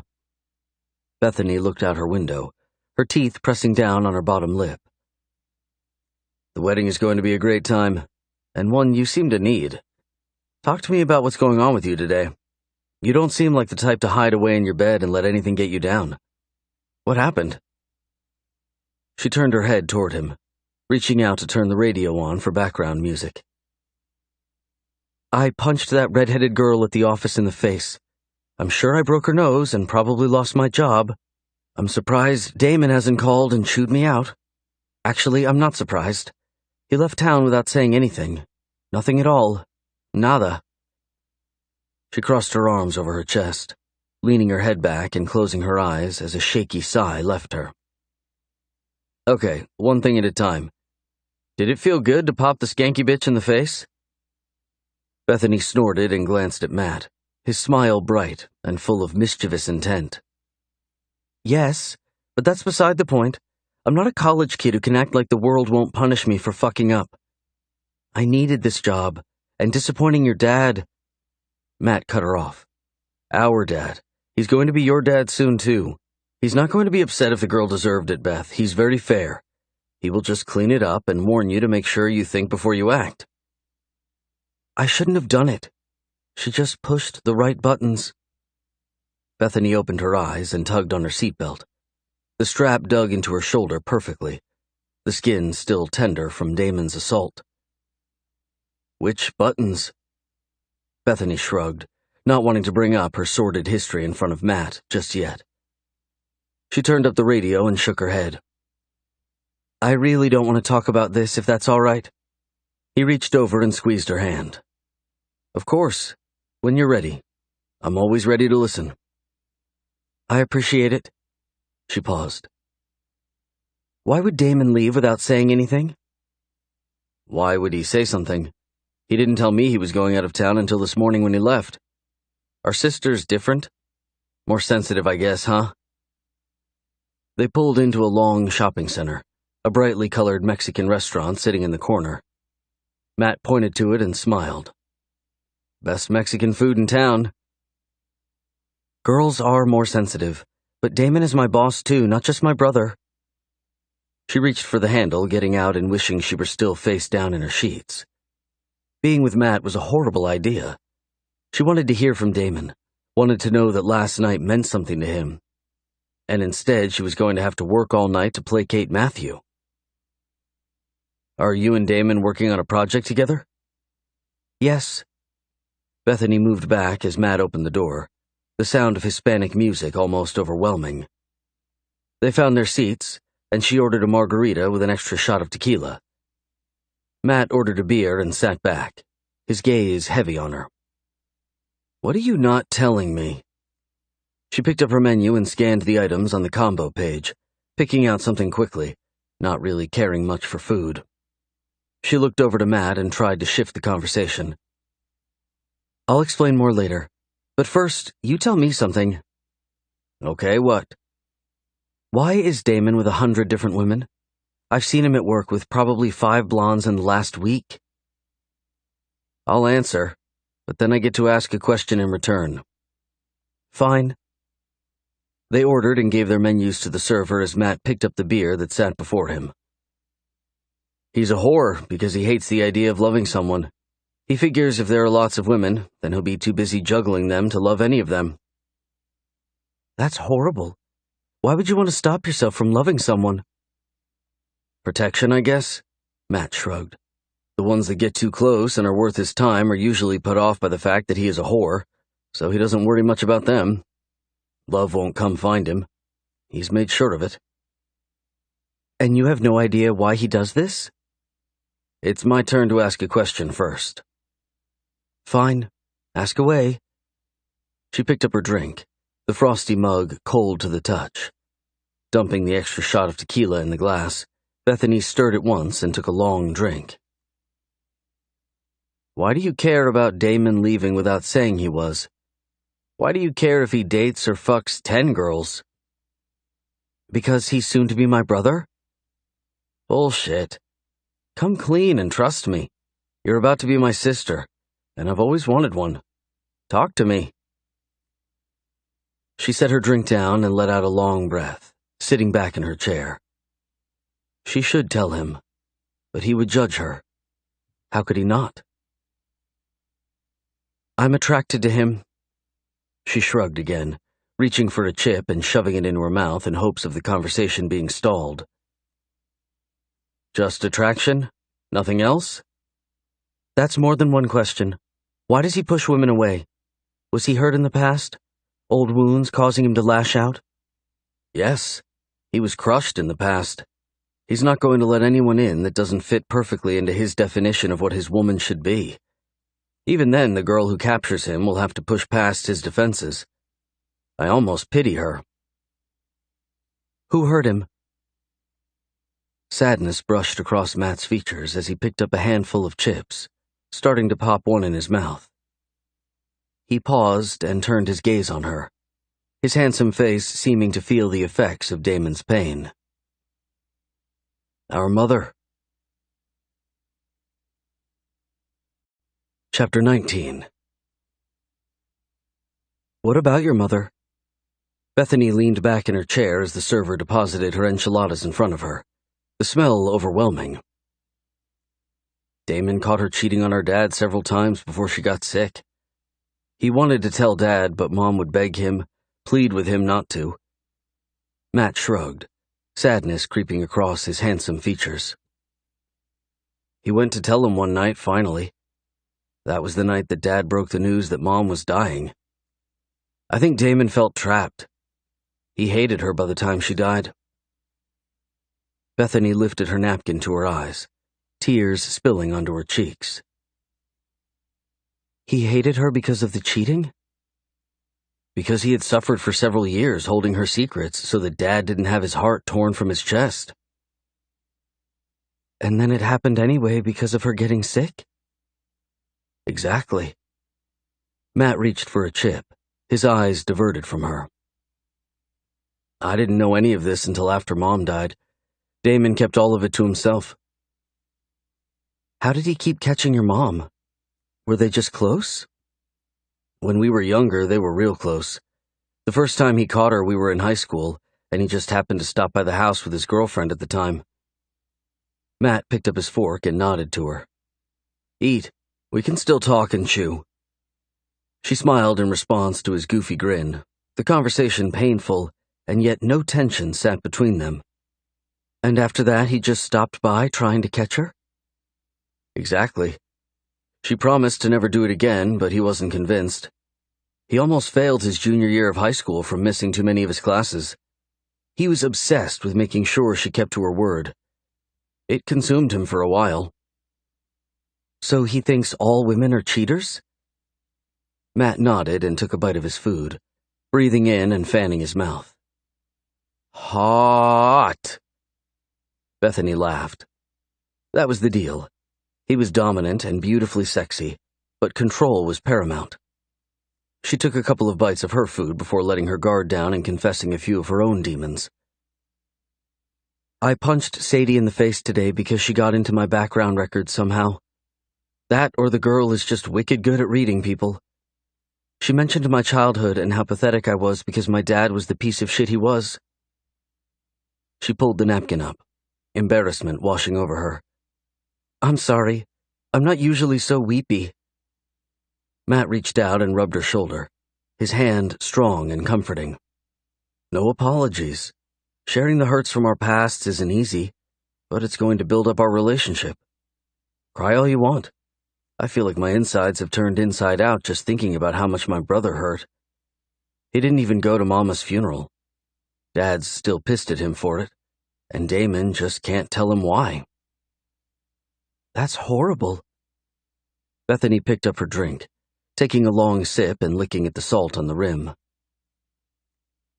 My dad left when I was 12. I guess it was in trying to protect us from the drug dealers that were coming after him. But the mess he left my mom in was unforgivable. She ended up $200,000 in debt from his charges. We moved from a normal neighborhood to the ghetto overnight. Food stamps and 2 meals a day instead of 3 or 4 became the norm. Fuck, Beth. I had no idea. He moved his hand back to his lap as a frown tugged at his mouth. When did things get better? They haven't, but I think your father is our saving grace. At least I hope. She shrugged and put her fork down, her appetite gone. How have you been paying for college? I work 2 or 3 jobs on campus and tutor like crazy. I've gotten several scholarships and grants, but it's all dried up. Kent is willing to pay for my master's if I work for him while I go through it, which is more than generous. Dad's good like that. He will be so good to your mom and you, Bethany. He's exactly the kind of man I want to be when I grow up. Matt smiled and shrugged, laughing softly. I think I'm falling in love with Damon. Bethany dropped the bomb, needing to get it off her chest. The air became hard to breathe, her admission more to herself than to Matt. It had only been a week. How ridiculous was that? It didn't matter. The truth gave way to clarity, and she realized how quickly she could get wrapped up in striving to make Damon happy, in loving him beyond anything he could imagine. She could restore his faith in women and wipe away his hurts. She could. Matt sat back, the smile playing at the edge of his kind mouth. I think you would be perfect for him. Yes, well, he might not feel the same. And there is the issue of us being family. I think he might actually feel the same. That's the problem. He's going to fight against it. I would be careful to play an evenly balanced game. What do you mean? Damon is forever testing women. I told you he doesn't trust them at all. He wants to push you to your limits to see if you'll break. So push back. Don't break. But break him if you can. Just make sure when you do that you move from a power play to love. He needs love. He needs to remember how good it feels to trust someone fully. Matt waved the server over, their food barely touched. Something wrong with the meal, sir? The server stopped by the table, confusion on his face. No, we're just full. We ate too many chips. Can you bring us some to-go containers in the check? Of course. Bethany pulled her napkin from her lap and dropped it on the table next to her plate. He plays a hard game. I'm not used to playing games at all. I've rarely dated because my time has been focused on my grades. But I guess I'm willing to try. I hate the idea of either of you getting hurt by the other. We have a long life of being family in one way or the other. Matt pulled out his card, offering it to the server as he approached. I agree. The issue of him being my stepbrother is a whole nother concern. One easily looked over. He's not your brother by blood, and no one would need to know that. Matt signed the bill and stood, reaching for her chair to pull it back. You feel like shopping? I feel like sleeping for a week. I'm depressed, confused, and have a slight buzz. Then we're twins. Let's go home and we'll pick up this date next week sometime. Bethany slept like a rock. Saturday morning coming much too quickly. She lay in bed for an hour after waking, hoping like hell she would slip back into the restful darkness. No such luck. Her phone buzzed on her nightstand and she flipped across the bed like her ass was on fire, hoping it was Damon. I'm headed back today. I'll be at Dad's before dinner time. Be there. She sent back a short message. Fuck you? No, fuck me? He shot back a smiley face, and the world fell into place. Bethany flopped back on her bed, groaning loudly. He had her trapped into thinking about him and needing him without reservation. The slightest movement in his emotions sent her off one end of the spectrum or the other. Great, she muttered and got up, taking a quick shower and diving back into her sheets until her mom poked her head in the open door. You up? No. You respond well in your sleep, then? Her mom laughed and walked in. Bethany rolled over and curled up, smiling at the beautiful woman before her. I'm brilliant in all forms. What can I say? Her mom popped her butt and shook her head. And filled with humility to boot. What's up? We missed you last night. Matt and I went to get Mexican food. Wish you would have come with us. I went to get some new outfits for our wedding trip. I'll show them to you later. Her mom yawned, covering her mouth. Anyway, Kent called from Seattle and said to tell you to pack up. He wants you to come up on Sunday afternoon so you can see the audit firsthand. I have to be on campus Thursday and Friday. I can't miss the first week, Mom. Bethany moved to sit up, the news causing worry to sprout. I told him that, baby. He's aware. He just wants you there Monday through Wednesday. You can fly back Wednesday night. What about Damon? He's flying home today and will fly back out with you tomorrow. Are you coming too? No. Kent wants me to, but I have too much to do. We leave for the wedding in 12 days. I have to get a few packages shipped to the hotel for the decorations and stuff. I thought it was going to be a small wedding. It was, until Kent's sister Allison got a hold of the information. Now there are a good number of people joining us. I guess when your friends are wealthy, they can drop everything and go to Jamaica in the middle of the week. Her mom chuckled and stood, reaching over to kiss the top of her head. Bethany leaned into it, emotion tugging at her. Mom, would you love me if I did something terrible? Her mom moved back, tilting her head to the side. I would love you with all my heart no matter what you did. I know you to be a girl that makes good choices, but if one day you don't, I'll be there to help bury the body. Bethany laughed and fell back in her bed. I love you, Mom. Me more. Now get up and I'll feed you. I know you love me only second to a good meal. The morning turned to afternoon, Bethany padding around the house waiting on Damon most of the day. She changed into her bathing suit, the full-piece white suit making her feel beautiful. It cut in deep on her sides and pressed her breasts up. Damon would love it. She walked out into the early afternoon heat and found a reclining chair. Sliding down in it, she pulled her sunglasses from her hair and sighed softly. Matt must have still been asleep or back at his place. They had stayed up until the wee hours of the morning watching movies together. He had helped her into bed, his actions brotherly and loving. A smile brushed across her lips at the thought of how easy it was going to be to fall into familial love with him. What's the smile for? Damon's voice jolted her. She pulled her sunglasses off and sat up, squinting as she glanced up at him. The dark gray suit he wore brought out the tan of his skin.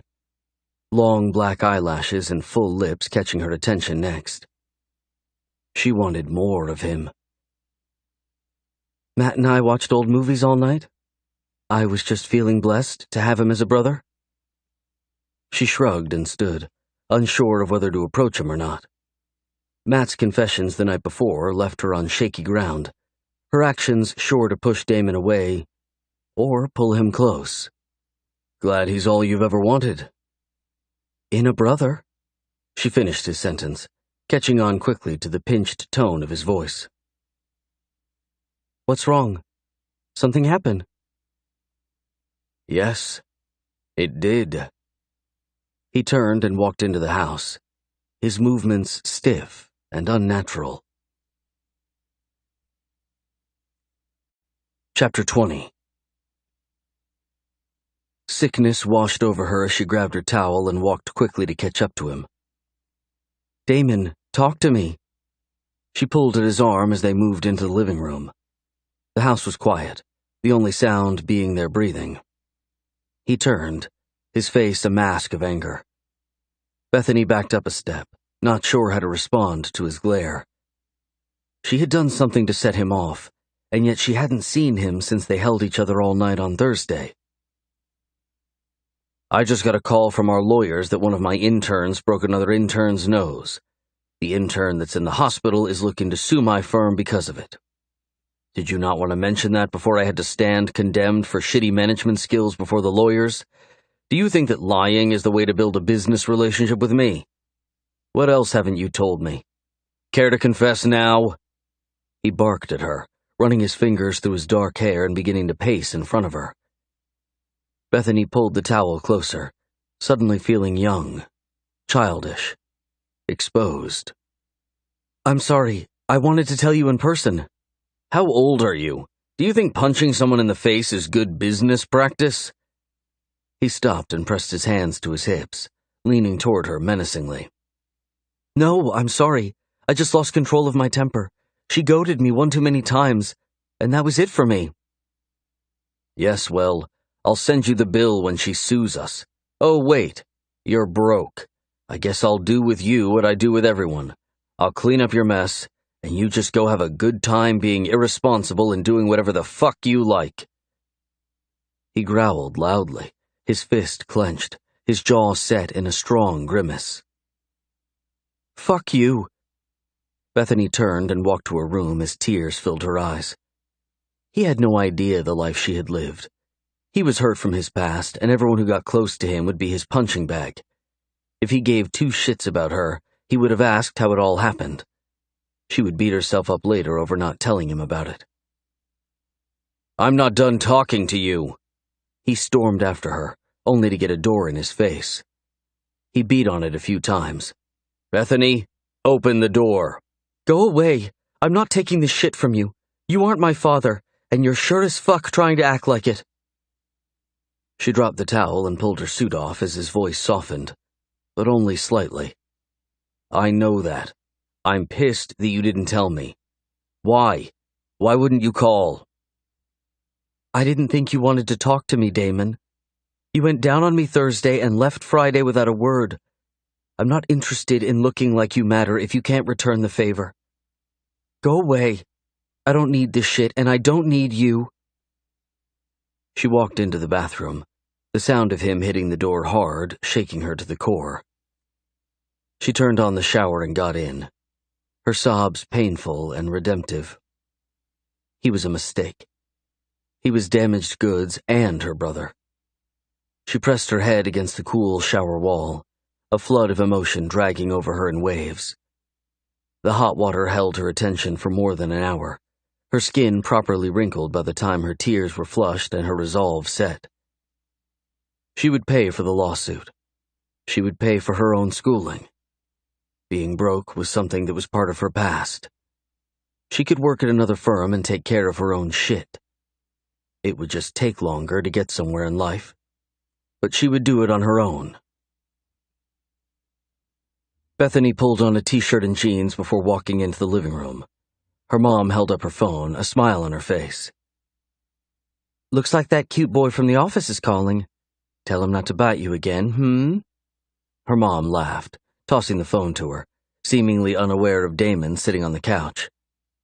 He looked up at her, his head tilting to the side as if questioning her. She shrugged and took the phone in her room, no intention at all of calling Philip back until she read his text message.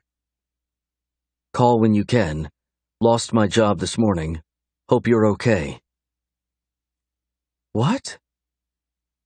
She dropped the phone on the bed and marched out to the living room, her blood on fire.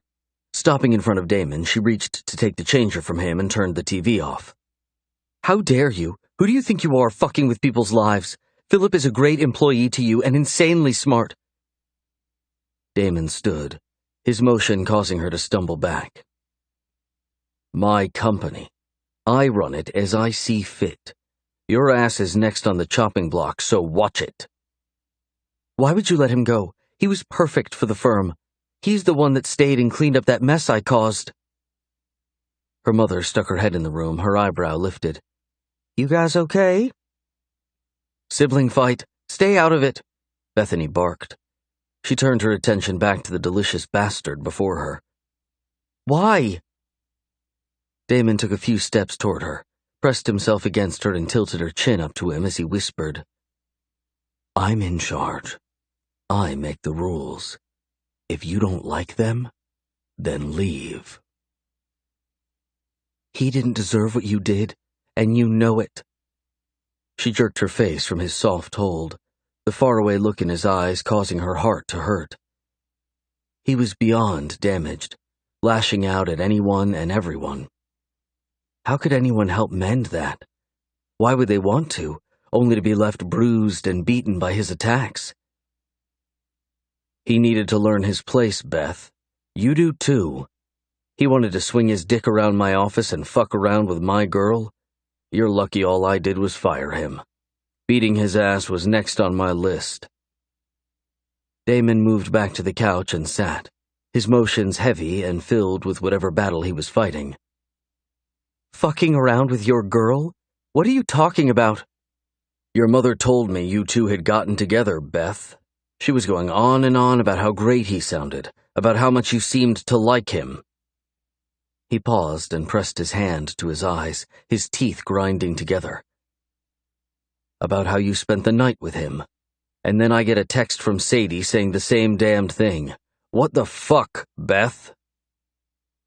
I'm not your girl, and it wasn't him I spent the night with. It was you, asshole. I would never do that to you, but you, on the other hand, seem to be bumping into every blonde in the city. So let's make this easy for both of us. He stood up and walked toward her as she held her hand out, her voice low and commanding. No, don't come near me. You're my boss, you're my brother, and that's all the fuck you are. She turned on her heel and walked to the bedroom.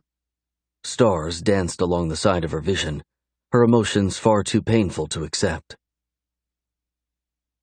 "Beth, I didn't know. She said it was Philip." He walked after her, his tone changing but only slightly. Bethany turned just before walking into her room, her gaze blocked by the warm liquid of regret. "No, you didn't know. You don't know anything about me. You don't know how much Sadie hurt me, or how much it stabbed my confidence that you left without a word, that you didn't make love to me Thursday. You don't know how much I want you, and that I can't stop thinking about you. That I'm a good person and would never do anything to lose trust with someone I love." "You love me?" He took another step and stopped, his face losing color. "Loved. Past tense. Fleeting moment of maybes. Philip learned his place, and now you learn yours. Don't come near me." "Beth." "Oh, and fuck your internship. I quit." She closed the door behind her and fell on her bed. The ache of loss, drowning, and damning. Chapter 21. She half expected Damon to break the door down, the loud pounding of his fists dying off much too soon. Bethany lifted her head only for a moment before letting it drop back on her hands. Pathetic. What did she want from him? Why did she have to be so fucking childish? I quit? A long sigh left her lips as she rolled on her back. Her phone buzzed beside her. It was Philip again. She answered it, stifling the pain and confusion that sat heavy on her. Hey. Hey, you doing okay? His voice was much more chipper than she expected it should be. Yeah, just fighting with our boss. Your boss? Yeah, that guy. She groaned as she sat up. Philip snickered, the sound causing her lips to turn into a smile much to her displeasure. Enough about him. How about you come have dinner with me tonight? I've been meaning to ask you out since we met last week. A silence sat between them for a few moments, Bethany knowing quickly that having dinner or anything with Philip wasn't the answer. The fact that her emotions had unraveled so quickly in the living room had everything to do with her loving Damon and nothing less. I don't think dinner is a good idea, Philip. I'm trying to figure a few things out right now, and getting involved wouldn't be fair to me or you. She shrugged, rolling her eyes at herself, as if he could see her shrug. Okay, how about coffee between friends? I want a relationship with you. I'm willing to take a friendship over nothing. Would coffee turn into something more? She scoffed internally at the thought. She wasn't boy-crazy or a whore like some of the girls on campus. She had just turned into a nymph thanks to the right man stepping up and tugging hard at her strings. She stood up from the bed, wanting to go find Damon to see where they stood. He was probably over whatever was starting between them. He had accused her with proper evidence as far as he was concerned. She knew his past and all he had been through, and yet her only response to him had been extremely defensive and rather childish. She pressed her hand to her head as Philip's voice filled up the line again. Hey, if you don't want to see me again, just tell me. I don't want to push at all. Just wanted to see you and check up on the Sadie event. A snicker from him had her smiling again. No, it's okay. I'm just trying to figure out what to do. She looked over at the clock. It wouldn't be time for dinner for another few hours. She could go with him and be back in time to try and smooth things over before Damon and her flew out to Seattle together. Totally up to you. Yeah, let's do it. Really? Yes. I'll meet you at the Starbucks by the office? That sounds perfect. I'll see you in 20 minutes or so. Bethany slipped her phone in her jeans pocket, wondering if she had just made yet another mistake. Slipping on her flip-flops, she paused to wonder what her next move with Damon should be. She had basically told him to take the job in the budding relationship and smoke it. A growl left her lips as she quietly opened her door and looked around into the living room. Empty. A quick walk to the kitchen had her heart racing and her stomach turned into knots. Why couldn't she have just responded like an adult to his accusations? Simple. She wanted him to trust her without her having to put any effort into it. She was a trustworthy person and deserved the benefit of the doubt. Maybe someone who hadn't been crushed by lies and deceit as a kid wouldn't have a problem with that. Damon was different, and now he most likely thought she was seeing Philip, too. Were she and Damon seeing each other? No. What about all of the other women in his life? Doubtful that they had been dismissed. Bethany felt anger burn in her chest again. She walked into the kitchen with her head held high. She hadn't reacted exactly the way she would have wanted to, but he'd reacted pretty shitty too. Her mother looked up from a magazine, a tall glass of tea sitting on the table in front of her. "Well, you want to tell me what's going on?" Her mom set the magazine down and tilted her head to the side. "Just a fight over a few things from work. You punched someone in the face." "Yes. They got into my records. The girl made sure to rub poverty and a druggy father in my face." Bethany crossed her arms over her chest, the desire to fight with her mom rolling over her too. "What would you have done?" "Punched her in the face." Her mom stood and walked toward her. Bethany's eyes filled with tears again. Concern over Damon mixed with spikes of anger left her raw and emotionally beat. "What happened with Damon, Beth?" Her mom pulled her close and kissed the side of her head. Bethany wrapped her arms around her mom's small waist and rested her face on her shoulder. "He's mad that I didn't call, which I understand. He's pissed about me acting inappropriately with Philip, who's a co-worker. That's none of his business. I shouldn't have mentioned it in front of the ass. Forgive me." Her mom squeezed her again before moving back. "You don't have to go up to Seattle if you don't want to. I'll just tell Kent that you're not feeling well, that you've come down with something." She patted her mom's hands before pulling out of her grasp. "It's okay, Mom. I'm going to go up there and show them how smart and mature I can be. It's an opportunity to make things right between all of us." "Well, if you change your mind, I'll let you know, Mom. I'm going to go have coffee with Philip. I'll be home in time for dinner. I need to pack." Her mom nodded and moved back to sit down at the table. "If you're going home with him, just let me know so I don't worry." "Nothing to be worried about. He and I are just friends." Bethany shrugged and turned, walking toward the door, her eyes scanning the house for Damon. It wasn't until she reached her car parked in the front of the house that she realized he was gone. She pulled out her phone and texted him before getting into the car. "I'm going with you to Seattle. You were wrong about a lot of things you accused me of, but I'm sorry for overreacting." She dropped the phone in her purse, praying silently that she would hear the subtle ding of it, letting her know that he had responded. No such luck. The strong smell of coffee beans washed over her as she entered the coffee shop. The place was packed with people of all ages, shapes, and sizes. She found Philip quickly. He stood up and motioned for her to join him. His blue eyes were electrifying. The joy on his face was warm and welcoming. "Hey, don't you look like a sight for sore eyes?" He winked and pointed to the table in front of him. 3 small chocolate donuts sat on a large white napkin. She laughed and dropped her purse in the seat, picking one up and taking a bite before responding. He watched her closely. His attraction to her was nothing to guess about. He made it obvious, but not in an overbearing sense like Damon had. She was a person, not an object. So why was she so smitten with the idea of belonging to Damon? "You look good?" She nodded, reaching to catch a crumb that rolled down her chin. "You look better. Go get you a coffee and come tell me of the drama you've been dealing with. I want a full report." He winked again. Bethany turned, a smile playing on her lips. Philip would be good for her. Safe.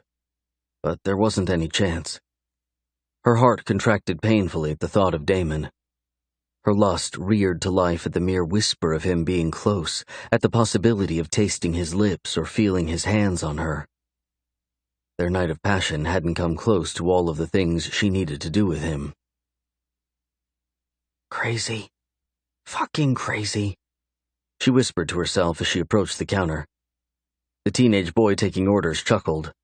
Am I crazy, or are you? Oh, me, for sure. I'll take a double espresso with milk and sugar. He took her order as she moved toward Philip, the handsome guy finishing one of the donuts and licking at his fingers. How long do I have you? His eyebrow lifted as he sat back, picking up his drink and taking a tentative sip. I have about an hour. I need to pack and get ready for a trip. Where you going? He pointed to the seat. Take a load off. They'll call your name. Bethany looked over her shoulder at the counter for a minute before dropping her purse on the floor and sitting down. Seattle.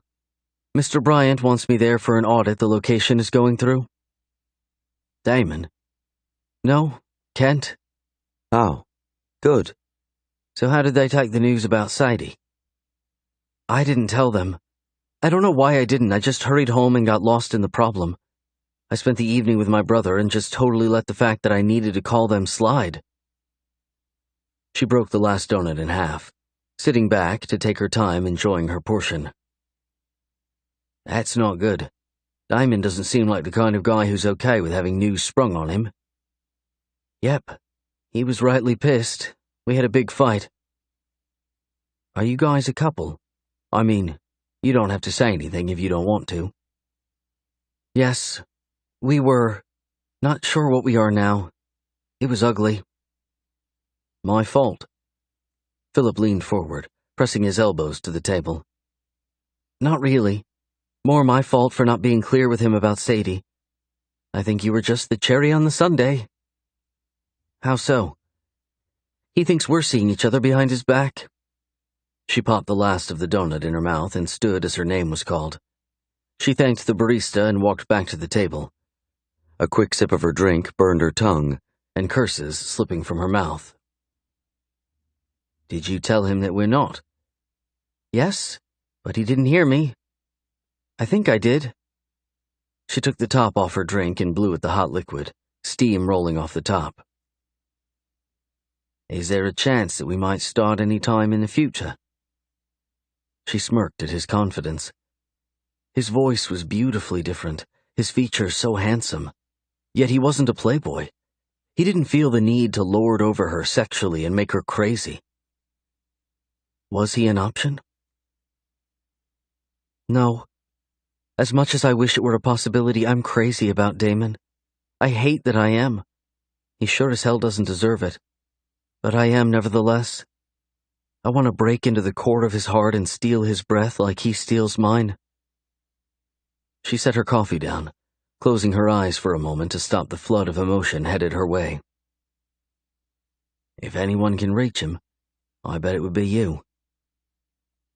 She looked up as the tears rolled over onto her cheeks. Philip offered her a napkin, laughing as he shook the donut crumbs from it first. I think it's over between us.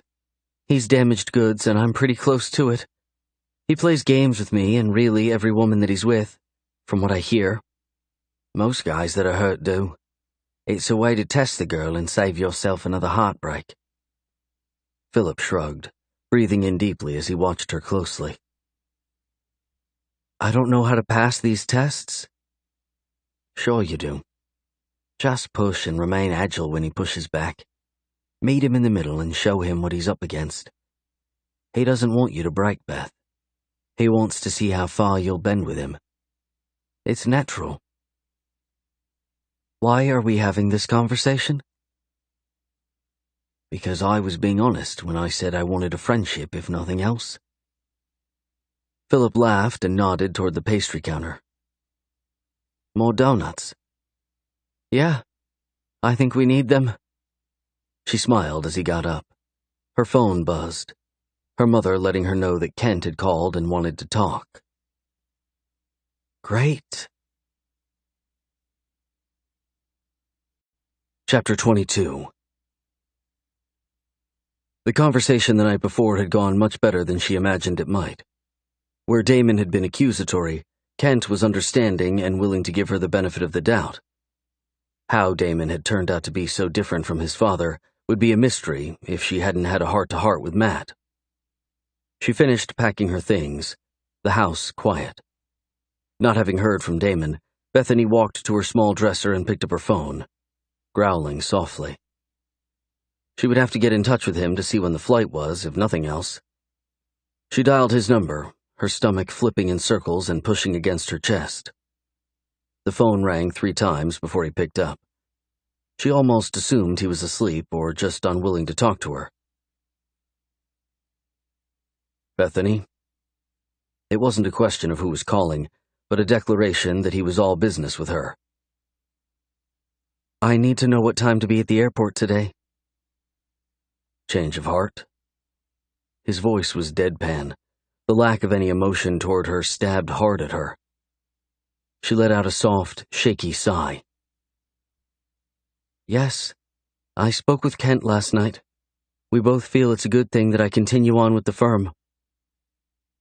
I agree. I'll be there in an hour to pick you up. Be ready. I don't like being late. The phone went dead. Bethany pulled it from her face and growled. He was back to being an ass. Memories flooded her, one in particular. Damon had almost looked shocked the day before as he stood at the door, his face a mixture of emotions. You love me? Did he not think himself worthy of receiving love? Or had it just scared the hell out of him? Was he willing to love her back? Or was that proof that he was too self-absorbed to consider such a fallacy as love? She didn't know, and part of her didn't care. Emotions flying all over the place left her confused and feeling out of place in the middle of the large mansion, in the middle of this new life. She focused on packing for the next bit and dressed in a comfortable but business-appropriate cream-colored dress. Damon would most likely be dressed to impress. Looking like a has-been next to him wasn't going to fly. Bethany dropped her small suitcase in front of the door before walking to the kitchen in search of food. She ran her fingers through her long chestnut locks, wanting him to notice how she had worked on her appearance to touch on the things he liked best about her. The sound of the front door opening had her heart stilling in her chest. She reached up and brushed her fingers over her upper lip, a shaky breath lifting from her. Everything was fine. They were going on a business trip. He would treat her like an associate, and she would treat him like her insanely hot boss. She looked over her shoulder as her stomach tightened. No matter how much she wanted to hate him, she couldn't bring herself to do it. His blue slacks hugged his thin waist. The white polo shirt that slipped in just above his belt brought out the tanned creaminess of his skin, the darkness of his gaze. He reached up and ran his fingers through his hair, his eyes never leaving her face. You ready? Yes, just hungry. We'll grab a coffee at the airport. Let's go. He turned and walked from the room as Bethany reached out and touched her hand to the counter. She needed something to ground her, to pull her back into reality. Should she apologize? It seemed trite, and honestly, he was as much at fault as she was for what happened between them the day before. She grabbed a water bottle from the refrigerator and walked into the hall in time to see him pick up her suitcase. I can get it. He looked over his shoulder and chuckled, the sound not joyous at all. I have it. She shrugged as he walked out the front door, her eyes moving to the perfect curve of his ass. Remembrance flooded her. Watching him undress in the open door of his closet, his body the most beautiful she had ever seen. How badly she needed to connect with him physically, even if they were miles apart emotionally. Bethany walked to her side of the car, breathing in deeply as she passed him. He looked up and turned his head toward her as if questioning her actions. She chuckled and got in the car, rolling her eyes at herself when alone. Was she really going to use their physical attraction to heal whatever happened between them? Yes. even if it didn't assist in creating a long-term relationship and fostering love. The sensually delicious man getting into the seat beside her was every painfully good fantasy she had ever had. If he was slipping away, she wanted to create a few more memories before he was gone. Was she acting bipolar? Yes. Did she care? Fuck no. Damon got into the car and closed the door, started the car and pulled out without so much as a grunt toward her. She reached up and turned on the air conditioner before settling back. If he thought the silence between them was going to cause her to choke up an apology, he was wrong. She would surely give up eventually, but she wasn't near that breaking point just yet. The drive to the airport should have been uncomfortable, but it wasn't. Sitting in silence and simply listening to the sound of him breathing had almost offered relief. She was lost to him, and no matter what stupidity she threw at him about the two of them being done, they weren't. She couldn't allow it. Her fingers ran along her thigh, her eyes closed as she contemplated reaching over and touching him. His breathing pattern shifted slightly. Looking over at him subtly, she wished for a different situation altogether. Would it still contain explosive attraction if their relationship wasn't so taboo? "What are you thinking?" He glanced over at her, the deep timbre of his voice sliding between her thighs and stroking. She bit at her lip and shook her head. "I don't want to say." Embarrassed? By my thoughts, yes. By my actions yesterday, no. He chuckled, the smile lifting the side of his mouth. Lickable. He pulled up to the front of the airport and nodded toward her. "I'll get the bags. Just wait inside." She got out, grabbing her purse and walking toward the door. She glanced over her shoulder as Damon worked to get the bags out of the trunk. His eyes averted to her, dragging down the back of her as he breathed in deeply. Good. His thoughts weren't far from her. It wasn't but a few minutes later that they were checked in and headed through security, which was a pain, as always. However, sitting in first class gave them a chance to arrive just before the plane took off, Damon having called in that they would be there just in time. She moved in front of him as they walked toward the opening of the airplane, his fingers brushing along her lower back as he moved up beside her. "Are you embarrassed?" she whispered, looking over at him. "Never. I say what I mean. Do what I want." "That's so." "I'm interested to hear your story about how I got everything wrong with Philip, as I'm sure you're going to work to save his ass. But I was in the right." She reached over and pressed her palm to the top of his slacks, dragging her hand over the curve at the front of his pants, her thumb brushing over him and flicking softly. His breath caught as he reached for her hand. She moved it before he could move it for her. Damon shifted her in front of him as they walked on the plane, the look on his gorgeous face a warning.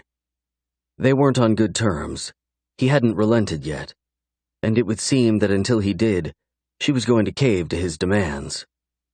He slid his hand around her waist and pulled her flush against him, the thickness of his center pressed against her. She stifled a groan. A quick glance over her shoulder to see him left her breathless, her body reacting violently to him. "You didn't sleep with Philip, did you? I'd hate to kill the boy." She pressed back against him, her hand extending behind her to run her fingers along the side of his thigh. "No, there is nothing with Philip." "Why is that, Beth?" She turned and faced him, her hand coming to rest on his chest. "Because I want to belong to you. Simple, really." "Find your seats, please."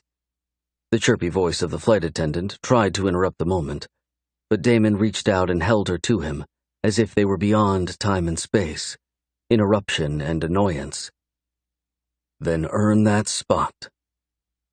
He nodded to their seats just behind them, motioning for her to sit down. The flight attendant sighed loudly, and Damon turned to her before taking his seat. Did you need to get something off your chest, ma'am? He asked the woman. Her cheeks burned as she seemed to lose her thoughts. No. It's nothing. Good, he responded and turned back to Bethany. Bethany buckled her seatbelt, the leather chairs large and much more comfortable than anything she had experienced on a plane before. Damon sat down in the seat next to her and buckled his seatbelt as well. He leaned his head back, closing his eyes and letting out a long sigh. Reaching over to take his hand, Bethany slid her fingers into his and pulled their entwined hands into her lap. He rubbed his thumb over hers but kept his eyes closed and his demeanor serious. I'm sorry about overreacting yesterday. She hated that she was apologizing, but sitting next to him, staring at him, left her no choice. Her heart begged for reconciliation, her body for the long, hard fuck she planned to get while in Seattle. Me too. I had evidence to justify my actions, but perhaps there is sometimes another side to the story. He glanced over at her. His dark eyes held her captive. A million questions seemed to rush across his face as he rushed over and brushed her fingers over his lips. I'm not a cheater, but we're not together. He reached up and took her hand, pressing his nose to the palm of it and kissing softly. His actions resurrected the feeling of his mouth on her, the passion on his face as he drank her pleasure over and over again. She whimpered softly, Damon's eyes averting to her face. I don't date, Bethany. My body you can have. My heart isn't for sale. If that leaves us bankrupt, then it is what it is. He pressed his teeth against the thick part of her palm, tugging softly before licking at the same spot. Damon turned, his hand sliding into her hair as he pulled her toward him.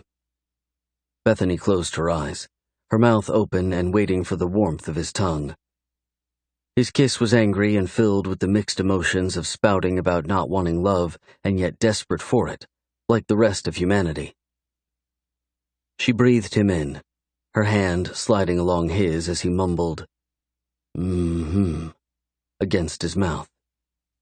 He tightened his grip on her hair, his tongue rolling along hers. The sensuality of his motions left her dizzy, the ache in her chest only outdone by the one in her lower stomach. He broke the kiss, rubbing his nose along hers as he glared at her.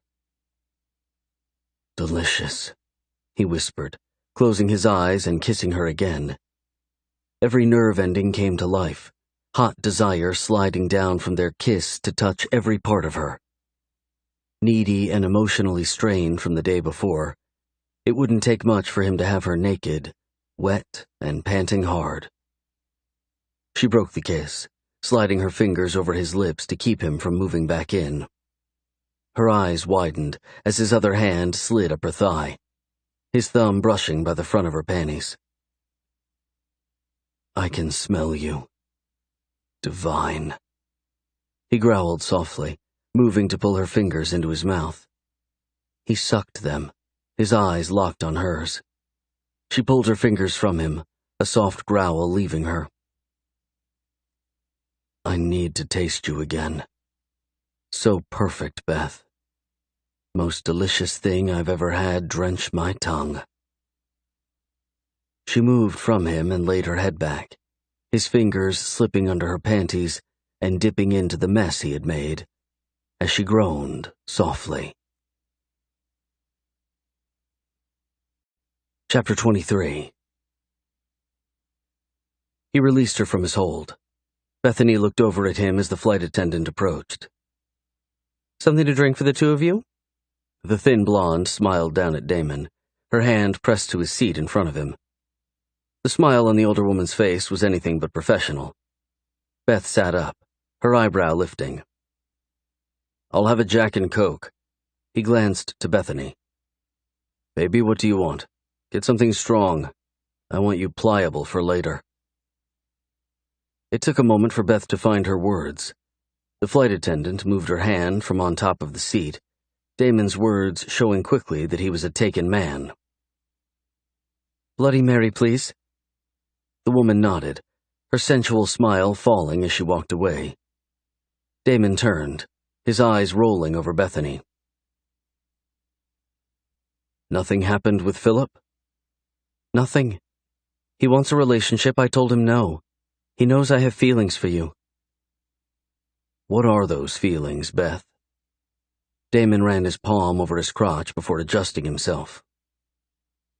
I'll let you know when I figure that out myself. She leaned back and crossed her legs.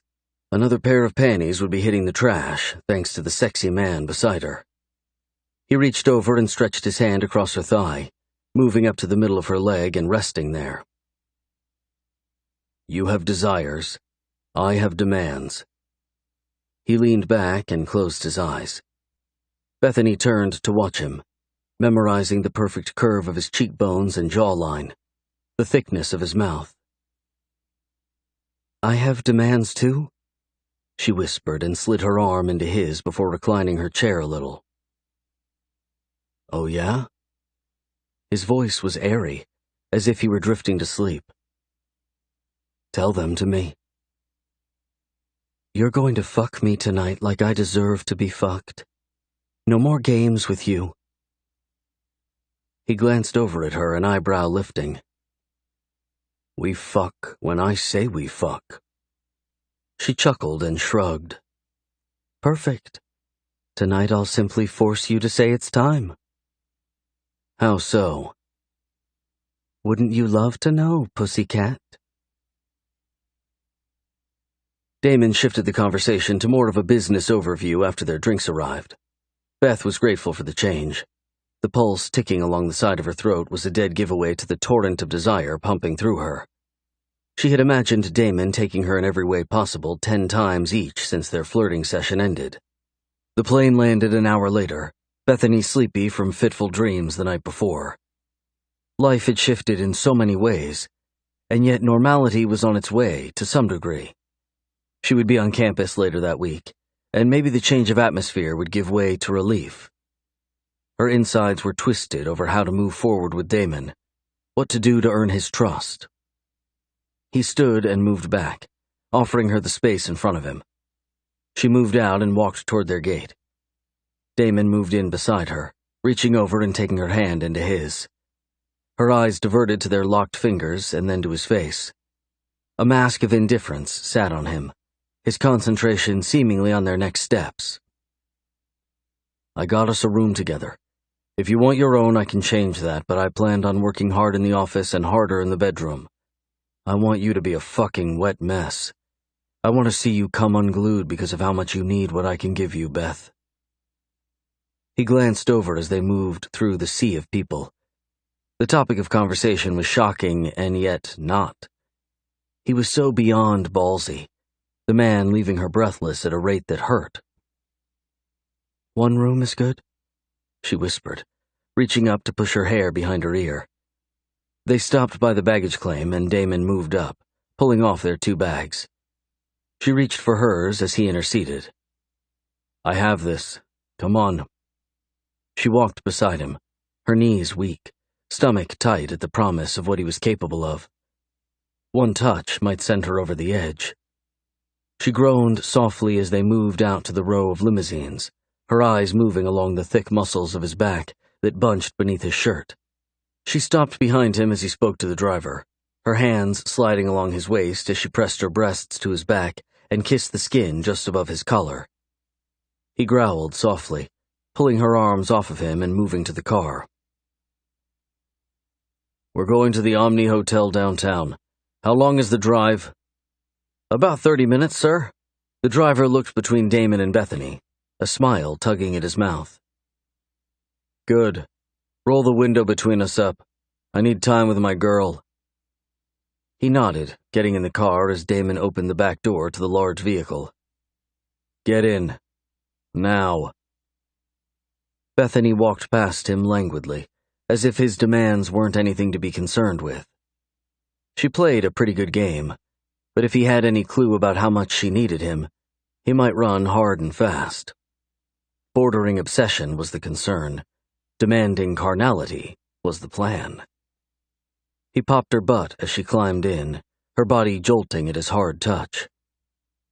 Sitting down in her seat, she turned to watch him as the driver rolled up the privacy window. Damon's eyes held as much need as she felt sliding through her, burning her from the inside out. He slid to his knees in front of her, his hands palming her thighs as he pushed her dress up with his fingers. He stopped just before reaching her panties, his eyes moving from her thighs to her gaze. She felt frantic, her heart surely working to beat from her chest. "Do you have any idea how much you turn me on? My body aches for release inside of you, Beth. I don't remember feeling so much in my long life." He leaned down and brushed his cheek along the inside of her thigh, a long kiss pressed on the soft flesh. "Fuck. I need you." She ran her fingers through his hair, her heart bursting at the sight of him before her again, willing to give pleasure to her and deny his own again. He spoke a big game, but the man who stole her heart wasn't at all the jerk who would deny her love.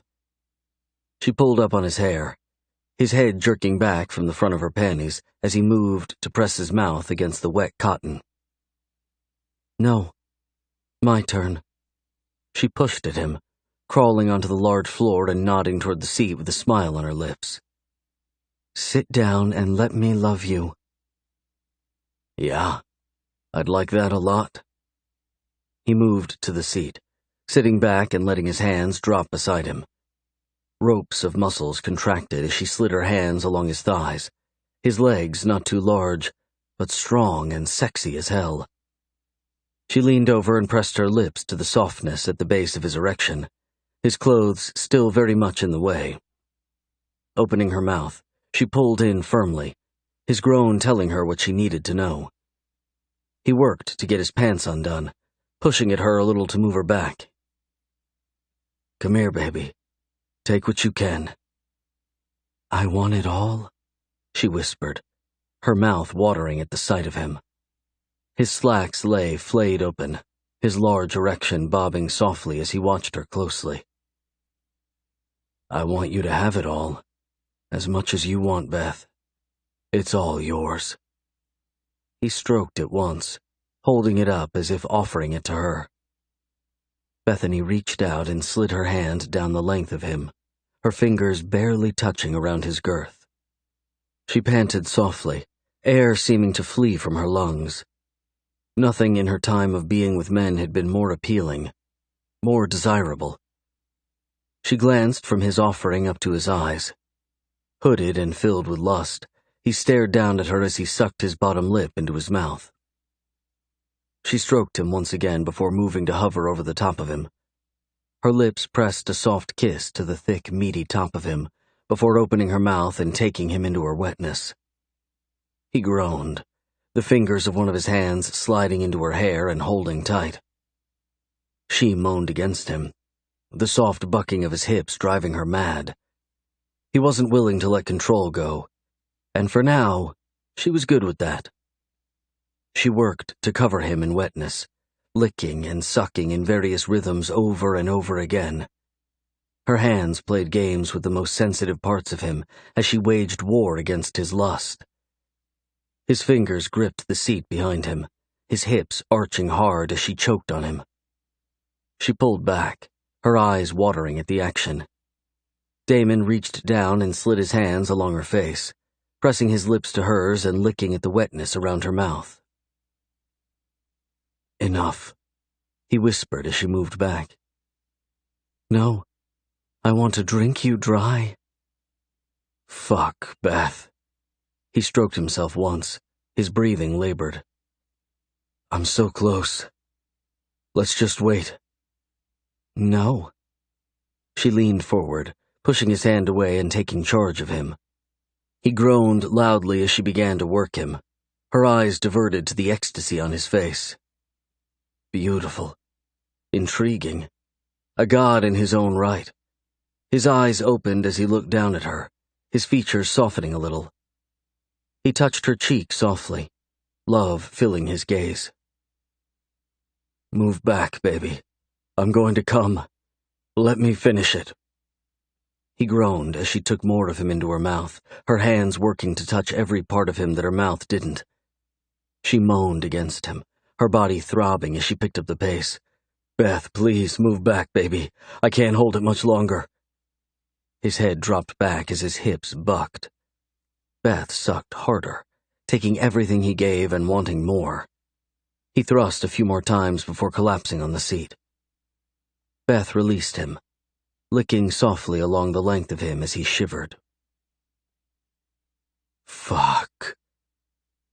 His eyes opened, his fingers coming to stroke the side of her face softly. "Don't make me fall in love with you, Beth. I'm damaged goods." "Hush," she whispered, and moved back to sit beside him. He worked to get his pants together as the driver stopped the car and opened the door. "Everything go okay?" The older man smiled and held the door open. Beth got out and reached for him, her knees almost giving out under her. The gentleman chuckled. "You okay, young one?" "Yes, just feeling a little woozy." Beth smiled, her fingers gripping the man's arm. "Love will do that to you." "Damn right it will," Damon choked out, reaching for the edge of the door and pulling himself out. He reached for Beth. "Come on. We're not done." Chapter 24. Bethany reached out and took his hand, pulling herself close to his side as the wind picked up. The smell of salt and sea washed over her. She pulled him to a stop for a minute so she could take in the beauty of Seattle. Small shops lined the streets, the decorations eclectic, the sound of music taking her attention. "There you two are. I was beginning to worry." Bethany turned to see Kent moving toward them, a warm smile on his face. She released Damon's hand and moved in behind him as he greeted his father. Damon nodded to the counter, his face pale, lips wet and brilliantly pink. "I'll get the rooms." "Was the flight good, Bethany?" Kent moved in front of her. He reached out and squeezed her shoulder softly, a fatherly smile on his face. "It was great. No turbulence at all." Bethany moved into the hotel with him, her eyes averting to find Damon. Her heart had yet to slow down, the thumping pulse still racing down her nerve endings. "That's great news. I'm going to steal Damon for a couple of hours, but we'll meet you for dinner tonight." He winked at her and looked toward Damon. "What's the plan?" Damon handed her a card to the room. "I need you to help me on a presentation for a few hours. I told Bethany to enjoy her afternoon. We can just meet her for dinner. Sound good?" "Perfect." Bethany finished the thought for them. Damon looked at her, an eyebrow lifting slightly. She moved to pick up her bag. "I can take these to the room." "No, I'll take them up with her and meet you back here in 5 minutes, Dad." "Sounds good. Enjoy yourself, Bethany. Get anything you want." She smiled and walked toward the elevator. Damon moved in beside her and growled softly. "What the fuck?" He slipped in behind her and pressed the button to their floor, setting down his luggage and turning to her. He closed the distance between them, his fingers sliding into her hair again as he massaged the back of her head. "I'll take a nap." She smiled and pulled him down for a short kiss. He pressed himself against her, his body still hard and seemingly ready for so much more. "I want you," he whispered against her lips. The door opened behind them, and he moved out of the elevator, holding it for her. "Yeah, well, I want you too, but I'm not allowed to have you until I need you, and even then I can only have you when you say I can." She gave him a sassy look as she passed him. His fingers caressed the curve of her butt as he moved in beside her. "You're catching on quickly. Good girl." She scoffed and popped him in the chest, but a wicked smile was all she got in return. He opened the door and slipped his luggage in. Bethany walked past him into the expansive room, the cream-colored walls and crimson sheets luxurious. She turned as the door closed, half expecting him to be gone. He pressed his back to the door and smiled. "Undress for me. I have to go, but give me something to be tortured by."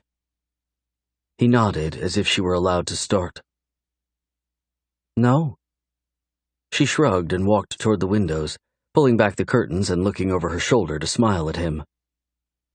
"I'll rip that pretty dress off your sexy body, woman." He smiled. "I love this dress." She turned to face him, a hand on her hip. "I love what's under that dress. Make me ache for you, Beth. Show me what I want to see." Bethany reached up and unzipped the back of the dress. Her motions were slow and methodical. The sense of calm that had settled over her was almost concerning. Internally, she was losing her mind. Her heart was beating too fast, her stomach in tight knots all over again. He nodded toward her, his lip rising in a sexy smile. "You're going to need that nap, beautiful." She tugged at the dress, the material silky as it slid down her skin. Her white panties and bra barely covered her body, the undies no doubt wet along the front. Damon's head hit the door behind him, a soft groan lifting from him as his hand reached for the door handle. "Enough. That's enough." "Oh no, we're just getting started." Bethany reached behind her, undoing her bra and letting it drop. She slid her hands up her thin waist and cupped herself, tugging at her nipples and groaning as she watched him. His hand slid over the front of his slacks, his breathing heavy and insanely hot. Damon's dark eyes slid down her body, his tongue wetting his lips as he whispered, "Take them off." Bethany turned and slid her fingers into the top of her panties, slowly sliding them down her legs and bending over to let them drop onto the floor. Damon's movement toward her caused her to stand and turn, her hand extended to stop him. He pressed against it before pushing it out of the way. The force of him crashing into her took her breath away. His arms wrapped around her tightly, his momentum spinning them toward the bed. He pushed forward and caught them as she dropped to the softness beneath them. He lay on top of her, his lips dragging down her neck to her breasts. Bethany arched her back, a cry leaving her lips as he took her into his mouth, his other hand softly caressing the other breast. He carefully nibbled at her, his tongue lapping the space between her breasts. She pushed up, rubbing herself against him, her legs wrapping tightly around him. He leaned up and kissed her lips softly, his eyes dark and ominous. He stood, grabbing her thighs and pulling her to the end of the bed, her ass almost hanging off.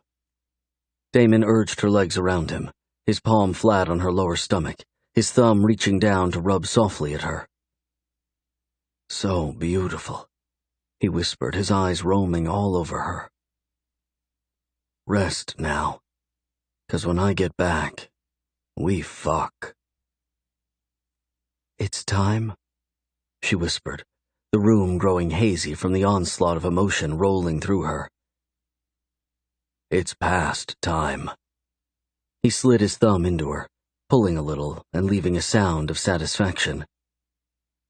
"I'm going to devour you over and over." Bethany pressed against his fingers, her sense of modesty long gone. He leaned over and kissed the top of her stomach, his lips feather light. Her breath caught in her chest as he looked up at her. "I'm sorry for yesterday. I'll explain when I can. Rest so I can make love to you until you can't walk." He kissed her again and carefully released her, walking to the door and pausing by it to look over his shoulder at her. "Fuck me." Bethany waited to respond until he disappeared from the room. "No. Fuck me. Please." The late afternoon turned into evening as Bethany rested. Her nap had lasted until a little after 8. Bethany checked her phone and found nothing from Damon or Kent. Getting up, she slipped on a pair of jeans and a t-shirt. She stopped by the bathroom to make sure she didn't look like the hot mess she felt like. He should have been back by then. She picked up the phone and called him after brushing her teeth and pulling her hair into a ponytail. Hey. His voice was strained. Something was wrong. Hey, you okay? Yeah. This is just a lot more than I expected. You need my help?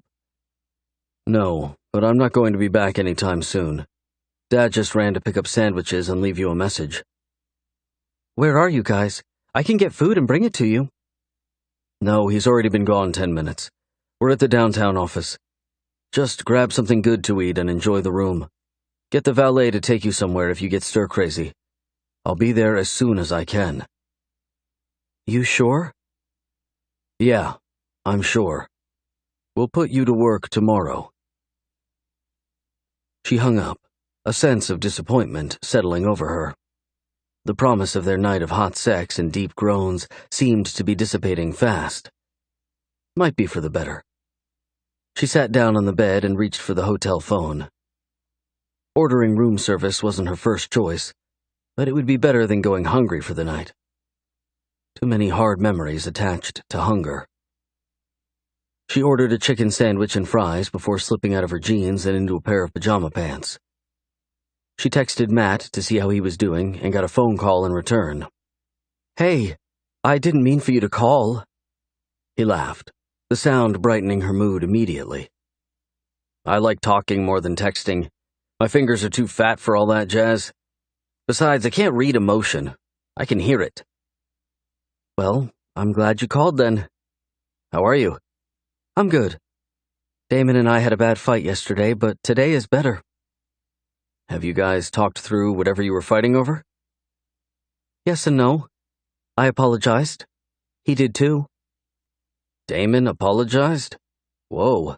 Hold the phone. Bethany laughed, lying back on the bed and letting her mind drift back to the various ways he had apologized.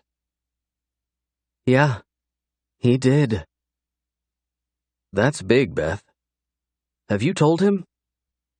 Told him what? That you're in love with him? What? She sat up, hugging the phone closer to her ear as if someone might hear their private conversation. I'm not saying anything you don't know already. Does he know? She sighed. I think so. I don't know. That's a lot to spring on him. We've barely known each other a week. I'm not putting that out there yet. It would scare him to death. I think you'd be surprised. Yes, well, no. Just no. Matt laughed again. When are you coming home? Wednesday night. Come to your dad's that night so we can catch up. I'll be there. You should tell him. No. Okay, but I think it would be a good thing. You also pretend to be crazy so people leave you alone. True. And it works, right? They laughed and Bethany hung up, Matt's words washing over her. Should she express herself to Damon? What was the look on his face the night before when she had slipped up a bit? Horror? Fear? Loss of words at being accepted? She glanced at the clock and pulled herself into the bed, waiting for her food and wishing like hell he were there. I love you, Damon, she whispered into the empty room, the words sounding right, but sprouting fear. What if he couldn't return them? What if he could, but wouldn't? Chapter 25. Bethany woke to an empty room Monday morning. Damon's suitcase still sat by the door, nothing in the room having been touched or moved. She sat up and reached for her phone. The message from him was at 2 a.m, just a note that they wouldn't be back until breakfast. Worry tugged at her. What if it wasn't about business? What if he had someone here and went to stay with her? She growled at herself and climbed out of the bed before stripping and heading to the shower. He would be who he was, and until they locked down their relationship, she didn't have much say over any of that. She stepped into the steamy hot water. The mesmerizing pressure of the liquid caused her to groan in relief. Sleep had been welcome after the long night before of worrying all night. The bathroom door opened and closed. Bethany stuck her head out, her hair partially wet, eyes wide. Damon looked over at her, pulling his shirt off. "Sorry about last night. Such a fucking mess. I don't know what happened with the office manager, but he dicked up everything for this audit today." He wasn't being himself at all, nor did he look healthy. Dark circles sat under his eyes, his skin peaked. She moved back and opened the shower, hiding behind the curtain. "I wish you would have come and picked me up. I could have helped. Come in here with me." "I should have, you're right. I just got into trying to fix it, and before I knew it, the sun was coming up." He dropped his slacks and boxers before sliding into the small space with her. She released the curtain and turned to face him. Damon reached for her, closing the small step that stood between them. His hands slid around her waist, the water making his fingers glide with ease. Bethany lifted on her toes and wrapped her arms around him, pulling him down for a long, soft kiss. He leaned into her, the heaviness of exhaustion almost palpable. She turned them slowly in the water until his back was to the spray. His groan broke the kiss. She moved from him, her eyes taking all of him in as water dripped down his chiseled chest and firm abs. She reached for the soap, rubbing it between her hands before moving back to stand in front of him. Reaching up, Bethany pressed deep circles into his pecs and down his stomach. Her fingernails scratched lightly along the dark hair above his sex, his body coming to life within moments of her touching him. "God, that feels good. I don't know if I've ever let anyone wash me," he mumbled, his head tilting back as water ran over his hair and the top of his face. "Turn, and let me get your back." She moved back, picking up the soap again as desire slammed into her.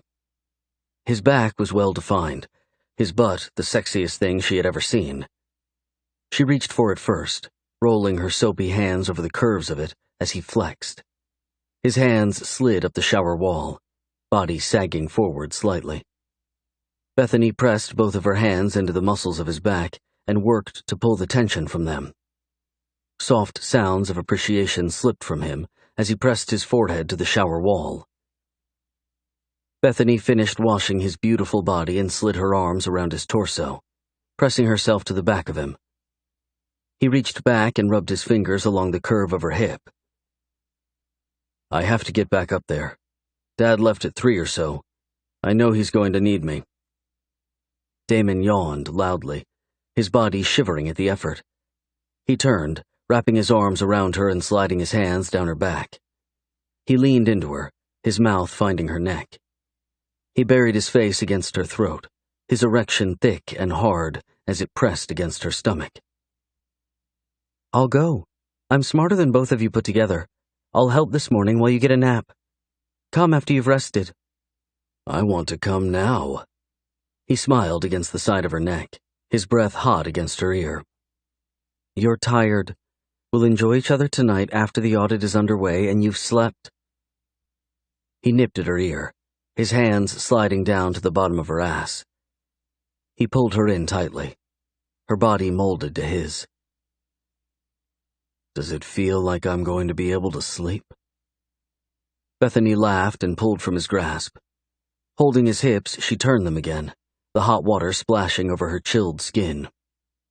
A smile crept up her face, Damon's eyes growing wide as she turned to face the wall.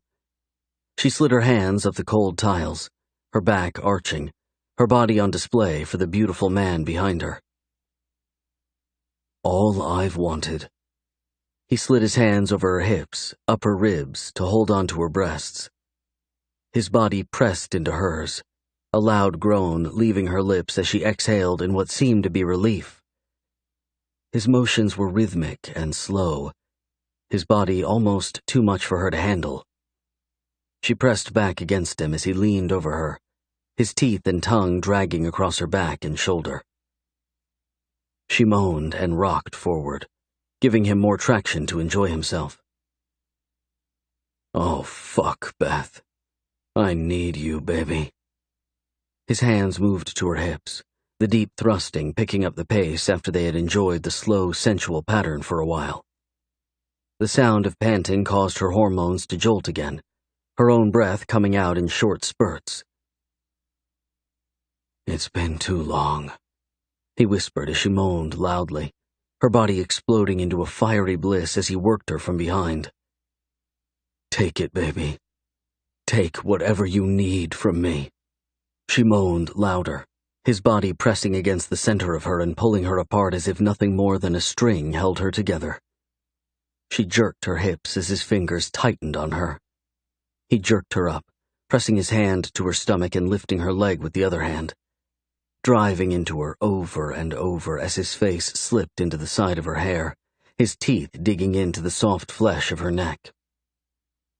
The sound of him losing himself, the feel of the wicked devil behind her melting inside of her left her spinning, the room suddenly too hot, the sex too good. The soft sound of his body connecting with hers filled the air as his grip tightened. He tensed, his hips losing rhythm as he moaned deep in his chest and let himself go. Bethany reached back and held onto his thigh, forcing herself to take lead on their movements as he was lost to ecstasy. She jerked her hips over and over until he locked his hands on her thighs, his voice nothing more than a whisper. "Fuck. Stop, baby. Killing me." He moved back, his footing unstable. Bethany turned toward him, moving in to wrap her arms around his chest. He pressed his back to the shower wall before looking down at her.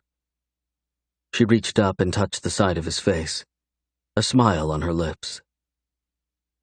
"You're so perfect, Damon. So fucking hot." He leaned down and kissed her softly. The smirk on his face made her chuckle. He was so beyond sensual, and he knew it. It was almost nice to see him too exhausted to tout his own greatness. She reached for a towel, handing it to him and making sure he was steady before getting her own. She stepped out of the shower as he turned the water off. She would need to go into the office, but first she wanted to get him in bed. He didn't seem like the kind to succumb to exhaustion, but with the right amount of pressure and lack of sleep, anyone would be weary in his situation. She helped towel dry him as he brushed his fingers down her hair and rubbed her arm. "Come on, let's get you in bed." "More already, Beth? I knew I had met my match. You on top this time? I want to watch you fuck me." His words were slightly slurred, his eyes a little glossy. She laughed and wrapped the towel around herself before wrapping his around his waist. "Yes, come lie in bed and I'll take good care of you." "That's all I've wanted since we met." He reached up and rubbed at his eyes as she pulled him from the bathroom. She fixed the bed, leaning over to move pillows around.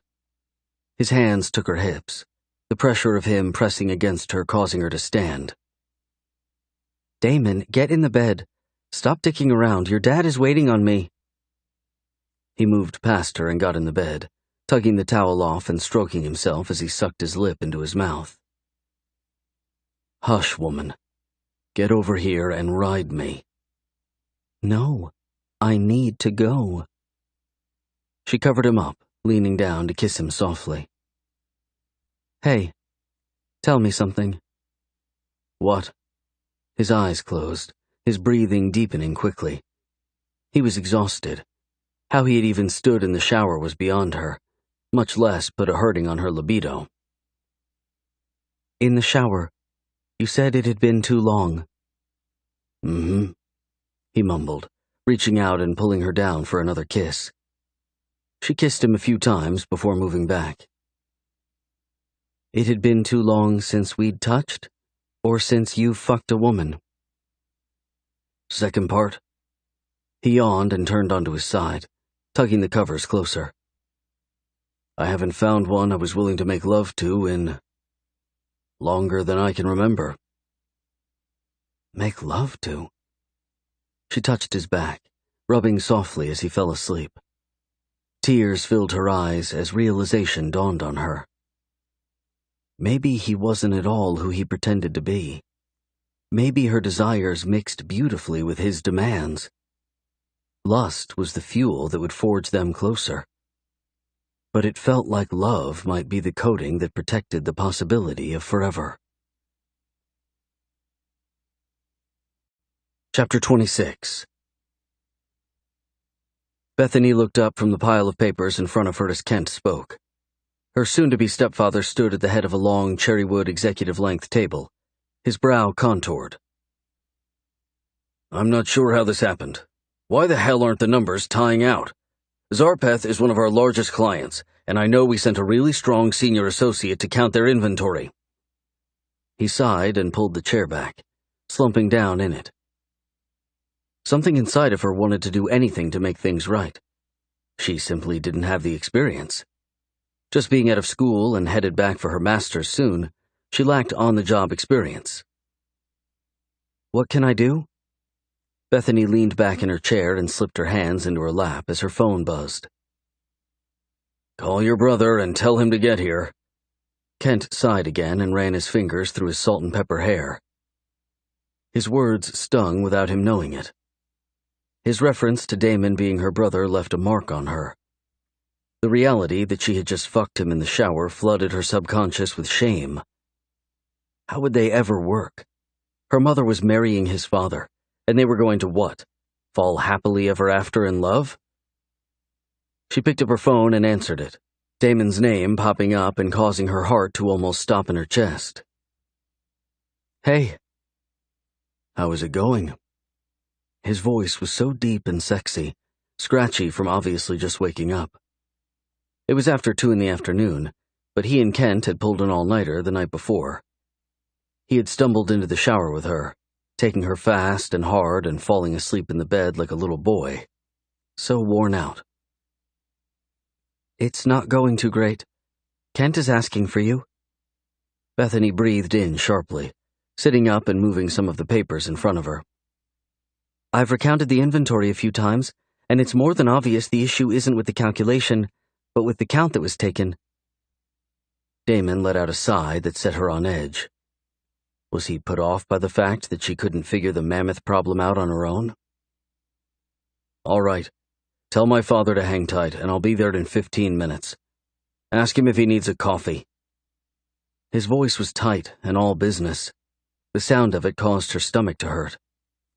Where was the man that had whispered his pleasure against her wet skin in the steamy shower? "Damon wants to know if you need a coffee?" Bethany moved the phone from her mouth and looked up at Kent. "No, I just need him to stop napping and get his ass here." Kent leaned back in his chair, closing his eyes and pressing his palms to his face. "He needs—" Bethany started, but was cut off by the sharp agitation in Damon's voice. "I heard him. I'm on my way." He hung up without another word. No asking if she wanted a coffee or if she was doing okay. No, "see you soon," or "missed you when I woke up." Asshole. Kent got up a few minutes later and walked out of the small conference room as Bethany stood and moved to the window, pressing her hand against it and fighting back tears. Had she imagined the softness of their morning after the sex? Had she made Damon into someone he wasn't? Memories assaulted her. "Come lie in the bed and I'll take good care of you." "That's all I've wanted since we met." He smiled and reached for her. He had admitted to not having sex in a long time, not because he was too busy or because he didn't physically need the release. "I haven't found one I was willing to make love to in longer than I can remember." Tears threatened to roll over onto her cheeks, leaving her looking like the lovesick child she was. She wiped at them angrily, trying hard to push away her feelings of inadequacy. He was tired, and the proverbial shit was hitting the fan. Of course, he was coarse and rough with her. He wasn't being unreasonable. She just realized that she needed more. No, expected more from him. "See something of interest?" His voice caught her off guard. She smoothed down the front of her black jacket, the dress under it striped with black and white. His eyes remained on her face, his mood sour, his expression pinched. He was tired, but damn him for not giving her anything to show that he felt something from their earlier interactions. "Just trying to figure this out and be helpful." She gave him a slight smile and walked back toward the table. "Yes, well, you're just out of college. I didn't expect you to offer assistance. You're here to learn, so watch as I figure this out." His voice was deadpan, as if she were as interesting as watching the clock on the wall tick second by second. She swallowed her emotions and simply nodded, moving to stand beside him. The inventory was taken in April and again in July, which are around the times it should be taken, but one was taken before the early morning shipments they receive and one after. They need to be consistent. Simply call the warehouse in Tampa and have them email you the receipts for the July early morning shipment. Reconcile the numbers, and this problem should be solved. He looked up and touched his finger to the side of his temple. You have to actually use common sense if you plan to get anywhere in this big world. It isn't genius we're looking for. Are you saying I should have been able to figure that out? Bethany took a step back, his reaction to her ignorance astounding and hateful. He looked up and lifted his eyebrow, a smirk tugging at the side of his mouth. Are you getting offended at me trying to make you a better accountant? You're not trying to make me better. You're pinpointing my lack of common sense. That's not something you learn in accounting classes. She put her hands on her hips as heat rose up her chest and coated her throat. And your tone is starting to get on my nerves. If you want to coach me to understand the details of shipment times at the client's warehouse, that's fine. But talking to me like I'm a dumbass because you know how things run at the Tampa plant and I don't isn't coaching. He let out a long breath. I understand that you think we should be holding hands and smiling at each other after this morning, but I'm not interested in a relationship. If you're not willing to be a woman who's worth my time, then you probably need to let me know that now. Save us some time. Bethany took another step back as a large ball of regret pressed into her throat, the room seeming hot all of a sudden.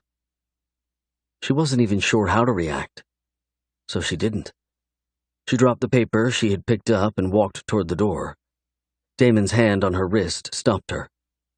She turned back and pinned him with expressionless resolve. I'm not like every other man, Bethany. You're not allowed to leave your mark on me. I'm here for sex, and if you are too, great. But if not, fuck you, she whispered, and smiled as if he didn't matter. She needed him not to, but he did. Far too much. Pulling from his grasp, she walked through the small door, the hall seeming to close in on her. She didn't stop until she got back to the hotel, the room ice-cold from leaving the AC on too long. She lay down on her bed, rolling up in the covers and regretting it immediately. It smelled like Damon, the deep, musky tones rushing into her nose and over her tongue as she groaned. They couldn't be a couple anyway. Could they? He was her fucking brother. No way they'd be able to figure things out. It was too complicated. So was sex enough? Could she just enjoy the feel of his hands on her, the taste of his tongue, the deep thrust of his body into hers? She groaned again, her nipples budding at the very thought. She was lost to the idea of being beneath him as much as possible. But was that simply because she loved him? If there was no love there, how could the emotion be so damned strong? Her phone buzzed. Damon. Bethany. She answered it very professionally, hating herself, hating him, hating every fucking thing. Kent and I are headed out of the office. Feel free to do whatever it is that you women do when you're pissed. I should be back later tonight, but if not, I'll be in the lobby at 10 tomorrow morning and we'll head home. Is there something you guys need me to do while you're out? She asked, her heart breaking over and over at his dismissal of her. She was smart and brilliant, and this cock of a man was trying to tear her down. Nope. Just enjoy yourself. I'll take notes today and you can read them tomorrow on the plane while I sleep. I'm sure I have another all-nighter. Let me know if you change your mind. She hung up this time as a hopeful "fuck you" through the phone. Tossing the thing halfway across the room, she let herself cry into the soft white pillow beneath her. She wasn't going to win the battle by being bitchy and fighting him with her own ammo. Having not been in more than one real relationship her adult life, she was way out of her league. The one thing she did have that he wanted, and he had admitted it, was her body. If he were willing to use his as a weapon against her, perhaps it was time for her to return the favor. Bethany turned over in the bed, her long hair splayed out all over the place, her makeup running into her eyes as they burned. He was a bastard, and yet she knew so much more sat just underneath the perfectly constructed facade that was Damon Bryant. Sex would be the tool, the only means she had of breaking him down. She wanted to know the man underneath, yearned for his time and attention. She would use herself and stick to the rule he had laid down for her a few minutes ago. She was most certainly going to brand herself all over him, but he wasn't going to get any further into her heart. She would wedge herself so far into his thoughts, into his desires, that he begged for her time, for her attention, for her sex. She wiped at her tears once more, her resolve setting into place. She hated to be a bitch and play dirty, but Damon left her no choice. Getting up, she walked to the small lounge chair in the room and texted Philip. Bethany, I enjoyed coffee the other day. We should do it again. Philip, me too. How about today? Lunch or dinner with me? Bethany, how about on Wednesday you come up and have lunch with me at work? Philip, not sure that would be okay with them. Bethany, they can't tell me who I can eat with, right? Philip, this is true, and the dick can't fire me. He already did. LOL. She smiled, unable to help herself. Hurting Philip wasn't on her laundry list of things to do, but getting him to help her break Damon in half, now that very much was, and it reigned supreme. Chapter 27. Tuesday morning came fast, Bethany having ordered room service the night before and stayed in her PJs all evening. A few sappy chick flicks later, and she was a ball of tears, wishing that something besides her new plan would work. She knew a different Damon existed. He was the one that Matt worshipped, the one that was shocked to find out that maybe she loved him, the one that held her the first night they were together, not kicking her out, but tucking her against him as they slept. Where was that guy? To what extreme would she have to go to dig through all of his protection to reach him? Was it worth it? What the fuck am I going to do when I get there? Because the truth of the matter was plain and simple. She was going to get there. It didn't matter what it took. Needing to know if anything could exist between them beyond the fiery physical attraction was paramount. Bethany finished packing up the room, throwing Damon's stuff in his suitcase as well. A soft knock on the door caught her attention. She tucked her pink silk blouse into a black skirt that hugged her hips but fanned out on her legs. It wasn't meant for the office, but perhaps a night on the town. She opened the door as Damon leaned against the frame, his hair a mess, his eyes bloodshot. I came to get my bag. Didn't want you to have to deal with it. He yawned and walked in as she moved back. His eyes shifted down her body, stopping on her legs. You look good. So one night of sleep left him acting like an ass, but two opened him up to be the guy she was in search of. His voice was soft and kind, his expression showing interest. She almost laughed, but caught herself. Making fun of him wouldn't get them anywhere. He might be kind for a few hours, but his anal retentive side would rear its ugly head soon. Better to play her game starting now. I packed it up for you, but I figured I would leave it. The bellman could come get it, or you could." She shrugged and walked toward her suitcase, popping the handle and pulling it toward the door without paying him much attention. "I'll get yours too. Just leave it there." He walked toward her, but she sidestepped him, her eyes brushing past him as if he were nothing more than a silly boy who thought to gain her attention. "I'm good. Take care of your own. I can take care of myself." She opened the door without looking back. "See you downstairs." Bethany walked into the hall, letting the door close before she let out her shaky breath. What if he took her rejection to heart and completely turned from her? What if her plan blew up in her face like most things had over the last few years? Nothing ever turned out right when she acted outside of her consciousness. Asking her mom to marry Kent to help her with her college funding had been a prime example. Yeah, college was paid for, but at what cost? She had fallen in love with her fucking soon-to-be brother. Riding the elevator down to the bottom floor, she coached herself. She could do this. She could be this girl. He was aloof and quite an ass, seemingly without effort. She could play that same game. If he pulled too far away, then she would stop playing and try something else. Why did she have to feel so damn desperate to make him hers? The thought was consuming. The need to belong to him was far more than a casual fuck, which scared her and broke her heart. She walked toward Kent in the lobby and smiled as she stopped beside him. "How did things work out for you guys?" "Oh, Bethany, great." He reached out and pulled her into a side hug, looking behind her as if trying to find Damon. "It was all good. Damon figured it out and we should be set. That boy is brilliant. I'm glad you're learning from him and not me." Damon's voice surprised her as he spoke behind her. "I'm not all that, Dad. I'm sure Bethany could have figured it out had I given her a chance." "You never give anyone a chance. You're a glory stealer." Kent laughed and moved toward the front desk, pulling his wallet from his back pocket.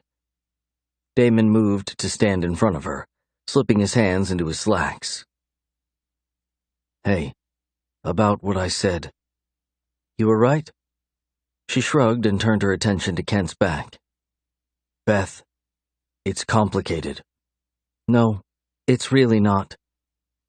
She smiled and turned back to him, letting her eyes move over the perfect planes of his handsome face, his dark eyes holding deep emotion. She ignored them completely, having sold out to pushing this speeding train off the tracks in hopes of making a last impact on him. "Yes, it is.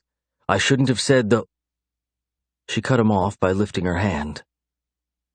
"I'm not interested in this. Your cock is big and you're as sexy as sin. I want our relationship to remain uncomplicated.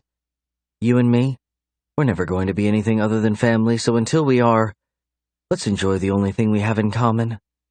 A love for fucking." She walked toward the front door, the anger in his gaze scorching her. If he wanted to apologize, it was far too late.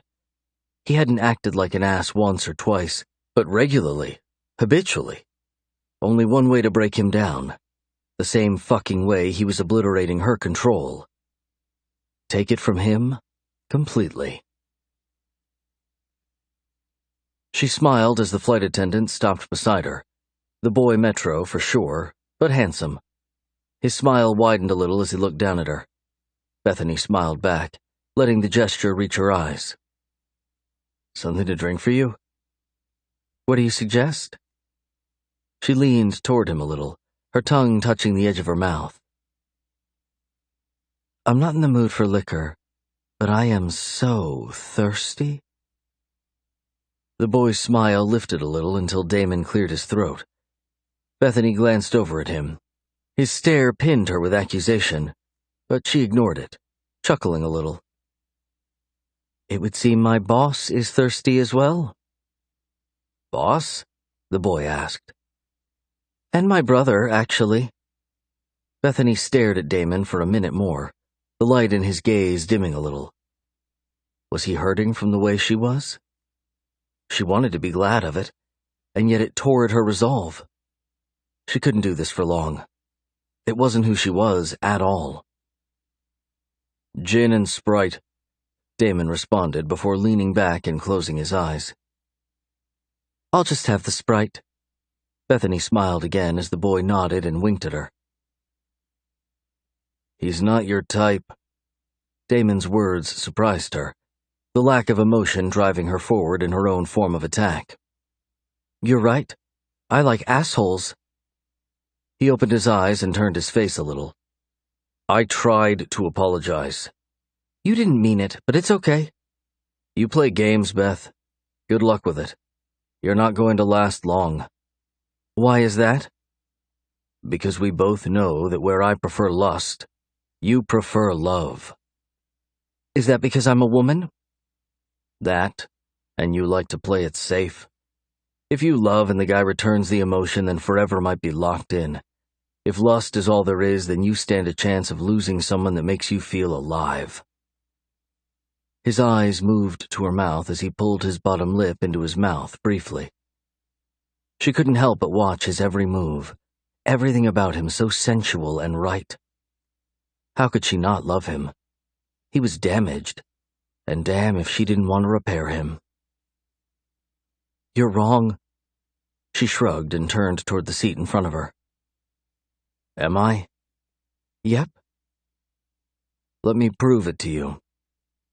He unbuckled his seatbelt and slipped into the aisle, the fasten seatbelt sign still on. He stopped and hovered over her as she glanced up at him. Lust takes courage. Love is for pussies. He leaned down and touched the side of her face. If all you feel is lust, meet me in the bathroom in the back. Prove it. I don't have to prove anything to you. She pulled back. The idea of having him take her in the small space of the restroom so fucking hot it caused her body to ache immediately. Oh, I wasn't talking about proving it to me. Come prove it to yourself. You want to play with the big boys? You have to believe the truth in your own game. Come earn your stripes, little girl. He turned and walked to the back of the plane. Turning back around in her seat, she closed her eyes and leaned her head back, not at all ready for something so raunchy. No matter how much of a deep, dark fantasy it was, there was no way she was giving control back. That's all he wanted by making the claim. She sat there for a few more minutes as her body woke up to the idea of him all over her. The deep throb between her thighs was a quick reminder that Damon's body was more than worth rendering control to him and allowing him to take advantage of her. The shower scene washed over her, and she stifled a moan, getting up before she lost her courage. Her fingers gripped the seats as she moved quickly, the door to the bathroom opening as she approached. She pushed her fingers into his chest and moved into the small space with him. His brow lifted as he chuckled. Never in a million years would I have expected you to get up. I don't care what you expected. She pushed at his chest slightly. He sat down, his fingers brushing the back of her knees. Love is messy, Beth. Stay with me in lust, and we can drown in each other over and over again. He slid his hands up her thighs, into her skirt, fingers running along the edge of her panties. He brushed by her sex as she closed her eyes, tugging away from him. Bethany turned and looked over her shoulder as she let her eyes drag across him. Take my panties off and stop talking your bullshit nonsense. Yes, ma'am. He smirked and reached up, his large hands palming her ass before he dragged her panties down. His wet tongue slid up the back of her thigh, his lips soft and sucking at her skin as he moved. She leaned forward, her back arching slightly as he moved her skirt up her back, his tongue licking at the swollen wetness of her lips. She pushed back as he groaned, the sensual connection with him enough to undo her. He licked a few times, his tongue lapping at the wetness he caused. She felt the loss of contact with him and almost started to move before he locked her into place with his hand on her thigh. The sound of his pants being unzipped caused her heart to flutter, her breath to catch. Come here, baby. Sit back on me and let me fuck you.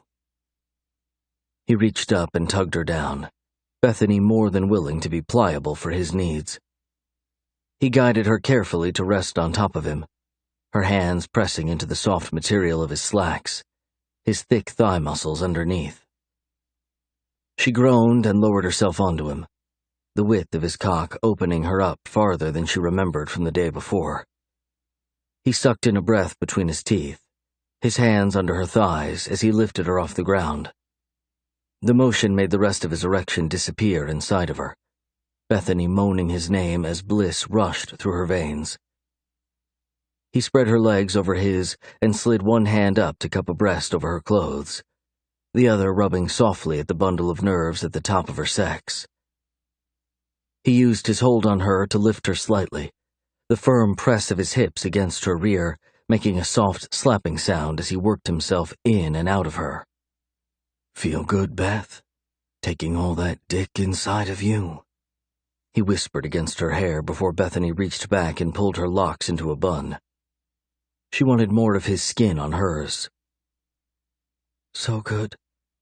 Don't stop, okay?" Her words were airy and filled with a dark lust that tore her willingness to stand strong against him apart entirely. "Never. Just hold on to my legs and take what I'm giving you. You want what I have, don't you, Beth?" He pressed his lips to her neck, Bethany's back arching to take more of him in. He pinched the softness of her clit between two of his fingers and tugged a little. "You want me all over you, deep inside of you, marking your sexy little body with my teeth and fingers. Tell me you want it as bad as I do." He lifted her with his thrust, every movement sending deep tremors of pleasure into her. She leaned back against him, rocking her hips forward to increase the friction of his fingers, his pinches hurting so good. "I want it as bad as you want the smell of me on your sheets, the sticky wetness of my cum on your fingers," she panted, almost unable to speak past her own want for all of those things. "You're damn right I do." He pressed his fingers in tighter, jerking them as she buckled, the orgasm ripping through her like none before. "Oh, fuck, Damon. No, no, no," she murmured over and over, rocking herself against the thickness of his cock, the soft pads of his fingers. Yeah, take it, Beth. Such a good girl. I'm going to destroy your desire for any other man. So it's my body you need, my cock you can't get enough of." She nodded as he continued to assault her with the truth of where she already was. He moved his hands to her hips, pulling hard and slamming her back down on him as he groaned softly over and over. "Fuck, you're perfect. Squeeze your ass and whisper my name. I'm so close, Beth. Take me over." He pressed his lips to her ear, jerking himself in and out of her as she quickly obeyed him. He growled loudly as his teeth sank into the soft skin of her neck, just behind her ear. Bethany yelped, but let the pain fuel the pleasure of knowing that he was going to explode any minute. He released his bite and groaned against her hair as he filled her, his hands digging in tightly to her bared hips as he moaned. "Oh, fuck, Beth. Oh, shit. So perfect. Delicious, tight little pussy. So wet for me." He groaned again and slammed her down once more. He shivered, moving to wrap his arms around her. The soft sound of knocking at the door scared the shit out of her. "Occupied. Be out in a minute." Damon spoke loudly against her neck. His tongue pressed to the throbbing skin at the back of her neck, soft licks and kisses not dimming the fire of his bite. "You bit me, you ass," she whispered, turning her face a little. He reached up and pulled her closer, brushing his lips past hers as his gaze burned into her. "As a reminder." "Of what?" "That I'm in control, and you, little pussycat, are mine." Chapter 28. Every move she made reminded her of the way he touched her in the airplane restroom. The warmth between her thighs was a constant pleasure that caused her mind to be distracted. She had planned to own him, but once again he had pulled her strings and assumed control. They walked off the plane in silence, Damon having fallen asleep pretty quickly when they got back to their seats. The look from the male attendant when he finally delivered their drinks after trying forever was pensive at best. Damon's hand rested in her lap, his fingers tightly wrapped around her upper thigh. She just smiled sheepishly at the attendant and decided not to worry too much about it. She'd never see the guy again, anyway. He could think all he wanted to her about her brother manhandling her thigh. The bite mark behind her ear was safely covered by her thick hair, but her fingers kept brushing by the swollen flesh, the pain almost unbearable. Why Damon would think he needed to bite her so hard was questionable. Maybe he just got lost in the moment. Bethany tried hard not to focus on the fact that he had blamed it on the need to mark her, to call her his. So many things lay between them, still unanswered. They were all about lust, and no matter how she felt about it, she was his. Too bad her body and mind were in a deep battle over what that truly meant. Kent joined them as they walked down the long corridor of the airport, dark circles under his eyes. "I'm going to get a cab to take us home. Damon, are you coming to the house or what?" "Bethany and I are going to grab something to eat and talk about the audit. You go home and rest. I'll get her over there later, or she can always crash at my place." She simply nodded, a little shocked at Damon's plan.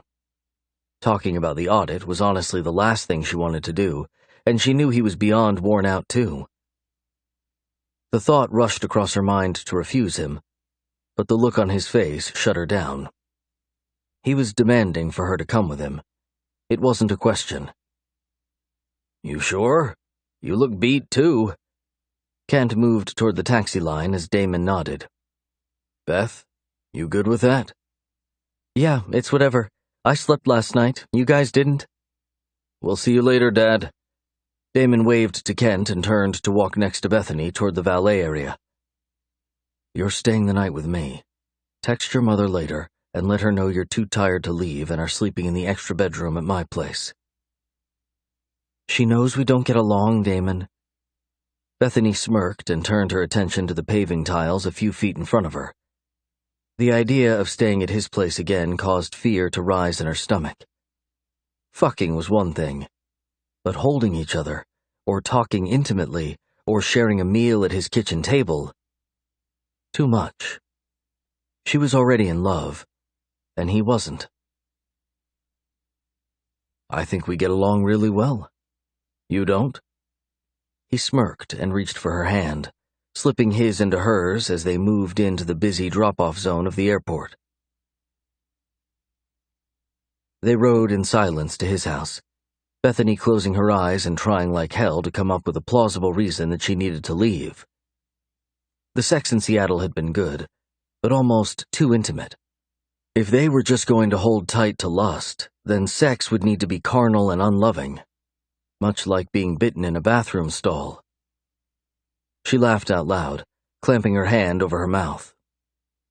"What's so funny, beautiful girl?" He smiled over at her. "Who are you?" She laughed again, turning to watch him while he drove. "You know who I am. What do you mean?" "You're bossy and domineering, promising carnality and nothing more, and yet you held me the first night we had sex. You talk about making love to me in the shower and treat me like shit when you get to the office. You fuck me in a bathroom and want more, that more being far more intimate than lust would allow." "How so?" "Sex at your house is intimate, Damon. It's around your stuff and in your bed." "I'm complicated." He shrugged, looking over as he slipped his fingers into her hair and brushed them by the painful skin on her neck. She yelped and slapped at him. "Don't touch that. It hurts." He brushed his fingers over it again, a smile lifting his lips. "Good. It's a reminder." "Yes, that I'm yours, but you aren't mine." She moved from him and leaned back, closing her eyes and hating like hell how much her voice let on that she was displeased with their situation. "No." It's a reminder that you're mine. I don't know what the fuck that means. I've never wanted someone exclusively, but I want that with you. Oh, so I don't see anyone who could potentially love me because you're going to lust me? Bethany turned to look out the window as the early afternoon sun sat high in the sky, blinding her. I don't know what it means, Beth. I'm tired. I don't want to have a deep conversation right now. I know. Just a deep fuck. She kept her gaze on the road just beyond them, but reached over and took his hand, wrapping her fingers around his. For now? Yes. Bethany followed him closely as they walked into the house, his shoulders slightly slumped, which was cause for concern. He looked over his shoulder, his eyes heavy with exhaustion. You hungry? No. Let's take a nap and then we'll get something to eat. Yeah, that sounds good. He moved toward his bedroom, stopping to lean against the wall as he pulled his foot up and tried to get his shoes off. Bethany moved in front of him and knelt before him, working to untie his shoes as his fingers slipped into her hair. Don't lie to me again, okay? She looked up as she tugged a sock off his foot. Lie about what? Anything. I guess I understand the Sadie thing, but don't lie to me again. One more time, and I've nothing left to give you. Got it? Don't treat me like I'm not intelligent again. Bethany stood, dropping the sock and looking up at him, her voice strong and steady. I'm fucking brilliant, and you tore me down yesterday because you have the sensitivity of a grizzly bear. He smirked. Do it again, and I'm serious. I'll quit and start dating someone like Philip who recognizes how brilliant, sensual, and beautiful I am. How badly I want to explore the depths of my sexuality, but how very important it is to a girl like me to only give that gift to a man who loves me. A man who treasures me, Damon. He reached out and slid his fingers into her hair, leaning down and brushing his lips over hers. What if we're wasting our time with these games? I don't know if I can be that man. Or if I want to, Beth. She smiled and pulled back from him, walking toward his bedroom as she pulled her silky top from her and dropped it behind her. I don't know if I want you to either. Crawling into his bed, she swallowed the lie, grateful that he was being open, and yet his truth hurt more than a lie might. He was too scared to reach out beyond himself, and though she knew that, she wanted so badly to heal him. Would the cost of doing it leave her barren and alone? He stopped by the edge of the bed and slipped out of his slacks, unbuttoning his shirt and sighing softly as he crawled in the bed. She had pulled off her skirt, but left her panties and bra on. Damon slipped in behind her, sliding an arm under her head and pulling her back to his front as he spooned her. His naked body felt so right against hers, his arms tight, as if he were scared to lose her. Does your neck hurt, baby? He whispered in the darkness of his room, his voice so good it ran across her nerve endings and caused her to moan. She arched her back a little, rubbing her rear against the consistent throb of his erection. Yes, but I'll be fine. She wrapped her arm around his, locking him to her. His hold on her was a clear indication of the battle that raged within him. I'll put something on it when we get up. I shouldn't have bitten you that hard. Just felt so fucking good to think about marking you. Do you mark all the girls you're with? She whispered, fear tugging at her at what his answer might be. Never. You're erasing lines I have set up for myself, Beth. He turned slightly and yawned loudly before snuggling back into her. His breathing deepened as he slid his hand down her side, running his fingers over the wet mound of her sex beneath her panties. He kissed her back and slid his fingers up slowly, pressing into the tightness of her ass. His words tore her open, her soft gasp the only sound in the room. I want in here. You're going to open up for me soon. I don't know, she whispered softly, never having done anything outside of normal missionary sex, and to be honest, not much of that. "It will hurt a little, but I'm going to take you there, Beth. You'll beg for more when I'm done with you, baby." He kissed her neck again, his fingers rubbing back and forth between her entrances. "Tell me you want it." "Go to sleep." She reached down and pulled his hand from her as he growled softly. A smile lifted her lips, the notion that he was willing to help her explore pleasure leaving her breathless. "I will. But don't be scared to explore your body with me. I want you to feel so much pleasure, baby."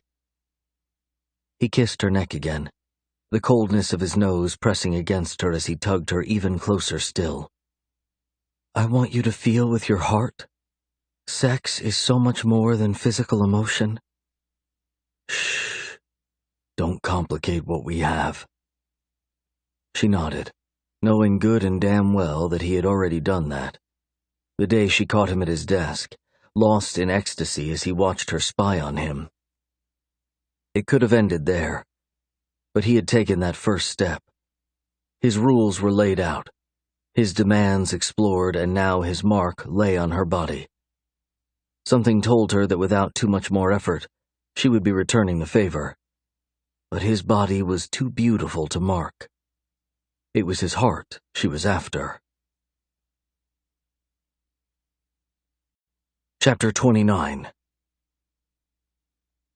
He slept late into the afternoon, and as much as she wanted to stay with him, she needed to clear her head.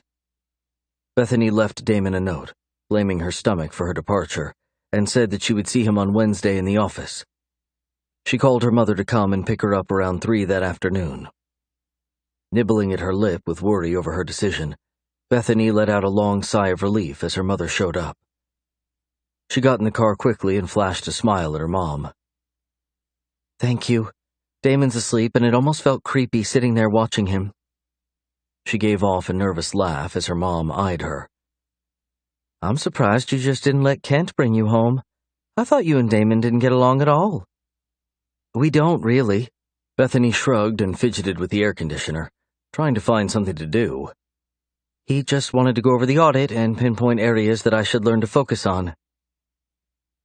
"Bethany, I know he's a really good-looking guy, but you know he's about to be your brother, right?" The tone of her mother's voice shifted. There was some hint of understanding in her words. Bethany's stomach contracted painfully as she glanced toward her mom. "There's nothing going on with me and Damon." "Maybe not, but one of you, or perhaps both, wants there to be something. I heard how passionately you were fighting at the house before the trip, Bethany. No one uses that much energy and emotion unless something lies behind it." "I'm not having this conversation." Bethany turned and looked out the window, feeling all of 10 years old again. Going back to Kent's was a mistake. She needed to pack her shit and get back to campus. She would go into the office the next day, wrap up a few things, and then have lunch with Philip. After that, she was headed to meet with the professor she would be spending the rest of her semester trying to impress. Being a teaching assistant wasn't at all her idea of a good time, but it wasn't up for discussion. Master's degree students were required to spend 2 semesters giving back for a reduced rate. "Okay, but I'm here when you need to." "I won't," she barked out, wanting to crawl in a hole and disappear.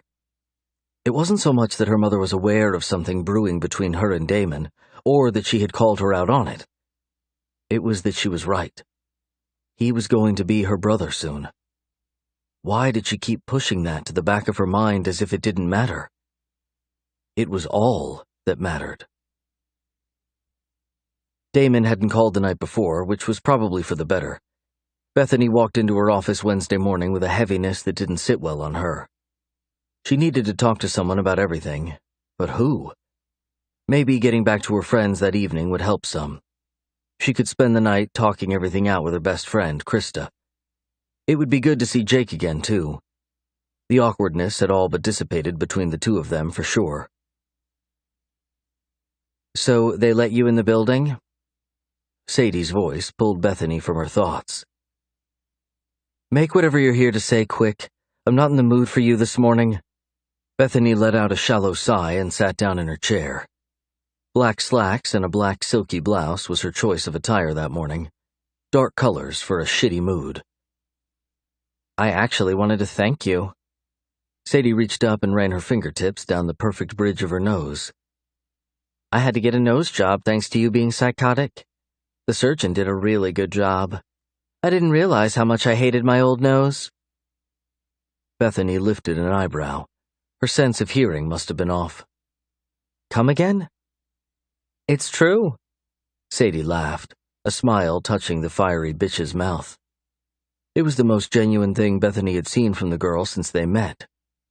"I'm sorry for being a bitch. I hate making new friends, but, well, we're all going out tonight if you want to come." "All I had to do was punch you in the face to get you to lay off?"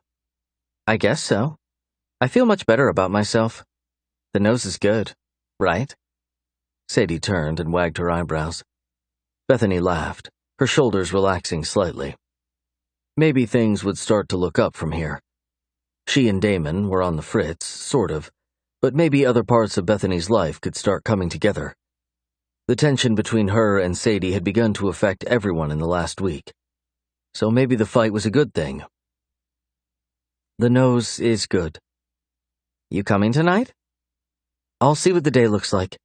I need to go back to campus this afternoon to start working on my master's pre-work." Bethany reached over and started her computer, working to keep her voice neutral. She was still in shock that the conversation was even happening, but wanted to hold her cards tightly to her chest. Could be a setup. Sadie wasn't beyond it. "Are you two having a normal conversation?" Ben stopped at the door by Sadie as Bethany smirked toward them. "I think we are," Sadie replied and moved back out into the hall. "All right, well, we're meeting downstairs at 6. Feel free to invite Philip or whoever you're seeing now." "Thanks." Bethany motioned for Ben to come into her office. "How was Seattle?" he asked, taking a seat and repositioning his bright blue tie. "It was okay. I wasn't much help, but I don't suppose they expected me to be." "You guys get everything sorted out?" "They did." She crossed her legs and leaned back in her chair. "Are you going to this outing tonight?" "Yeah, it's just to a local bar." "Another club?" Bethany mumbled, rolling her eyes. "No, just a bar. We're going to have a few drinks. I'm going. You should come with us." "I'll see. I was hoping to catch up with some old friends back on campus." "Damon an ass while you guys were there?" "He was pretty stressed out. He had his moments." "I hear he and his girlfriend are having issues. I would just steer clear of him. He always acts like this when he's upset about stuff." Ben smoothed his hand down his chest, flattening the tie before standing. "Anyways, keep that on the down low, but I know you have to interact with him a lot, so don't take anything personal." His girlfriend? Was Ben referring to her and he didn't know? Bethany was aware that she was far from his girlfriend, but surely the senior associate in front of her wasn't talking about a different woman that Damon was seeing. Was he? "Will do. I didn't know he was seeing anyone." She stood, unable to remain comfortable while Ben looked down toward her. "Yeah, some girl that's had him wrapped around her finger for a while. He won't give up the goods. He never does." Ben laughed and walked out, calling over his shoulder, "Call if you need me." "I will," Bethany muttered before sitting back down. She would have to drown herself in work until lunchtime, or the idea of Ben talking about another woman in Damon's life was sure to undo her. Her phone buzzed just before 12. She picked it up and smiled, grateful for the distraction of having lunch with Philip. Her intent had been to use the poor guy to make Damon jealous, but that had changed. She couldn't do it. And, honestly, Damon had shifted recently back more into the guy she wanted to know than the one she saw in the office the day before. Guess sex on a plane changes things.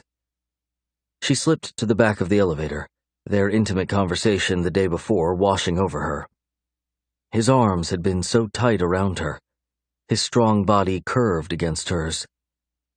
He was everything she wanted, and yet with every subtle step she took forward, he seemed to leap back. It wasn't meant to be. But could she stop pressing forward in hopes that it would become something great regardless? She slipped off the elevator with a large group of people. Her body warmed at the idea of exploring everything Damon wanted to do to her. She wanted the opportunity to be a bad girl in front of him. For him. Only him. There you are. Philip walked up and reached out, his fingers grazing her arm. Sorry, I got wrapped up in an assignment. How are you? I'm really good. I grabbed sandwiches and chips for us. That okay? Sounds great. How do you know what I like on my sandwich? Bethany moved to the small table and took a seat. Reaching to pick up the dark drink, he moved toward her. I made a few assumptions. I figured if you didn't like any of this, I'd just go get you a damned chocolate donut. She laughed and picked up the bag of Doritos between them. 3 different bags still sitting on the table. I hate that you spent all this money. It's no big deal. I got an internship at another big firm. I start next Monday. Oh, that's great news. Bethany sat back, letting the lovely sound of his voice wash over her. He was handsome and kind. That he was her age, and not looking to make her feel like an idiot or bend her over a desk, sat in his favor. She wanted so badly to like him, to invite him into her world and let it be the two of them that worked toward creating a relationship. But she couldn't. Philip. What a surprise. Damon. Bethany glanced up as she slipped another chip into her mouth. Damon's gaze was light and almost friendly as he extended his hand toward Philip. Philip shook it, his lip quivering slightly as Bethany watched him. Yes, sir. Just having lunch with Bethany. I mean no disrespect. No, it's me who owes the apology. I read over the files after everything calmed down and realized the error of my ways. Your job is yours if you want it back. Damon almost sounded sincere, but something about his expression begged the question. I appreciate that, sir, but I've accepted a position elsewhere. Our loss, then. Damon's eyes moved across the table, stopping on Bethany for only a moment. Enjoy your lunch date, then. How can I not? Philip laughed as Damon's smirk slid into a smile. I agree. Intelligent woman, great roast beef, and the world at your fingertips. Damon started to move, stopping only to glance back at Bethany for a moment. Good job this weekend. Nice reminder of what you're capable of. I almost underestimated you. He smiled, but it didn't reach his eyes. Bethany turned back to Philip as Damon walked off, his comment a sucker punch directly to her stomach.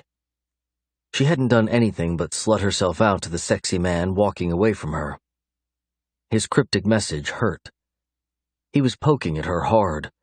The lust versus love conversation wasn't going to die anytime soon between them. She tried hard to focus on the handsome boy before her, but the minute they wrapped up lunch, she headed to visit with her boss. They needed to discuss a few things, and none of them could wait any longer. Chapter 30. She didn't think to stop by her office before going to his, her focus simply on setting things straight between them. She needed to know if she was the girl Ben mentioned, or if Damon was playing a bigger game than even she had even imagined. Bethany walked off the elevator as Linda, his receptionist, looked up and smiled. Bethany's eyes averted toward Damon's office as the door opened and a pretty blonde she had seen before walked out. The girl waved and smiled to Linda as she fixed the smudge of her lipstick on her bottom lip. Her clothes were a little disheveled, or appeared to be. Stopping cold in her tracks, Bethany's eyes followed the woman, who seemed out of place in the middle of their office. Her heels were a little too high, her dress a little too red. This had to be the other woman. Linda said something, but Bethany didn't hear her as she turned and walked to Damon's office. She reached out and pushed the door open, slamming it behind her. Damon turned around, his hands on his tie, as if he were just putting it back on. "Need something, Beth?" He tilted his head as he moved toward her. "Who was that?" She hated the accusation in her voice, the sadness that permeated the edges of her words. Who was who? He stopped in front of her and pinned her with the dominance of his stare. Who was that woman? Yes. First you tell me who that boy was that you were having lunch with. He took a step toward her, his demeanor shifting from very professional to aggressive. Bethany took a step back, reaching out and pressing her fingers to his chest as he continued to stalk toward her, his face shaded a light pink. You know who that was. I'm not here to play your fucked up games. Oh, but aren't you? You brought that boy up here to my cafeteria for a reason, right? Who is he? I'm not answering that. She hit the wall behind her, a soft sound of surprise leaving her lips. He leaned menacingly over the top of her. Who the fuck is he to you? I know who the punk ass is. What does he mean to you? I'm starting to think you're right. You are playing a game, but I'm not. Bullshit. He's nothing more than a friend. Why here? What purpose did you have in bringing him here? Did you want me to see you two together? Is that what you wanted? No. I mean, yes. Fuck, I don't know. She pushed at his chest, but he only crowded her more. The heat rolling off of him was almost stifling, the dark press of his gaze making her want to pant for air. This was too much. He was overwhelming. Get out of my office, and when you grow up, come back. He started to move as she reached out and grabbed tightly onto his jacket, pulling him back flush against her. His hand slid up the wall behind her as he pressed his hips forward, reminding her quickly how well they fit together. No. Who is the woman? I'm not leaving here until you tell me. She's a client, Beth. I don't fuck our clients. Just your interns? Beth pushed at him as she moved from the wall. I gave you what you wanted. I can't help that your feelings have changed. He shrugged, his face expressionless. And yours haven't? She asked as tears slipped against her gaze. The world blurred, and she hated him for making her feel 2 inches tall again. Wait, let me make sure I have the facts straight. His voice rose another octave as she wiped at her tears. The woman who left the office was far more than a client. By the shifting of her clothes and the adjusting of her lipstick, that much was apparent. Stop. Bethany moved toward the door, not wanting him to leave her with the guilt that belonged to him. If you were seeing someone, you should have said something. I know you're good being a whore, but I'm not. You fuck me on a plane yesterday. Leave me a note when I ask you to spend time with me. You bring Philip to my place of business and rub him in my face, and then you come into my office accusing me of what? Sleeping with Mrs. Finnegan? Is that what you're accusing me of? Bethany took a shallow breath and closed her eyes. I'm leaving. I have to be at school. Yeah, you do that. The side of his beautiful mouth lifted as Bethany opened her eyes. His own expression was filled with hurt. Something not quite right about the conversation. Damon? No, you've said your piece. Go about your business and keep wondering if the color of her lips is pressed on my skin, Beth. I know what you're thinking, but you know what? You don't know shit about me. He walked to his desk and picked up the phone, turning his back to her and barking out instructions to someone, most likely Linda. Bethany stood there for a few minutes, her heart shattering over and over again in her chest. He was right. She didn't know much about him, but what she did know she didn't like very much at all. She walked quickly out of his office, holding back the torrential flood of tears until she slipped into her own office. She closed the door, turning and gasping at the enormous vase of red roses. There had to be close to 50 squeezed tightly together. The office smelled blissful. Walking toward the flowers, she let her tears fall, most likely from Kent or Philip, someone who understood that she was a good person, an intelligent woman, and a force to be reckoned with.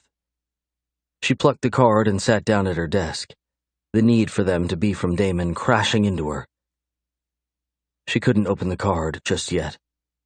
She let her head drop, her chin pressing against her chest as she lifted her free hand to her face to catch some of the wetness that fell from her eyes. How painful his continued rejection of her was. He was confident and assured, mature and locked into a successful life. She was a simple girl looking for the next exit on the road from adolescence. He didn't get it. He didn't understand her and the need she had to be loved, to be adored and treasured. It was over between them. Simple, and yet so damn hard to convince herself of. She opened the card and let her eyes scan over the words, the world stopping for a moment. Beth, you're right. I'm scared. I've not let anyone in my heart, in my life, ever. I have a lot to work through, but if you're willing to be patient with me, to be true to me, I'll try. I want you to be mine first, and then we will work on me being yours. Take a chance with me. D. Fuck, she whispered, another round of tears dropping from her eyes. If she hadn't been branded his before, she was now. She reached for her phone and called his office, the call shifting her to Linda. Is he there? Bethany asked. No, he left and said not to bother him for the rest of the day. Sorry, kiddo. Bethany hung up and texted him. Bethany, I'm sorry. I shouldn't have invited Philip. I shouldn't have accused you of sleeping with the client. I'm just lost in this, Damon. I'm lost in you, and I feel like I'm the only one waiting to be left with nothing, to be made a fool of. His text took a few minutes, but relief flooded her when she received it. Damon, I don't want your apologies. Save them for someone else. I'll make my offer once, and if you don't want it, then we're done. Tonight, my place. Leave your fears, your accusations, and your panties somewhere else. They aren't welcome here. Brave enough, Beth? She texted back one word, her world crashing in around her with need for the man that left her breathless, the one that dragged her into depravity, and could possibly be the most important thing in her life at present. Bethany. Yes. Chapter 31. Being back on campus felt good, felt right. Bethany breathed in deeply, the heat in Texas stifling, but the smell of fresh-cut grass and honeysuckle made it worth dealing with. She wasn't looking forward to working for one of the business professors for the next semester, but it was a requirement of the master's program. She would just buckle down and get through it and keep her eyes on the future. The future. Seemed as though Damon was willing to be a part of that plan. She honestly couldn't fathom it without him in it, and yet they still had so many obstacles to jump over to get there. The fact that they were about to be family was the largest, but working together and both being so damn bullheaded were competing for a close second. Bethany moved back as a large group of girls piled out of the business building, one of them turning to give her a once-over. She chuckled and slipped into the coolness. Wanting anything other than a man had not occurred to her, but it was becoming more and more the norm to consider both men and women as partners. She shrugged the thought away, not needing more than Damon. She could barely handle him. The thought of another woman with them, touching her man, caused possessiveness to rise inside of her. Just no, she muttered, and jogged up the stairs to the second floor. She still wore her work clothes and was glad of it. Her destination was a vast auditorium. Cost accounting was required for anyone who wanted to be a business major, regardless of whether they were going into accounting or not. A handsome, distinguished-looking man glanced up and smiled kindly. "You must be Bethany." Yes, sir, Bethany Miller. Nice to meet you. Pleasure is all mine. Kendall Tarrington. He extended his hand, his gaze professional and remaining on her face. She let out an internal sigh as she relaxed. The guy wasn't a douche or a perv, from what she could tell. She could totally do this. I have to admit up front that cost accounting was not my favorite undergrad class. She smiled and he chuckled, taking his hand back and pulling a pair of glasses from his pocket. He looked up. I'm not thinking too many people would say that it was. He shuffled through a few papers on the desk in front of him as Bethany stood quietly. He was probably in his mid-30s, in great shape and smelled like heaven. He probably struggled a lot with beating back the hordes of college girls that took his classes and worked to grab his attention. She tilted her head a little, noticing no ring and feeling even worse for the good-looking man. Most people like financial accounting better? She tried to make conversation as she walked toward the front row of the auditorium. Taking a seat, she dropped her purse beside her and laid the small notebook she'd brought with her on the makeshift desk before her. Oh yeah. The rules in financial are clear-cut, and you can simply push forward. With cost, the rules change a little depending on the various scenarios you might find yourself in. He glanced up as he pulled a notebook from the pile. Here we go. She turned as he took a seat to her left, leaving a few between them. His light blue button-up shirt and dark blue slacks were perfectly matched to his tie. She couldn't help but smile. His messy brown hair and dark green eyes only added to the complete package of his persona and appearance. He was the typical accounting type, and yet his looks could allow for a modeling career if he were up for it. So I'm thinking I'd like for you to be here on Tuesdays and Thursdays. He opened the notebook and adjusted the metro-styled glasses on his regally shaped nose. That good? Or does it interfere with your master's classes? That's fine. How old are you?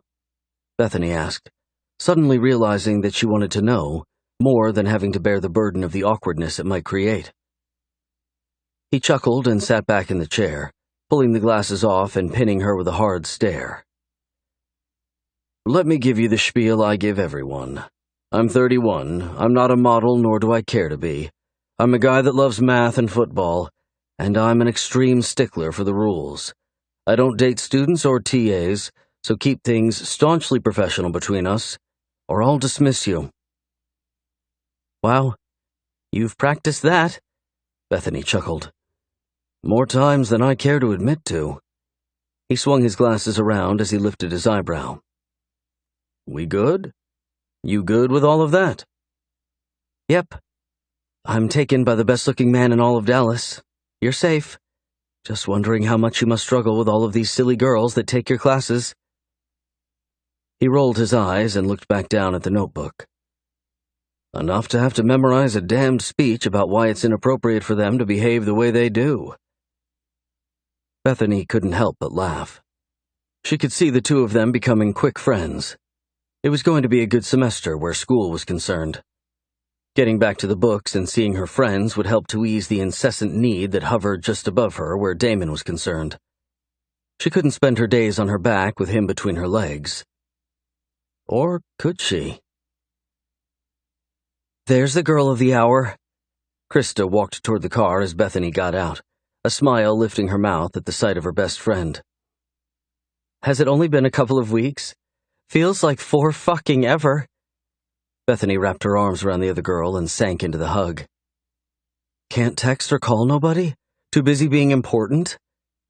Krista moved back and tugged at a strand of Bethany's long hair. You too, butt nugget. She winked and walked toward the apartment. She would be staying with Krista most days of the week, some at Kent's place, and hopefully some in the arms of her handsome stepbrother. Bethany reached over and ran her hand down the back of Krista's hair. You totally got some lowlights put in your hair. Krista opened the apartment and moved back. I did. I just felt like it was too blonde. With it being so short and gold, everyone kept calling me Tinkerbell. Bethany laughed and let her eyes scan the living room before sinking down into the old beat-up green couch she had come to love. Tinkerbell is beautiful. And thin. I'm not. Krista grabbed a handful of her stomach and shook it. Bethany rolled her eyes. Where's Jake? He'll be here soon. He had to meet with the new professor he's going to be TAing for. You guys still together? Bethany asked, wishing like hell she would have kept in better contact with her friend. Why had she let her new life completely suffocate her old one? Didn't seem right. No. We didn't really get together. He was confused, I guess. Krista shrugged, her smile sliding to a frown. Bethany patted the seat next to her on the couch. What do you mean? I thought you guys just decided after graduation that you liked each other.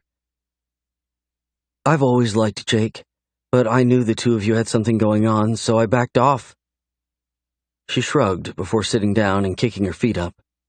He thought he wanted to give things a try too, but he just up and changed his mind last week. Why? I don't know, he didn't explain it. Are you upset? Bethany reached over and ran her fingers along her friend's arm. Yes and no. Explain. I wanted something to happen between us, but it was so weird. He's been one of my best friends for 4 years. She leaned back and closed her eyes. I'm good with us just being friends. It's better that way. Every time I think about us making out, I keep wondering if he's wishing I'm you. What? He wasn't interested in me, Chris. I tried, remember? Yeah, but I think he was just overwhelmed or shocked. He's asked about you, like, every day since you left. There was a slight twinge of bitterness in her voice. The hint of it stung, but there wasn't anything Bethany could say to make things better. Jake had completely rejected her the night of the graduation party. Hell, she had stripped naked and walked toward her bedroom, beckoning him to come with her. Damon would have taken her in the hall before she could make it to the privacy of the room. The thought caused her body to tighten, her hormones to flutter. I'm in love, Bethany blurted out, knowing that she couldn't say anything in response to Jake, but she could most certainly share her own situation that would make anything Jake might be thinking moot. Krista opened her eyes and sat up, shock registering on her face. Really? Who? One of the guys at the firm I'm doing my internship with? Her cheeks burned with embarrassment. The idea of blurting out the fact that Damon was her stepbrother just wasn't going to happen. No way could she share that. Anyone with half a sense of morals would slam her to the ground. A knock at the door surprised both of them. Bethany got up as Krista laughed at their silliness. Jake stood on the other side as she opened it, his smile warm and reminding her of so many good times. Hey, you. He stepped into the apartment and pulled Bethany into a hug, nuzzling his face into the crook of her neck. How many times had she wanted this very thing over the last few years? She didn't now, and even if some part of her did, there was no way in hell that she could hurt Krista or imagine life without Damon. Good to see you, buddy. Bethany squeezed Jake in a bear hug manner and moved back. His eyes moved across her as he smiled. She reached out and brushed his long blonde hair from his eyes. You need a haircut? Well, you don't. You look great. He stared for another moment. Bethany shut the door behind him and walked back to the couch. Thanks.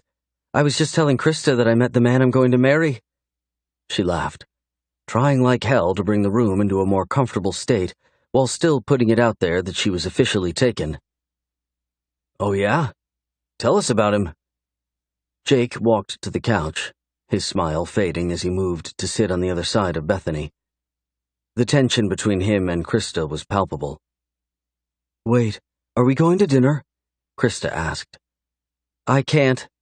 I need to do a few more things for work tonight. Bethany gave an apologetic look before turning back to Jake.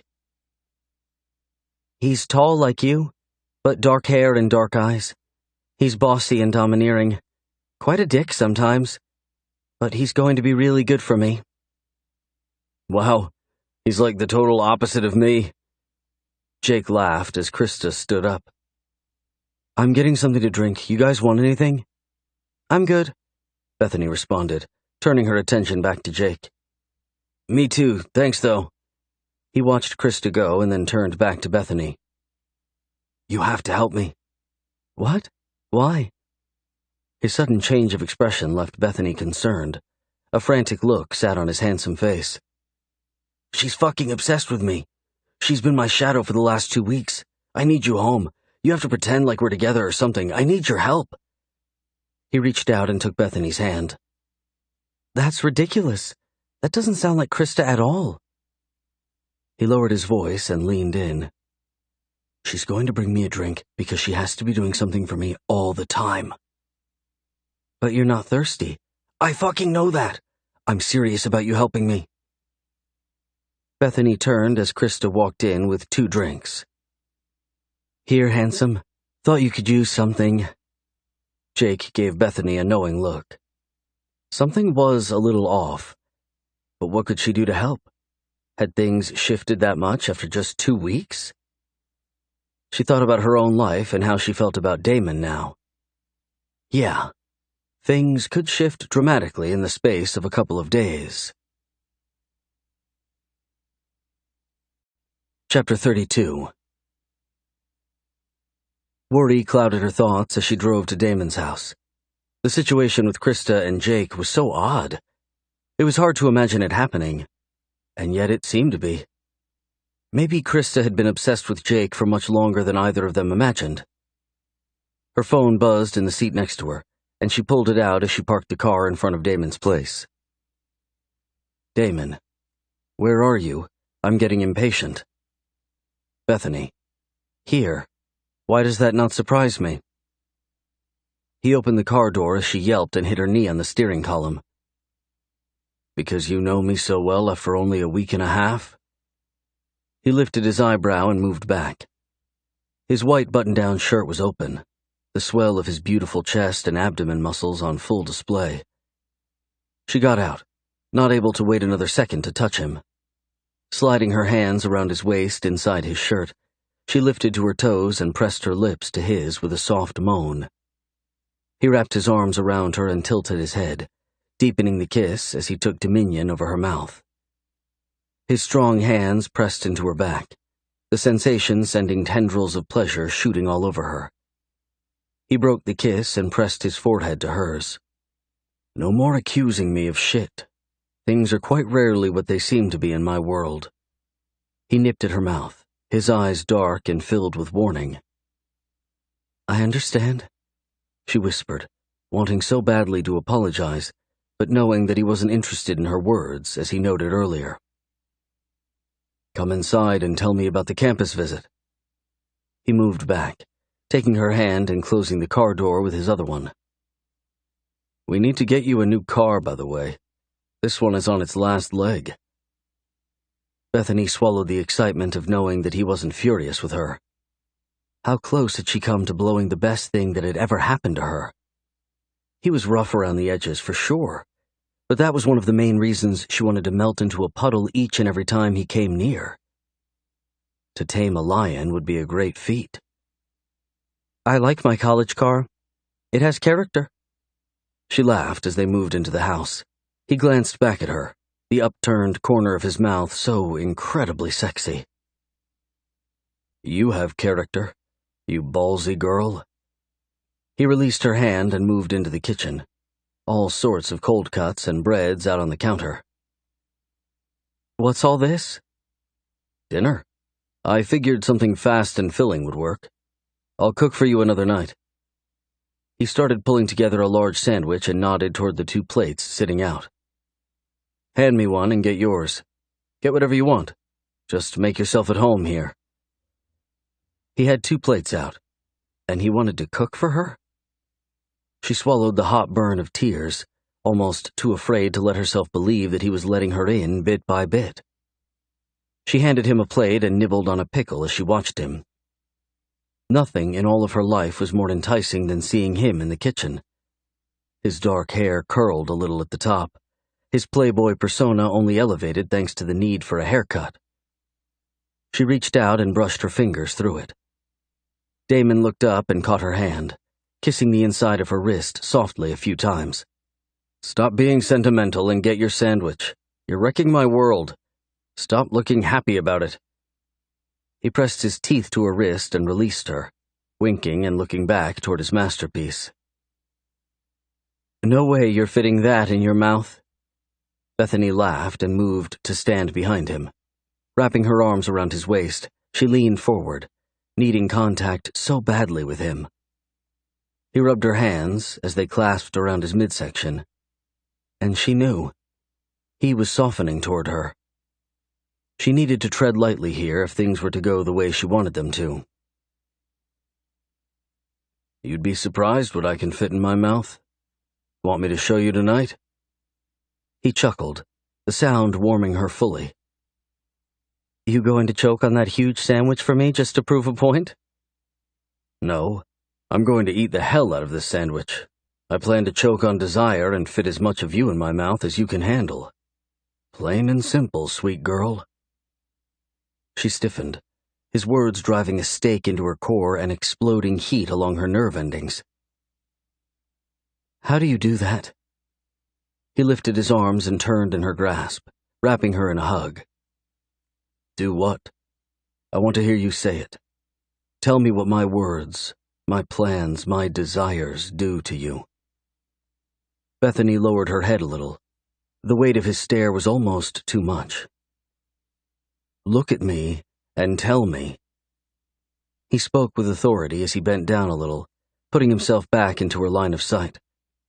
She straightened her shoulders and nodded, telling herself over and over that she could do this. "You make my body ache. It comes alive with your words." "My promises?" "Yeah. I want all of them." "How does it ache? How does it come alive, Beth? Tell me. Describe it for me. Make me tremble with need to fulfill that wicked ache you have because of me."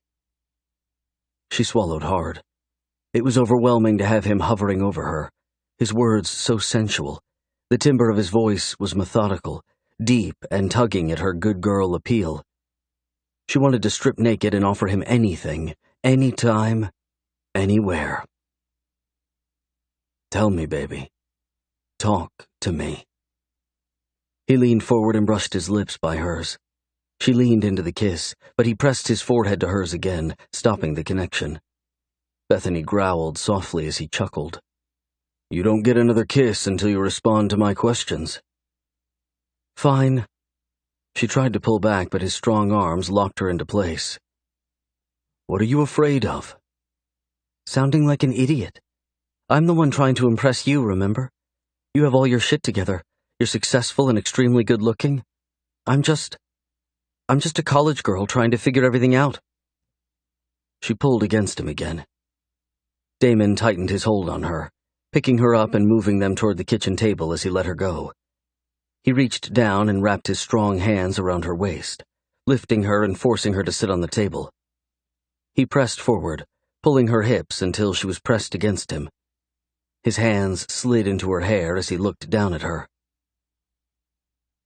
"Every time I see you, my cock hardens to the point of pain. I want to rip your fucking clothes off and teach you a lesson for what you do to me. But something inside me stops that violence. That something is the warmth that rushes through me, Beth. It coats my insides and yet still burns along the trail of my pleasure points. My heart races, my palms sweat, and the lust burns brighter. But differently. It's a need, a desire, a demand that forces me forward toward you." He pressed his hips forward, the thickness of his erection brushing against the junction of her thighs as she let out a soft yelp. "You're not a girl." He leaned down and dragged his nose along her jawline as he inhaled deeply. "You're a woman. You're my woman. Stop acting like that girl. I don't like her. Be who you are and tell me what I do to you. I need to hear it from your lips. Demand it from me." "It's like a fire," she started as she reached up and pushed his shirt from his shoulders, reveling in the beauty of the beast before her. A sharp, stabbing jolt of electricity. It starts in my stomach and races along my skin, leaving me hot and wet, needy and willing to do anything just to feel your hands on me. Good, baby. Keep going. He bent over her, pressing his body to hers. The soft brush of his lips along her throat almost undid her, the strong tick of her pulse in her neck only getting worse as he whispered along her skin. It's not just your words, but seeing or even thinking about you. I want you to explore me, to teach me and open me up. I need to be beneath you, bent over for you, on my knees for you. You do, baby. I need you too. He whispered against her ear as his fingers slid between them, pressing softly into her wetness above her slacks as he growled against her throat. I want to drown in your scent and bathe in your depravity. I don't know why you chose me, but every word, every look, every touch breaks me in half. I can't imagine my life without you, she whispered. Her body tensed and shook slightly as he pressed his tongue to her collarbone and dragged it slowly up her neck, his lips and teeth pressing to her chin as he groaned. He moved back and pushed softly at her chest to force her back. Bethany descended, leaving her elbows behind her, unwilling to watch the ceiling. She needed to see him. He ran his hand from her neck through the valley between her breasts to the top of her slacks, tugging a little as his dark brown eyes moved back to meet her gaze head-on. Tonight is about us. I want you to know me a little better, and I want to explore the deepest parts of your body. You want my heart. You're going to have to come after it. I keep it on lockdown and have for so long I'm not sure it's truly available anymore. I want you to have it, though. He undid her slacks as she kicked off her shoes. Lifting her hips, he pulled the silky material from her legs, his hands rubbing her thighs firmly as he watched her. Bethany panted, the room shrinking to nothing more than him. His hunger was overwhelming, the sensation of being swallowed whole very much where she was. He reached up and wrapped his fingers around the small string of her panties on each hip, pulling down and chuckling deep in his chest as he chucked them behind him. Taking a knee in each hand, Damon opened her legs to leave her on full display for him. His finger ran down the length of her swollen sex, the slick, pink skin throbbing painfully as he glanced up at her. Relax and let me touch you a little. We'll eat soon, but I need this. I need to watch you come for me. When I tell you to come, you do. Not before that. Got it, sexy girl? Bethany nodded slowly, her tongue pressed between her teeth as she struggled to breathe. He ran his finger along her sex again as she groaned loudly and lifted her hips, the top of his digit slipping into her. Needy baby? He asked, his voice so deep and sensual as it skittered across her exposed flesh. Fuck yes. Bethany lay back, her heart trying to beat its way out of her chest. She moaned loudly, the sound animalistic and emotional as he slid 2 fingers in her and pressed his other hand against the top of her sex, his palm rolling in slow circles as he worked his fingers in and out of her.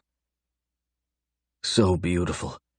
Tight little body taking what I give you and wanting more. You want more, don't you, Beth? It was almost a command, not a question. He glanced up at her as she lifted her hips in rhythm with his assault. Yes, she groaned, not caring what kind of needy whore she must look like to him as she forced him to work her hard and fast. His soft panting shot her over the edge, and she gripped the tablecloth as her ass came up off the solid structure. I feel it. You're swelling on the inside. But I'm not ready for that yet. He pulled his finger out and patted her pussy softly. His eyes narrowed as she looked up at him and let a long, angry sound rise from her. More, she whispered. Wait. I want you to hear me when I say I'm going to be in charge of this relationship. He patted her wetness again as she writhed beneath his touch. Tell me you hear me. I'm in charge of your body. I'm the only one that makes you come. Ever again. Tell me, Beth. Yes, you're the only one that can make me come. I'm only yours, Damon. Please, stop fucking around with your games and give me more. These aren't games. They're a training ground. He slid his fingers deep inside of her and pressed deep against the part of her that caused the world to explode. Come for me, baby. Come hard, Beth. A long sound left her as her body contorted, hips pumping against him as he bent over and pressed his lips over her clit, sucking it deep into his mouth. The world shattered, and she let herself dive into the deep end of the pool. No air needed. She wasn't ever willing to come up again anyway. Chapter 33. What did you mean by a training ground? Bethany asked before lifting her sandwich to her lips. She sat in one of his t-shirts, her body bare beneath it. Soft music played from the TV as they snuggled into the couch together. Exactly what it sounded like. You're not used to a man wanting to take pleasure from you, both his own and yours. Damon licked mustard from his finger before glancing over at her. If I'm going to settle down with one woman, I want her to get used to me taking what I want.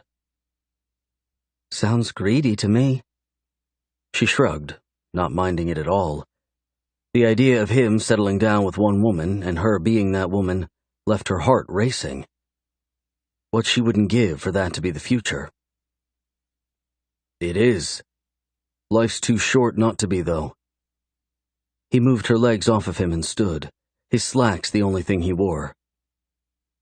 Plus, it's not like I'm taking something from you that you don't want to give. I'm talking about opening you up to the possibility that as your man I know what you need, and if I ever don't, well, you just speak up, and it will be yours. Not able to respond, Bethany watched him pick up her plate and walk back toward the kitchen. He was devastatingly gorgeous, his ass flexing in his pants perfectly as he moved. The thick swell of muscles running along his spine and rolling over his shoulders left her dizzy. How in the world had she ever ended up so lucky? When was the rug going to be pulled out from under her? Surely it was coming. You want anything else, baby? He yelled from the kitchen as she turned and curled up on her side of the couch. Just you. He walked back in, lifting a beer to his lips and taking a deep drink. Tell me about your afternoon. The part after you almost dicked up our relationship again. She kicked at him playfully as he smiled, sitting down and pulling her legs back into his lap. She pressed his thumb into the bottom of her foot, rubbing softly back and forth as she felt herself begin to melt. I just met the accounting prof I would be working with for the fall. He reminded me of a proper version of you. She laughed. The side of Damon's mouth lifted in a smirk. The proper version? Poor guy. No, it's just that he was good-looking and really well-dressed, but he was very standoffish. He told me his age and the fact that I would be ejected from the program if I so much as looked at him in a sensual manner.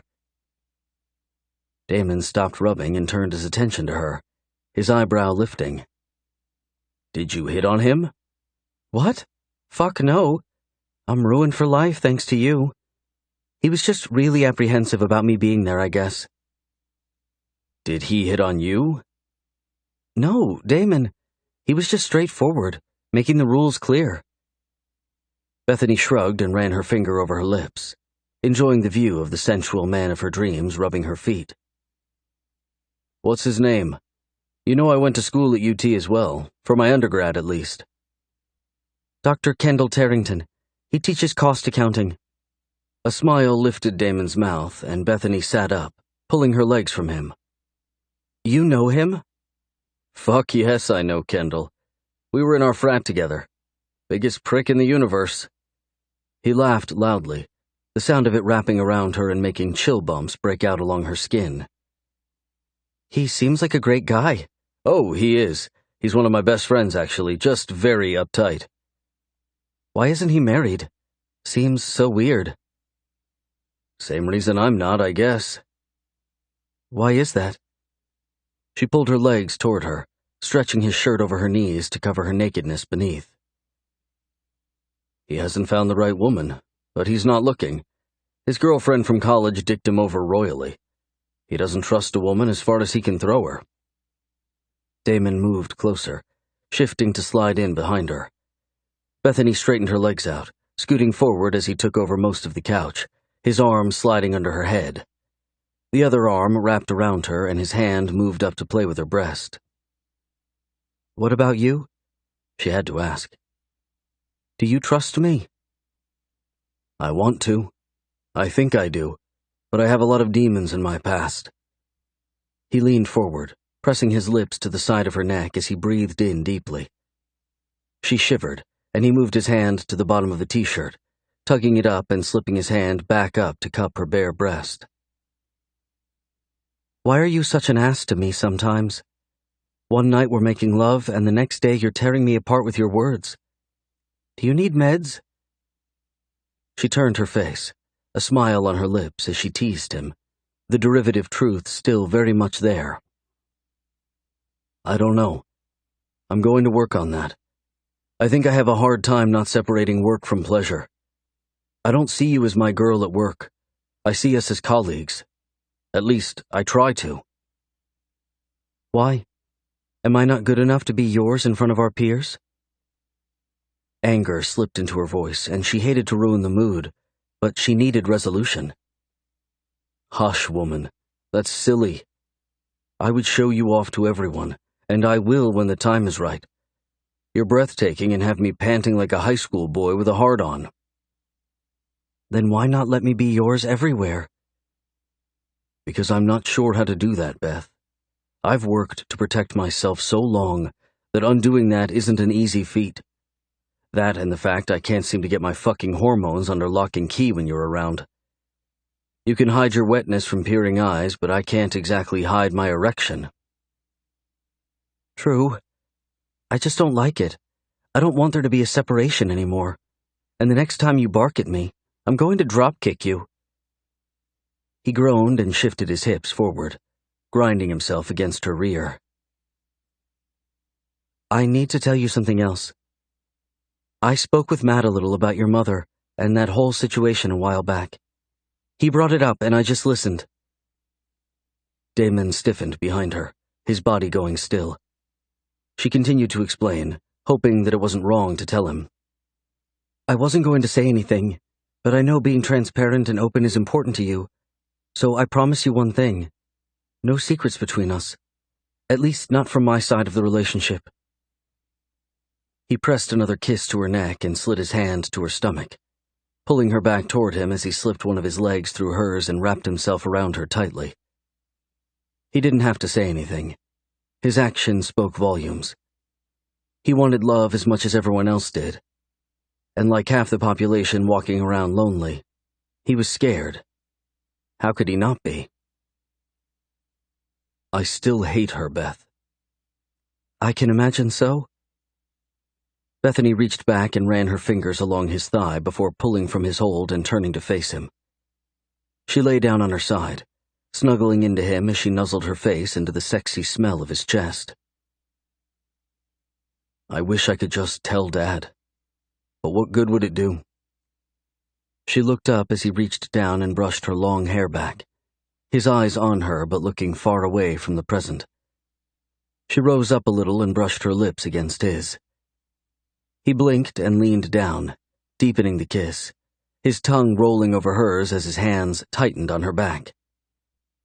Moving back from his oncoming assault, Bethany licked her lips and reached up to touch his with her fingers, committing the softness of them to memory. Not telling him makes you feel like a liar, which is what she was. I don't understand it fully, but I really think you need to get this off your chest. He kissed her fingers before sliding his hand back under the t-shirt, his fingers rubbing softly over the curves of her rear. He pressed his hips forward, grinding his hardness against her softness once again. Maybe. I don't know. I don't want to think about it right now. I want to make love to you until you drag me deeper into the depravity that your sexy little body begs me for. He shifted them again, moving her to sit on top of him. "Take the shirt off for me." He extended his hands above him, tucking them behind his head as his eyes narrowed slightly. Bethany pulled the t-shirt over her head and dropped it on the floor next to her, her body bare and on display for him. Everything I want, right here. Do I trust that it won't be gone soon?"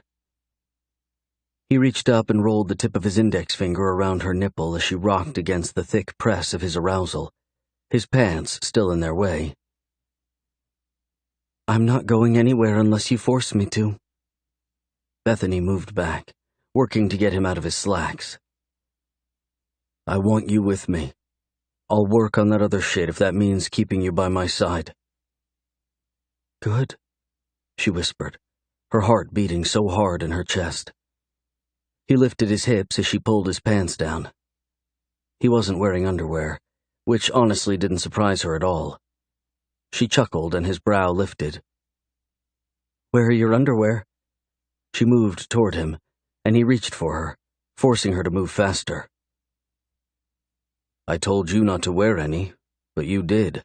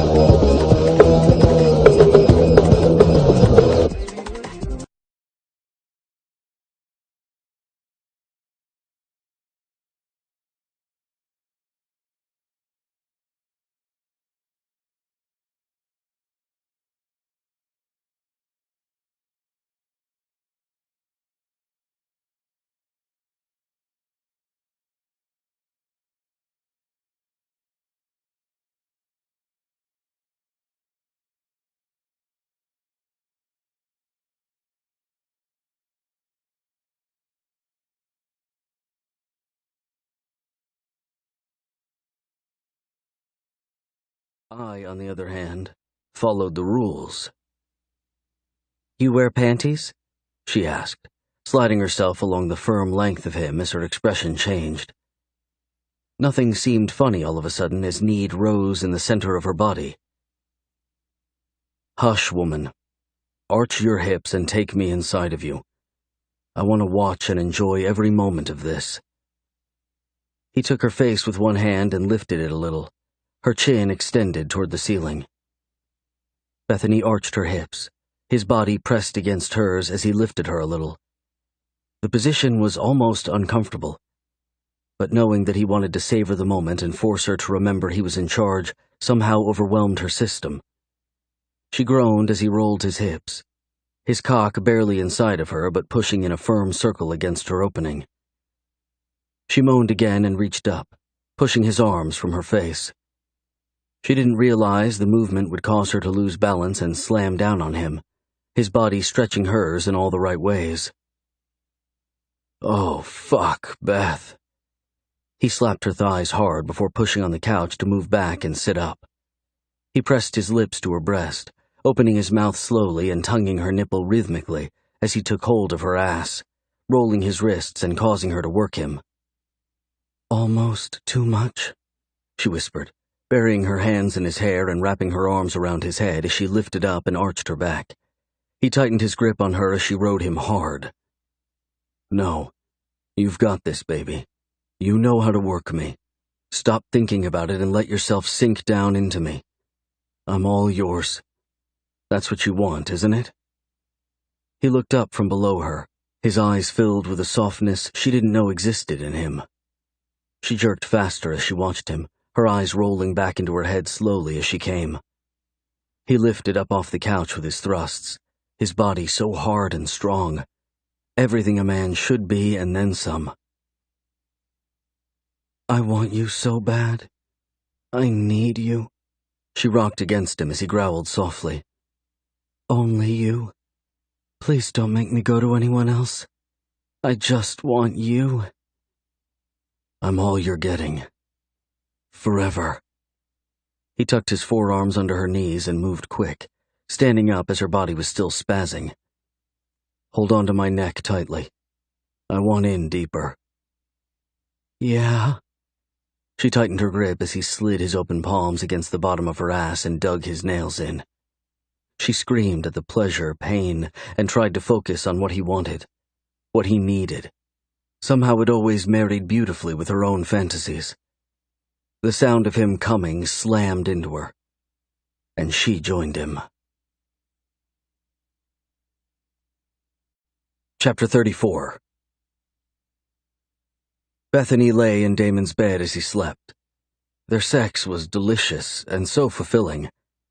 He hadn't taken her much longer after they stood up, the pressure overwhelming them both. After a quick shower, they had slipped into bed. She couldn't sleep, her heart far too full to let her mind rest. Various scenarios of where they might be headed ran through her, none of them ending with a happily ever after. She growled softly and slipped out of the sheets around 3 a.m. Damon's soft snoring was stupid levels of precious, his big, strong body laid out across most of the queen-sized bed. She picked up the towel she had been wearing earlier, wrapped it around her, and walked to the couch. She turned on the TV and muted the sound as she nibbled at her lip. How badly she wanted to tell him that she loved him. But the last time she did, he had taken it poorly. Or had he? Shock sat on his handsome features, his voice losing strength as he whispered his response to her confession. "You love me?" She knew that Kent and Matthew loved Damon, but had his mother not been forthcoming with her love for him?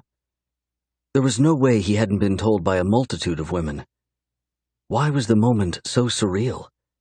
Why did it haunt her so badly? The idea of him moving beyond his past sounded doable, but she knew quite well that hers still clung on her like a well-worn coat. Living in poverty and fear never seemed to lose its grip on her. It left her wanting love and acceptance. Was her willingness to compromise with some of Damon's anger issues part of that? He hadn't at all been angry that night. He had been loving, and seemed to be shifting in his own rules and standards. Anyone who had been hurt as badly as he had was forced to create a tight wall, a fortress of sorts, that everyone would be forced to contend with. He would be hers. It was only a matter of time. The sound of her phone buzzing caused her stomach to tighten, worry sprouting inside of her. Who in the world would be calling at 3 a.m? 12 unanswered text messages registered on her phone, all from Jake. "Jake, Bethany, I need you to call me. I was serious today, and Krista isn't acting like herself. Did she take meds when you guys were together? Maybe something for bipolar disorder? Just call, please. The messages got increasingly worse, the intensity in his words driving Bethany to move from the couch in search of her keys. Was he overreacting? Probably. But the messages screamed of panic, and from what she could tell, Krista was beating at Jake's door, waking up the neighbors and shit. That didn't sound like Krista at all. Bethany hit the call button on her phone and picked at her lip, pacing in front of the couch as she tried to think of what to do. No answer. She growled in frustration and tried Krista. Damon walked out, rubbing his eyes and stopping by the large ornate fireplace that most likely never got used. Too damn hot in Texas. Can't sleep?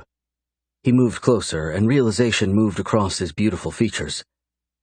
Bethany walked to him and reached out, brushing her fingers along his chest as she tried to ground herself in the present. No answer. Fuck, she whispered and turned from him. His hands pressed into her shoulders, but he didn't speak. The fact that he was there with her, his arms moving around her to offer comfort, was overwhelming. Tears blurred her vision as she left a message. Chris, it's me. Please call me back. Jake has been texting me and I'm not sure what's going on, but I need you to call me. I'm really, really, really worried about you. If I don't hear from you in like 10 minutes, I'm coming over. She hung up and turned as a tear dripped onto her cheek. The last thing she wanted to do was remind Damon that maybe she wasn't the woman he needed her to be. She was stuck in the middle of some weird college bullshit and was simply still a stupid, childish girl. Baby, what's the matter? He pulled her in tightly, his grasp reminding her that if they were going to move forward, they were going to have to do so together. Would he laugh at her, or chide her for being an idiot? Just college drama shit? She pulled back as her dinner rose in her chest. Obviously, whatever it is, it's upsetting you. He reached up and wiped away her tears, leaning over and kissing her nose. I'm not one-dimensional. I try to be, but believe me, it takes effort, baby. Tell me what's going on. Who are these guys? What guys? Bethany sniffled, anxiety wrapping around her. Something was wrong. Krista or Jake should have called by now. Chris and Jake. No, Krista and Jake. My two best friends in college. Krista is my roommate, and Jake has been a good friend of mine since my freshman year. They dating? She wanted to, but he didn't. I don't know. Bethany pulled back and ran her fingers through her hair. It's complicated. You need to go over there? Sounded serious by the message you left. Yeah, I need to go. I'll see you tomorrow. He reached out and grabbed her, pulling her close and looking down at her. The seriousness in his features left her concerned. Surely he wasn't going to pull the selfish card and not let her go without making her feel like shit for leaving him. I'm going with you then. You're not driving yourself in the middle of the night. No, I'm good, really. I'm sure I'm just overreacting and there is nothing to be worried about. Well, let's go check it out then. Get dressed and I'll drive. Bethany leaned in and kissed him softly. Thank you. Of course. He released her as she jogged toward the bedroom. Fear tore up her insides, but having Damon willing to go with her made it seem like the world was finally righting itself. Does your friend Krista have a history of being a violent person? Damon asked, reaching over and taking Bethany's hand. No. I mean, I don't know. We've been friends and roommates throughout college, but I didn't know her before then. Are we headed to her place or this guy Jake's? Jake's. He's the one that seemed panicked. She reached for her phone and plugged in the address before linking it to his Bluetooth. This should keep us on track. Good. I think when this is all cleared up, we need to go by your place too. Why? To see if Krista is okay? We can do that, but I was more thinking of christening your bed. He smirked, and she relaxed slightly, thankful for his mood being spot on with what she needed. Can I ask you something? Yes, unless it's about my mother. I'm not ready to go there just yet. No, I'll let you start that conversation when you are ready. She rubbed his fingers with her own, wanting to crawl up into his lap. Do you think our relationship can develop past the fact that we're about to be siblings? Of course. We're siblings by marriage. My father's choices aren't going to tell me who I can and can't be with. You and I have every right to be together. Do you think they will see it like that? She hated to have the conversation, but honestly, it was the last barrier to the idea of them actually making something of the future. Plus, she seriously needed to get her mind off of the situation with Krista and Jake. She might go crazy if she let herself ponder it too much. Outside of Damon and her mother, Krista and Jake were closer to her heart than anyone else. I don't give a damn how they see it. If things crumble with my father because of this, then we'll pick up and start somewhere else. So, you're seriously considering giving us a try? You and me? He glanced over at her, his gaze kind and thoughtful. Yes, us.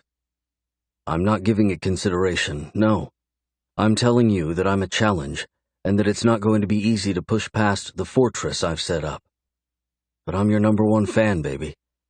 If you want to persevere with me, then I'm willing to do more than try. He shrugged and turned his attention back to the road. Bethany watched him as sleep tugged hard on her resolve to stay awake. I'm sleepy. I like you, Sleepy. It transforms you from beautiful to ridiculously cute. Makes me almost feel bad for wanting to lick every inch of you. He glanced over and smiled. Don't feel bad. Just do it. What?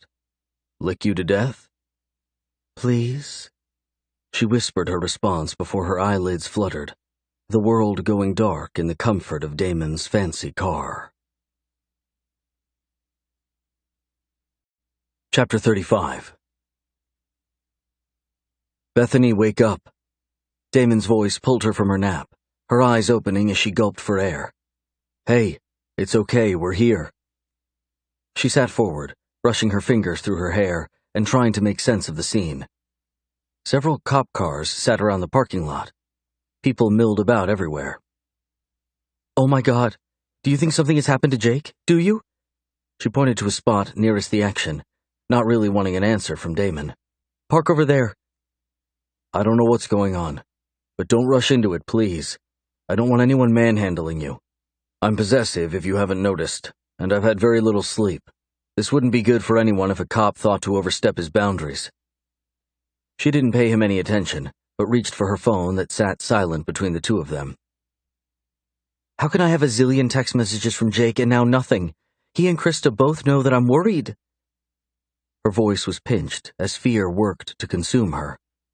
Damon parked the car and got out, moving to her side. Opening the door, she reached for his hand and he helped her out. He wrapped an arm around her waist as they walked toward the commotion.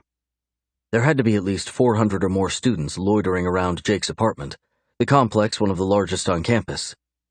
What are the odds that this is all related to Jake? I mean, it could easily have been someone else. People overdose on drugs and shit all the time. She mumbled to herself. Excuse me, guys, you can't go any farther than this.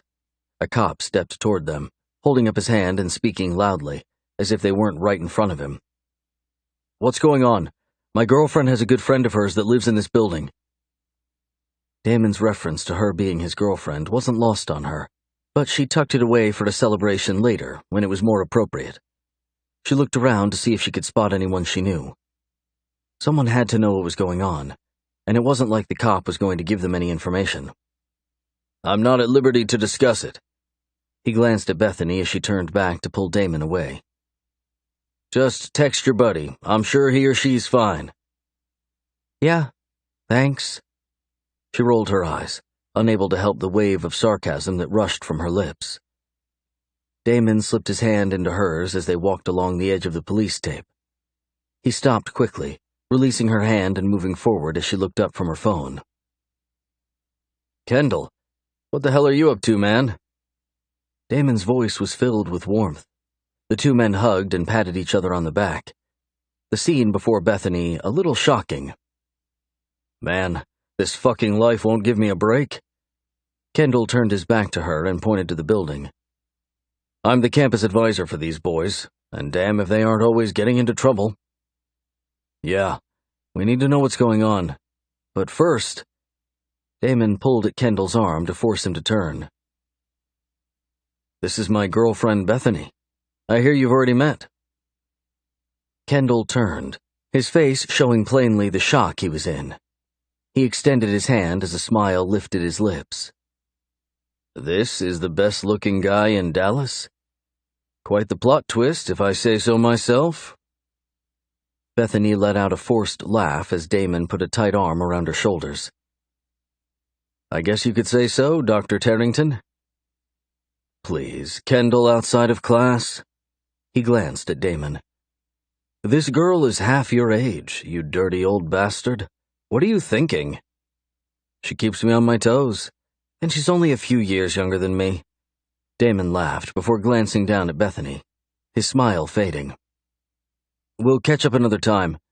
She's worried about a good friend of hers. What's going on? I honestly don't know yet. I was told to wait here, and the minute they finished swabbing the place, I would be brought forward to answer questions. Who was hurt? Was it an overdose or what? I don't know, but I'll be the one to call the boys' parents. I know the police were called about an hour ago, so whatever happened most likely just happened. Is someone dead? No, they would have mentioned that. I know one of our students has been taken to the hospital via the ambulance, but who or why? No clue. Kendall shrugged and ran his fingers through his brown hair as he looked back toward the complex. I'm almost surprised you're teaching still. Damon reached out and squeezed the other man's shoulder, Bethany a little shocked by the warmth between them. When Damon had referred to Kendall as a good friend, she thought he was using the term loosely. Yeah, well, I love it. Can't let a couple of scandals rip your dreams from you. Kendall shrugged and kept his gaze on Damon. They ever prove your innocence? Yeah, the girls finally relented, but you know how that goes. They watch me like a fucking hawk now. I had to give Bethany here the same speech I give everyone. I would never date a student, and yet... He shrugged and let out a long sigh. She wanted to ask questions, but it wasn't her business, and honestly, it would just leave things too familiar between them. She liked knowing that she would be working for someone on campus that respected Damon, but being friends with him herself didn't seem like a good idea. They needed to keep things very professional to make sure no one in administration questioned him where she was concerned. She would never want that. Fuck them. I'd be shocked if there was ever a girl that could melt your resolve where the rules are concerned. Damon scowled. I've not found one yet, that's for sure. A cop walked toward them and Kendall moved forward. Which of you is Dr. Tarrington? That would be me. Kendall raised his hand as the cop motioned him forward. If you could come with us, we've got a few questions for you and need to fill you in on what to tell the boys' parents. Good guy, Damon spoke, his eyes moving along the crowd. He turned and pulled Bethany into a warm hug, kissing the top of her head. You okay? Yeah, just too much lately. I pray nothing happened to Jake. I should have turned my phone up louder or something. If anything happened to him... I doubt it's him, Beth. Let's just wait until we find out before we move into full-blown panic. He kissed her hair as she looked around the crowd. I just wish I could find someone I know that we could talk to. Someone that could give us information quickly. Like now. She pulled from Damon's hold, her stomach in knots. Surely, if it wasn't Jake, he would either be walking around or would have responded to seeing the missed calls from her on his phone. The sun was barely breaking over the edge of the sky when Kendall walked back with the cop, stopping in front of Bethany. Hey, they have Jake's phone, and they're saying that for some reason he was texting you before the accident. Oh shit. She clasped her hand over her mouth, her knees going weak at the fact that it was Jake. What happened? Is he okay? Shit, I knew something was wrong. Damon moved in, offering his arms to keep her standing. Bethany choked on a sob as tears began rolling down her face. She tried to rein them in, not wanting to appear weak or become useless to them in any way. Yeah, they aren't letting us talk about it, but I will tell you that he's in critical condition in the hospital. It's looking good, but anything more than that is off limits. I need to call his parents, but the cop is going to want to question you and what your relationship is with him. I got her, Damon spoke, taking Kendall's attention and assuring both him and the cop that they would do whatever necessary to help. I'll be back in a few minutes. Don't go anywhere, okay, kiddo? The cop nodded, turning his attention to Damon. Keep the phone with you, too. We're going to want to look over her text messages. Damon nodded as Bethany turned toward him, her lip trembling as she tried to pull herself together. I hate it when people call me kiddo. Do I look like a kid? No, baby, but he's an old man. We're both kids to him. He reached out and ran his fingers down her hair. It's going to be okay. Let's finish this shit, and we'll go find where your friend is at the hospital. Bethany nodded as her phone buzzed in her hand, scaring her. She lifted it toward her face, the number a private one. I need to take this. She moved from Damon as he let her go. The sun busted through the dense fog of early morning and warmed her skin. She let out a long breath and answered the call. Hello? Bethany? It's Krista. Oh my God, where the fuck have you been? Jake has been in an accident, and I have messages on my fucking phone that implicate you in what a... Krista cut her off. Shut up. I need your help. I'm at the police station, and you're my one call. I need you to call my dad and tell him I need his lawyer. What? Why? What the fuck is going on? Look, you're my only friend. Just make the damned call, please. Why didn't you call him? He won't talk to me. My number is blocked from his phone. What the fuck am I supposed to say?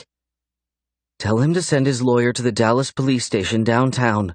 Tell him I'm being charged with either attempted murder or first-degree manslaughter. It depends on whether Jake pulls through or not. Oh my God. Did you? Damon's arms wrapped around her from behind as the earth shifted beneath her. Was this shit for real?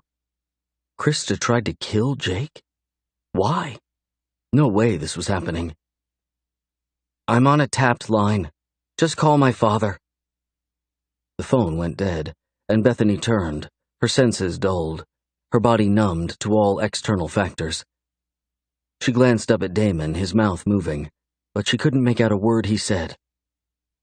Was love so powerful that when denied it could rear its ugly head and leave violence as its only outlet? What kind of person was capable of that type of malevolence? The kind of person that loves for the very first time and loses that light. The darkness their last reprieve. Their only option. Chapter 36. 1 week later. You look like you've had a long week. Linda, Damon's secretary, spoke from the open door of Bethany's office. You could say that.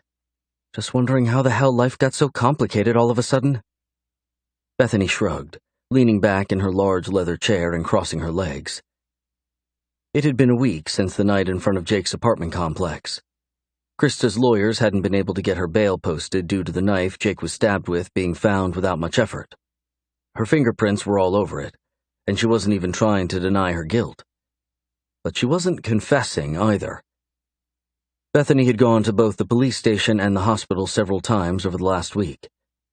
Damon had been beside her for most of it. Matt had taken a turn, taking her to the hospital, but Jake had yet to wake up from the medically induced coma. The doctors said he would make a full recovery, but it would take some time to get back to being himself. Well, I have some good news. Or at least I think it's pretty cool. Linda leaned against the frame of the door, her long blonde hair in a high bun. She had 20 years on Bethany, but she was beautiful, in a professional way. I could use something to brighten the day. Damon got your new office together. I just kicked the contractor out because it's all done. She smiled and crossed her arms over her chest. I think it's going to look weird having an intern on the executive floor. Bethany shook her head and stood. But I'm excited. You're only an intern until you get out of school, I'm sure. You could push that and be an associate without much effort. Kent is soon to be your father. Yeah. Bethany sucked her bottom lip into her mouth and slipped down into her thoughts as she stared at the multitude of papers on her desk. No one was going to accept her and Damon being together. They had kept it completely on the down low because she wanted him to. Why it didn't seem to upset him was beyond her. Was it enough that he was good with it? Okay, well, when you're ready, come on up with your personal effects. I've scheduled the guys to come by later this afternoon when you're on campus and move everything else. If you want things done in a certain way, make sure you leave instructions on your chair for them. I can do that. Thanks for your help. Bethany came to and watched Linda leave. She had come to like the feisty secretary a little more than when she had first started a few weeks back. Something about being so close to Damon during the workday seemed wrong. Taboo. It was hard enough to concentrate with him stopping by several times a day, but knowing that he was just down the hall made it more difficult. Bethany groaned softly before collecting her purse and packing up her laptop. Might as well get this over with. Bethany, come this way. Your timing couldn't be better. Kent walked toward her as she exited the elevator on the executive floor. Hi, Kent. Can I drop this stuff off in the new office first? You bet. We'll swing by there, and then I'll introduce you to Erica. Erica?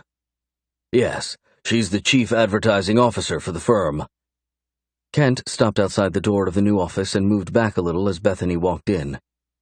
The room was large, like Damon's, the desk sitting on the far end with a small table and several chairs around it in the center of the room. The windows were floor to ceiling. The view of the clouds breathtaking. Advertising. I'm surprised that an accounting firm would need an advertising officer. Bethany put her stuff in one of the chairs around the small meeting table and turned. Most of our clientele is obtained by word of mouth, but we have logos and ads just like everyone else. Erica does a great job of keeping us straight, but she's a little much, if you catch my drift. Bethany chuckled as she nodded. Artsy types always got on her nerves, but somehow Matt was managing to change her perception little by little. Are you sure you want me to have this office? I'm just an intern. This feels incestuous. Bethany flinched at her own choice of words, the phrase slipping out before she could pull it back. The truth of the matter pressed against her again. Why couldn't she just be comfortable with it like Damon was? They weren't blood. It wasn't that big of a deal. Why the hell did it feel like it was? About that. Let's go ahead and move you up to a senior associate, and I'll take the heat from the board should we get any. Your GPA from UT is enough to support the promotion, and the fact that we have plans for you going forward will be part of our support. He moved into the office, crossing his arms over his chest as he tilted his head. You did tell your professors that you were going out of town this upcoming weekend with us for the wedding, right? No, but I figured I would just push hard today and tomorrow. School doesn't officially start until next week. I'll get all of my final preparations for them done and be on the plane Friday morning. Good. Jamaica wouldn't be right without you there. Your mother wouldn't be happy at all. He chuckled and nodded toward the window. That view is so beyond heavenly as the sun rises or sets, especially when you're here. I'm thinking with the profession that I chose that seeing both might be a possibility. Bethany smiled and moved to the window, looking out at the city. What might be a possibility? Damon's voice caught her attention, his presence sending a thrill of anticipation through her. Would he forever be able to do that? He was captivating no matter how hard she tried to deny it. She continued to look out the window as if he didn't matter. A smile touched her lips as he spoke with his father for a few minutes. The window reflected the two men, and the likeness between father and son was obvious. Damon's dark gray suit fit him like a glove, the white button-down beneath his jacket only bringing out his tanned skin and dark features. "Being here morning, noon, and night," Kent chuckled. "Nah, we're hiring more people this year, remember? That's our initiative. Give these brilliant young minds who work for us some family time. And what about you, son? You need some too." "I'm working on that. I'll bring Beth to your office shortly. I want to talk with her about the new Kissinger tax files." Damon turned his back to her, the jacket blocking the view of his perfect rear. "Already making the poor girl work on taxes?" Kent laughed again as Bethany turned around and crossed her arms over her chest. "I actually like taxes. Don't tell anyone," she smiled. "Yes, you don't either. Scary." Kent shivered and walked out into the hall. "Make it soon.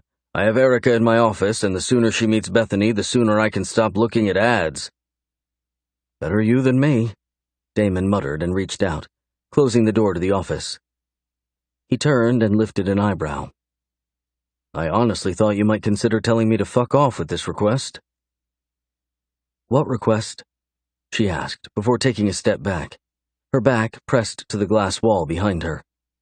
The fitted black skirt and pink shirt left her feeling feminine but professional. "The request that you move up here to my floor." He walked toward her, his movement languid, but the look in his eyes said that he was anything but relaxed. "I do think it's a little ridiculous. People are going to talk."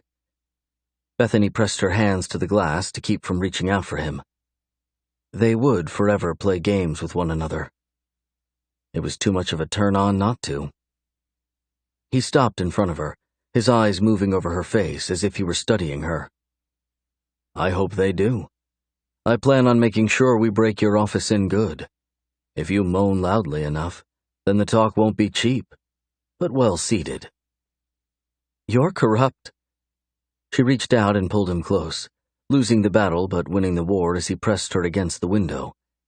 His hands slid up the glass on either side of her face as he leaned down, brushing his lips by hers. His hips shifted as his jaw pressed in tight. "You like it."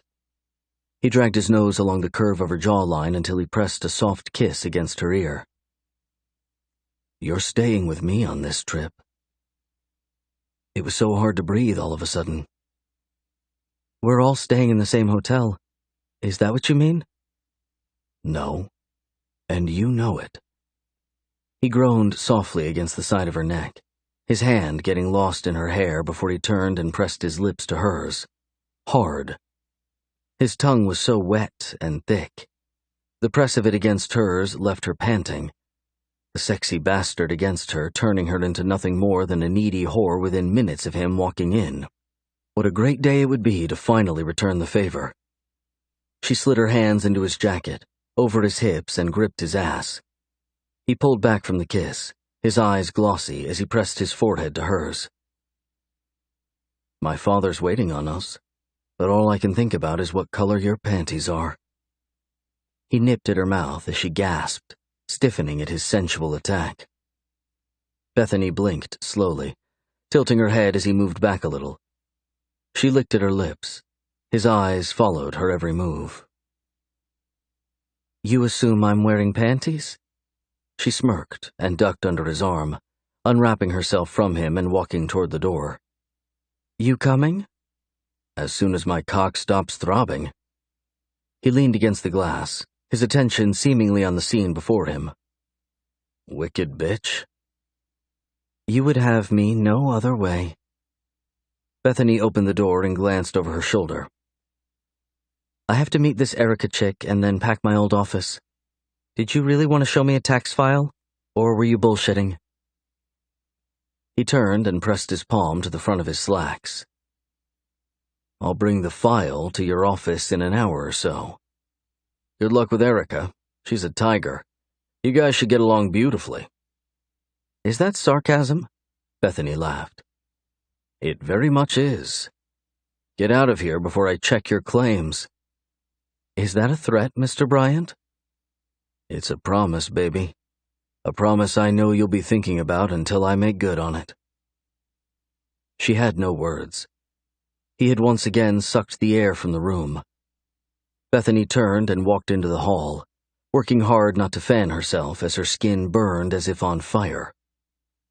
Yes, being down the hall from him was going to be the death of her.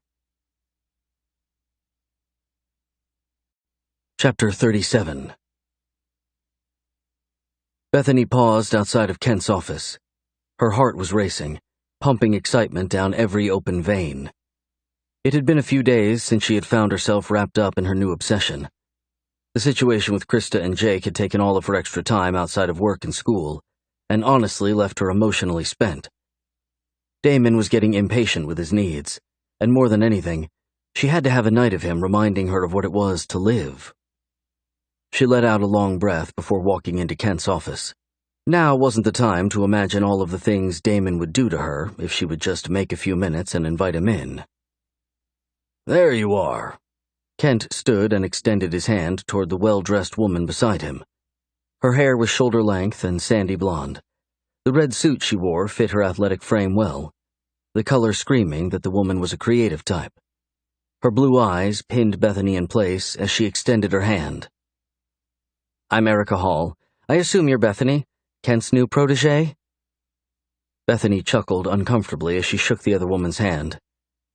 "Not sure about all of that, but I'm looking forward to a future here at the firm." "Bethany, Erica is going to be spending more time down here in Dallas, so you'll be seeing her at the house from time to time as well." Kent moved toward Bethany and Erica. "Where are you living now?" Bethany asked, clasping her hands behind her back as the other woman's eyes moved over her in an analyzing fashion. "I'm in Seattle. I lost my father recently, and we were in the middle of the funeral preparations when you visited. I was hoping to break away, but my mother was being uncooperative as she always is." Erica shrugged, as if the event were no big deal. "I'm sorry for your loss." Bethany turned her attention back to Kent. Erica was breathtaking up close. She had a classy California girl look to her. A jolt of fear rushed through Bethany. Had Erica and Damon been an item before? "Thank you," Erica said before moving back to the small table behind them. "I'm going to head down the hall for a little while, Kent. We can meet next week when you're back from your wedding and vacation. I have some new ideas, and I know you can only handle so much creativity. I'm thinking you're at your max." "You know me too well," Kent chuckled. "Come to the house for dinner tonight. I want to show Damon and Bethany a few of the new ads you've created and get their opinions." "I don't want to take up any of your family time." Erica turned and tilted her head. Bethany tried not to stare.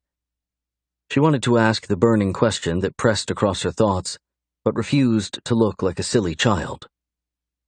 "I won't take no for an answer." Kent looked over toward Bethany. "Did you have plans tonight, or are you good with us talking over dinner?" "I'm great with it." Bethany forced a smile, hating the idea of having to sit between Erica and Damon at dinner. She had almost convinced herself that they had been involved on some level. How could they not? "Is Matthew going to be there?" Erica asked, her voice softening a little. "Did you want me to have him there?" Kent moved back as Erica walked in between them, her attention on Kent. "Yes, I've not given up on convincing him to come join me. The man has talent." "So you say, but I've seen nothing other than him remaining locked in his college days. I swear that boy's going to be the death of me." Kent shook his head, his smile telling a different story. "Not everyone can be Damon, boss." Erica walked out into the hall as Bethany turned to Kent. "Erica wants Matt to work for her, or—" "Yeah, Matt's always been very artistic, and a few months ago, Erica had me send him up to Seattle to spend time helping her develop a new advertisement for us. She seems to be quite taken with his talent." "Have you seen the ad?" Bethany asked, surprise rolling over her at the new information. "Nope. He's tight-lipped about it. He thinks he has all of us bamboozled. But we know he's brilliant. Just because he's not an accountant like Damon and I, he thinks he has to act like an idiot to stay under my radar." What he fails to understand is that I would never force him into a mold that he doesn't fit into." Bethany walked back to her office in sensory overload. Between the heated encounter with Damon and the run-in with yet another beautiful woman that had been in his life far before her, she was spent. She walked into her office and stopped short as her chair turned. "That took too long." Damon smiled and nodded to her door. "Close that." She stood frozen in place, his voice low and commanding. Desire rolled over her in waves as she tried to remember how to speak. "I'm not going to ask you again, baby." He licked his lips and stood. Bethany turned and closed the door, moving to face him as she pressed her back to it. "There are a ton of people around here. No way we're doing anything in this office. Let's go to the big one upstairs if you're feeling—" "Turned on by you?" he asked, and stopped a few feet from her, extending his hand to her. "Did you like Erica?" "Were you two together before us?" Damn. She hadn't wanted to ask, and honestly didn't want to know. She put her hands in Damon's and yelped softly as he pulled her flush against him, her heel almost catching on the carpet. He wrapped his strong arms around her waist and looked down at her, heat filling his gaze. "And if I said yes?" "I don't know. She's far more beautiful than me." "I wish you could see what I see." He kissed her nose before releasing her. He turned and pushed the papers off her desk, the heaps of files flying to the floor on both sides of the cherrywood structure. "No, we weren't together. She's into Matt, and I've never found her remotely attractive. She likes art, for God's sake." Bethany took a step back before forcing a laugh. "Art isn't all bad." "Hush." He moved back toward her, pulling her close and leaning down to consume her mouth. He groaned softly, his arms so tight around her that it was hard to breathe. She pulled back a little as he licked and kissed at her mouth before moving down to her neck. "We are not doing this in here." "Yes, we are. I told you that night at the club that you had a choice." "Yes, and I went home with you. Being naked and shaking on my desk at work is not on my to-do list." "That's okay. It's on mine." He pulled back and smiled. "You're beyond beautiful to me. Don't forget that." She pressed up on her toes, capturing his lips again, needing his words to be made manifest. So many changes as of late had left her barren and questioning everything. He pulled back and slipped out of his jacket before walking to the door and locking it. "No moaning loudly. I don't want to have to reprimand you in front of our CEO for schlepping it up in the office with some poor unsuspecting male." He laughed as her mouth dropped open. "What?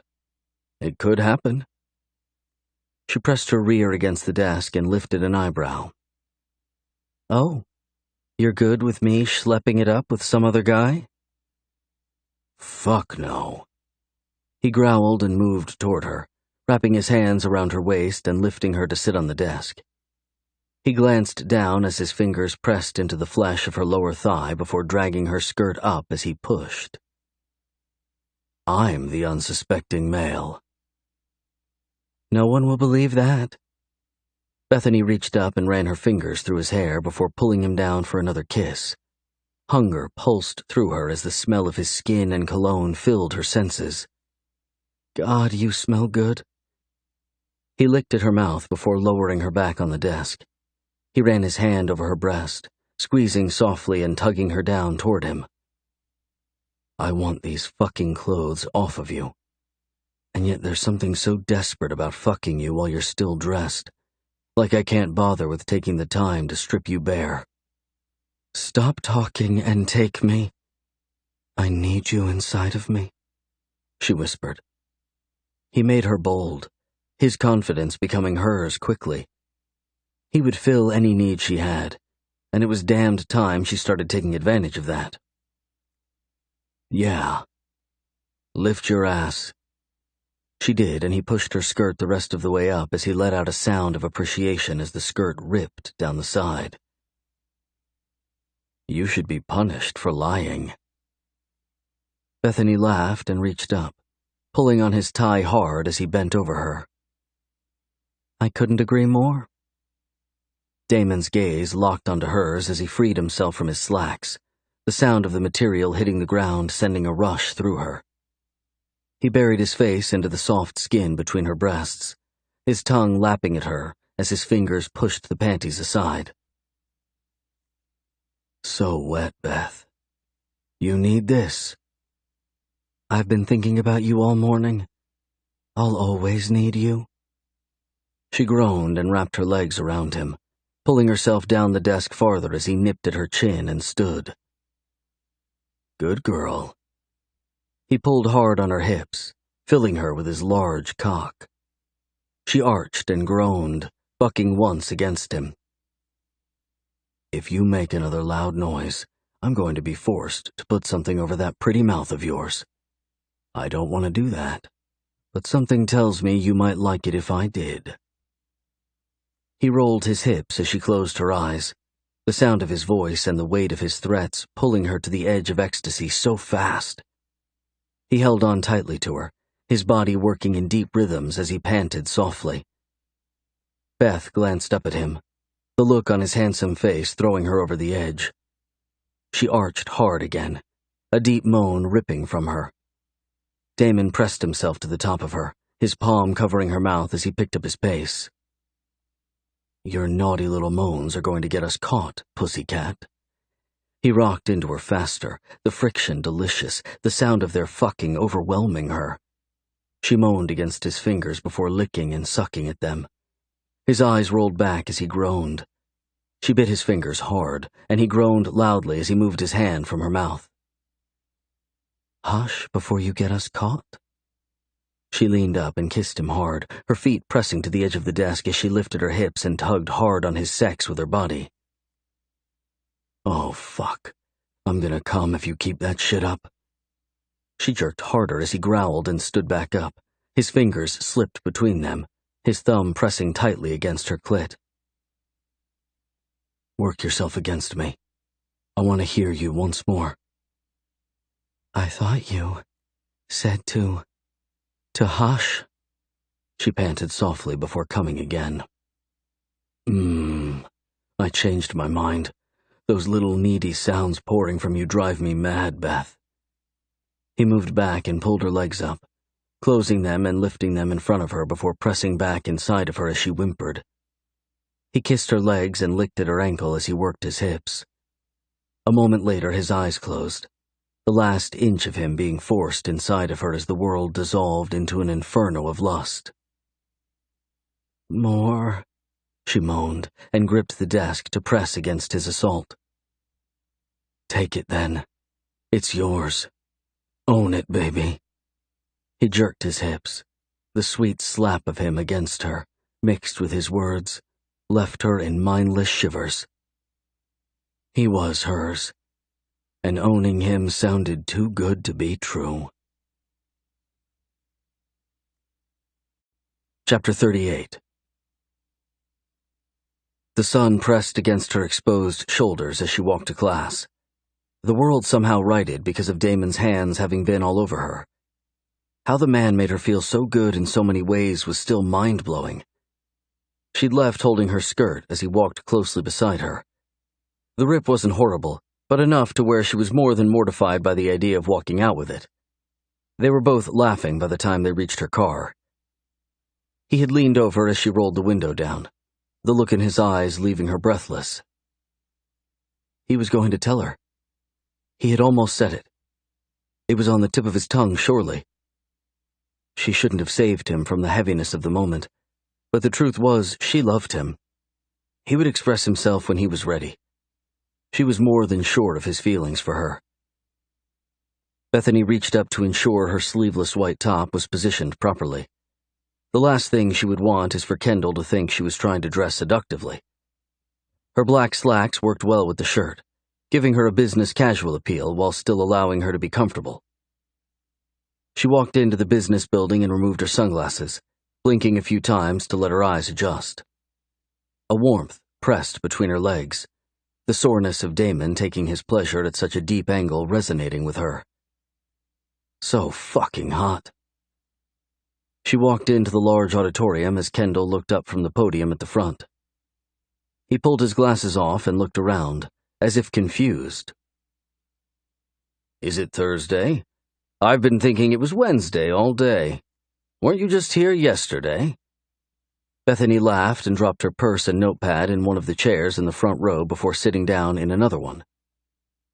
"I need to work today and tomorrow if you're okay with that. I'll be out of town until mid-next week because of my parents getting married." "Your parents are getting married?" He lifted his eyebrow, the smirk on the side of his mouth endearing. "My mom is marrying Damon's dad." "Wow, that's a plot twist." Kendall laughed and moved around the podium before hopping off the stage. His corduroy pants fit him well, and he was one of the only men she had ever seen pull them off well. "Right. That's part of the struggle, I guess." "Wanna talk about it?" "Not really. I'm not sure what to say other than the fact that it depresses the hell out of me." She shrugged and looked up at him as he stopped a comfortable distance from her, leaning back against the stage. "I understand that, but it's not like you're blood-related, Bethany." He shrugged, as if it wasn't that big of a deal. "It's no different than you falling for one of your students, but you're hell-bent on not letting that happen." She tilted her head, letting her lip lift as he shook his head in denial. "Not even close. I'm bound by my agreement with the university, and I'm in my 30s. I'm not interested in a college-aged tart." He blushed as he held up his hands. "Not that you're a college-aged—" She cut him off with a loud laugh that felt good. "I get it, but most of the students here are far old enough for a relationship, Dr. Tarrington." "It's different. And this is your counseling session, not mine." "It is, you're right.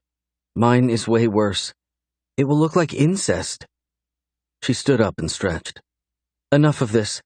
Besides, you don't even come close to having the degree to counsel anyone." "True. Sort of. You got tax problems?" He smiled, and she couldn't help but chuckle. If Damon hadn't swept her into a world where only he existed, she would be in line with the other 1,000 girls to try and snag Kendall. He seemed too good to be true. But Damon did too. "No, but I'll know where to come if I do." She pointed toward the large whiteboard, his scribbles everywhere. "You want me to work up some lecture notes for your classes starting next week?" "Yep. Just like yesterday. Let's look at the syllabus as well." "Will do." She walked around the stage and jogged up the stairs as he hoisted himself back up with ease. "Impressive. Ever been in a rock band?" she teased. "Yep. I'm a guitar player through and through." He wagged his eyebrows playfully. "Wow, as if you weren't attractive enough?" "Yeah, don't go around bragging about that." "No shit, right?" He shrugged and pulled out a few papers from the lectern, handing them to Bethany. "Hey, any news on your friend?" "Jake?" "Yes. I haven't heard anything since talking to his parents last week." "He's still not woken up, but I'm going to visit today. I'll let you know if anything changes." "Man, I thought my college days were hard with all the crazy girls that just acted bizarre."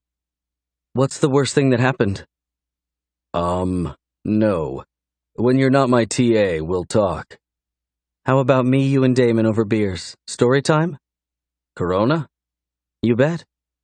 "Sign me up." He laughed and pointed to something on the page, extending it toward her. "I'll be starting here, but it jumps around a bit. Just do what you can." "No problem." She took it and walked back down to one of the small desks. "Did they convict the girl who stabbed Jake?" "Not yet, but there's too much evidence to believe it might have been anyone else." Bethany let out a long sigh, her heart heavy. "Krista was my roommate for the last 4 years. Her mother said that she had bipolar disorder, but it's never been this bad. I know it's silly, but I can't help but think that falling in love with Jake and being rejected is what pushed her over. Could be a possibility. Most people with the illness take medication. I'm sure she does too, but love has a way of rooting itself in deeply and jacking you up. Bethany shook her head, still in a bit of shock over having the situation happen. Just scary. I think it's a predisposition too, though, Beth. Can I call you Beth? Bethany, please. She tapped her pencil on the desk in front of her. Only Damon called her Beth, and she wanted to keep it that way. Made it somehow more special. So, because she had been hurt before, you think it opened her up to being violent about it? I think that someone who's wanted love for a long time and finally gets it feels a sense of ownership over it, sometimes to the point of it being unhealthy. It becomes more like an obsession.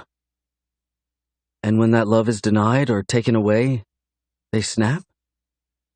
Bethany sucked her bottom lip into her mouth, her thoughts sliding from Krista to Damon. How long had he been opposed to loving someone?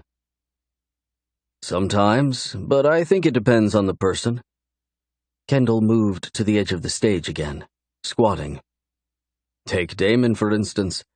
He's had plenty of shallow relationships, but he's never, in all our years together, introduced me to anyone he called his girlfriend. But what if something happened and he lost me? Would you think he would be violent? Are you worried? Kendall tilted his head to the side a little, his gaze inquisitive. No, I love him too much to think about a future without him. I don't think it's the situation with us, but I can't help but wonder. That's natural. He loves you too, I can tell. Has he told you yet? That's none of your business. I fell in love with a sophomore student of mine about 6 years ago and nothing happened, but my life fell apart because of it. Her parents sued the school and me for inappropriate behavior. That's why I give my speech. I'm not interested in fucking up my life again. Love can kiss my ass for what it's worth. Bethany sat in silence as if she'd been slapped. Never in a million years had she expected Kendall to share his story. She, of course, wanted to know more, but there was no way she was pushing him. They were destined to have a friendship whether she felt like it was a good idea or not. From what she could tell, he was loyal to Damon, and she knew she was, so maybe it wasn't such a bad idea. Damn. She glanced down at the papers in front of her as the image of Damon's expression when she mentioned loving him rolled across her vision. I told him that I loved him, and he looked like he had seen a ghost. He's got a lot of demons in his past. Give him time, Bethany. He's a really good man. But he'll force you to push past a load of bullshit before you get to see that guy. I know. Defense mechanism, right? Yep. We all have them. And for good reason. He's letting me in slowly. I just have to stick to the course. You'll be glad you did. She headed to the hospital after wrapping up her job assignments with Kendall. Damon texted that he would meet her there, but she told him to hold off. She needed time alone with Jake. Hopefully Damon would understand that, but maybe not. The fact that Jake had been texting her, begging for help the night of the accident, left her raw and scarred. She should have been there for him, and yet she was getting laid on a couch, only concerned with her drive toward lusting Damon into loving her. Let it go. Fuck. Bethany grumbled under her breath as she walked down the stark white hospital corridor. Jake's room was on the left at the end of the hall, his name on the door making things easier. The loud beeping of machines could be heard as she approached, and she paused outside the door with her hand on it, letting out a long breath before walking in. Jake was sitting up in the bed, his skin pasty and pale, but he was alive. Oh my God. She rushed toward the bed as a nurse held up her hand. No touching him. He's not healed up just yet, and I'm not putting him through another thing. Boy's been through enough. Bethany stilled near the edge of the bed and reached out, taking his hand as tears filled her eyes. "I'm so sorry. Please forgive me." His voice was weak, his smile barely lifting his mouth. "It's not your fault, Bethany. I'm just glad I was able to fight her off some." "I'm still in shock that any of this happened." "Me too." Jake squeezed her hand before laying back and closing his eyes. "This new guy, he's good for you? He's a solid dude?" "Yes, he's a good man. He's got some hang-ups, but nothing any worse than any one of us." Jake opened his eyes and tilted his head, the worry in his gaze so familiar it pushed her to move closer as her tears spilled onto her cheeks. "Be careful. I know we can't base everything on this situation with Krista, and I don't want us to. But be careful. It's hard to know someone if they don't want you to, or at least parts of them." She reached out and brushed his blonde hair from his eyes. "Don't worry about me. Just rest. Damon has been here with me to visit you every day for the last week. I will be careful, but I'm learning more and more about him every day." "And you love him?" "Very much so." "Does he love you?" Jake winced as the nurse poked at him under the covers from the opposite side of the bed. "I think so. He's scared to say it, though." "But he shows it? Words mean nothing without the backing of action and affirmation." "He does." "Good. Tell him if he hurts you that I'll kick his ass." Bethany laughed, not having the heart to tell Jake that there was no way he would take Damon in a fight. Her best friend was too beat up, too broken and scarred to do anything but lift him up. "I will tell him, and I wouldn't put it past you." She leaned over and kissed his forehead as he slipped into sleep, his breathing deep and peaceful. Chapter 39. Bethany got home around 4 and decided on a quick nap before everyone was scheduled to arrive for dinner. She wasn't much in the mood for company after seeing Jake bruised and laid up in the hospital, but they had advertisements to review and final plans for the wedding trip to make. Lying in the comfort of her bed, she finally gave herself over to the need for rest and slipped into the welcoming arms of darkness. "Beth? Baby?" Damon's voice pulled at her. She tried to sit up, but he tightened his arms around her, the handsome thing lying behind her in the bed and spooning her. He pressed a kiss to the side of her neck and brushed his hand down her outer thigh. "You awake?" "Yeah. I didn't mean to fall asleep, or maybe I did. What time is it?" She curled up farther and snuggled back against him. "It's almost 7. 7? Shit!" She pulled from him and slid off the side of the bed. "I need to get ready. I was hoping to take a shower." "There is no reason to hurry, baby. Just get ready and come out when you can. We're just putting out snacks to hold us over until dinner is ready." Bethany pulled her shirt over her head quickly and slipped out of her slacks, walking toward her closet as she spoke over her shoulder. "Is everyone already here?" Damon moved into the closet behind her, wrapping his arms around her waist and leaning down to kiss her shoulder. "Yeah, but they can wait." She swatted at him playfully. "You had me earlier today. Don't make us late and have this Erica chick thinking I have no respect for other people's time." "She's not going to think that. She's a bitch at the office, but when you get her alone, she's just like the rest of us." "Get her alone?" Bethany turned and slid her arms around his waist as her lip turned up in a smirk. "Have you had her alone a lot?" "That you're jealous is almost cute." He leaned down and brushed his lips past hers as he ran his hands down her back to cup her butt. "I want more of you. Let's fuck first and then join them later." She laughed and pushed him back softly. "Love how you avoided the getting Erica alone question." He popped her butt and walked out of the closet, messing with himself from what she could tell. It was nice to know that she could turn him on without even trying. There is nothing to talk about. She's nothing but a business partner to me. She has a thing for Matt, which I think I mentioned. A thing? Bethany called out as she tugged a cream-colored blouse from a hanger and pulled it over her head. She slipped into a nicer pair of jeans and left her feet bare. Her mother must have been shopping on Kent's dime by the look of a few new things hanging in her closet. Yeah, she's a creative type person, remember? Matthew is too. I think she would move in quickly if he even remotely showed interest in her. He's not interested? Nope. He's scared to death of her. Why? Bethany walked out as Damon bit his lip and shook his head. Not sure. Ask him. He moved toward her and wrapped his arms back around her. Fuck, woman. You turn me on no matter what you're wearing. That's because you know it's beneath my clothes, and that it all belongs to you. Damn straight.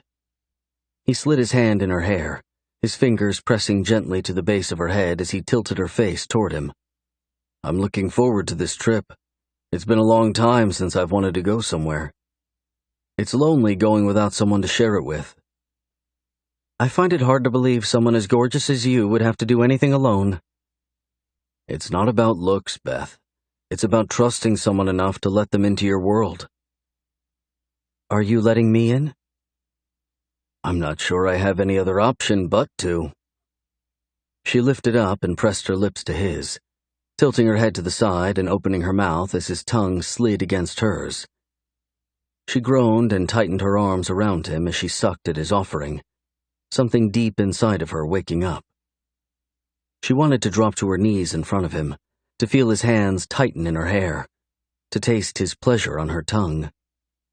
She broke the kiss, breathing a little harder thanks to the depravity of her thoughts. His eyes sparkled with desire. It took her breath away. What are you thinking, you bad girl? I was thinking how badly I want to lick your balls, suck your cock, press my face against the most intimate parts of you, and let the scent that belongs only to you etch across my senses. She leaned up and kissed him softly as he stared deadpan at her. Just a desire that keeps haunting me. We should explore this. He reached for her as she turned and ran to the door.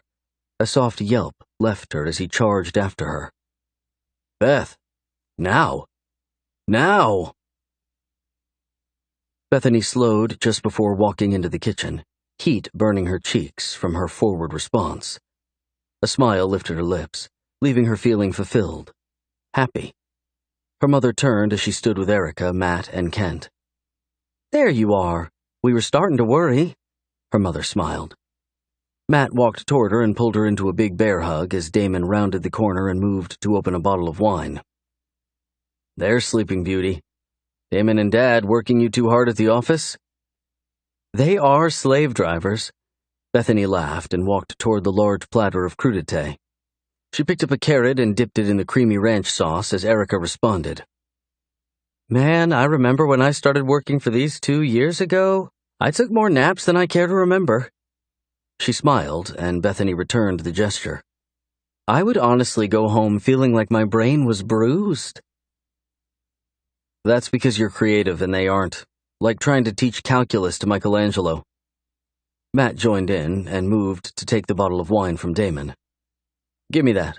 Check on the steaks. Are you guys cooking tonight? Bethany asked, looking at Damon.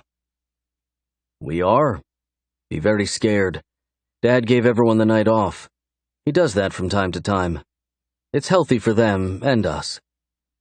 Damon nodded toward Kent, who'd remained quiet until then. Yeah, that's great. Let's talk about the trip. The planner and me is crawling up the walls. I know we have the hotels and airlines booked, but are you guys wanting to have the ceremony at night on the beach or during the day in the hotel or what? Let's get the platter and wine and go out on the porch and talk. I'll turn on the fans and bring the booze. You guys get the food. Damon nodded toward them, winking at Bethany. She grabbed the veggie tray and followed behind him, her eyes moving across his back and rear. The dark blue shirt he wore looked good on him, and his slacks hugged the beautiful swell of his ass. He was beyond gorgeous. Why he would waste his time with someone like her was still a mystery. His response in the bedroom about wanting to trust someone left her lost in thought. He was letting her in. Of that, she was sure. He didn't have a choice from what he had said. Did that mean that he loved her too? Had to. Then why not tell her? I actually called the hotel last week, and the ceremony is on Saturday afternoon at 5 or so. It's when the sun is setting, so they will set everything up and have us in the hotel about an hour before sunset. As it begins, they'll usher us out there. Matt spoke up, moving back to hold the door for everyone. "You're so good, Matt," Erica responded as she moved just behind Bethany. "I try." Matt walked toward Bethany and reached for the tray as everyone started to set up the table. His cheeks colored pink. "Give me that, sis." "She's cute," Bethany whispered and motioned toward Erica. "She's scary as fuck," he laughed, his voice nothing more than a whisper as well. "You and I are talking more about this in Jamaica." "Yeah, well, Dad invited her to come with us." Bethany turned toward everyone, a little surprised by Matt's words. "Who all is going with us to Jamaica?" "All of us here, actually." Kent smiled and pulled Bethany's mother in for a side hug, leaning down and kissing the top of her hair. "Oh, nice. Erica, you're coming with us? I wasn't sure Dad could convince you." Damon moved toward Bethany, stopping just beside her. "It was Matt who convinced me, actually. You know I've been after him to come and join me at the firm.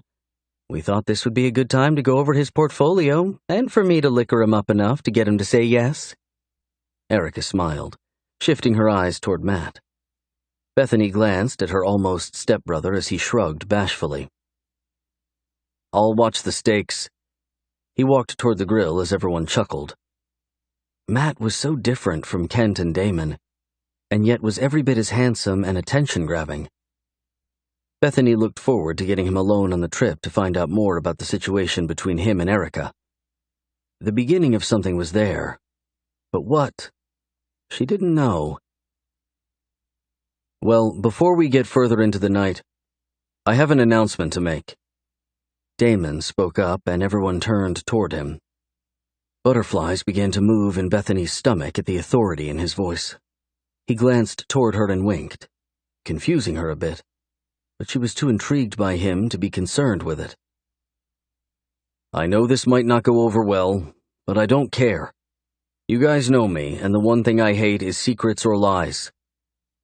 He paused, and everyone's expression softened. Bethany let her eyes move around the crowd as she crossed her arms over her chest. What was he doing? Damon moved toward Bethany, pulling her into a side hug and smiling down at her before looking toward his father and her mother.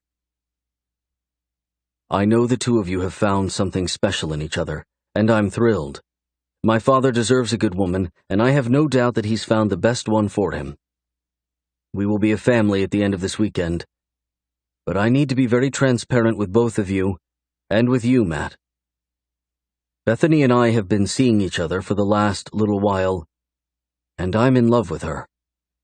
I haven't ever been in love before, and I know this is a bit of an off situation, but I'm asking you as my family to accept it. If you're not willing to, then count me out of whatever the future holds." Damon looked down at Bethany as she choked on both fear and pride that he would step up in front of their family and claim her as his. "I'm not willing to choose a future that she's not my better half in." He turned back to look at his father. "Do you understand?" Chapter 40. "We already knew," Bethany's mom responded softly. "We fully support what's happening between the two of you and have seen changes in each of you that leave us breathless. We can't speak for Matt, but we knew this moment was coming." Bethany tucked herself into Damon's side, some part of her wanting to disappear as tears began to streak down her face.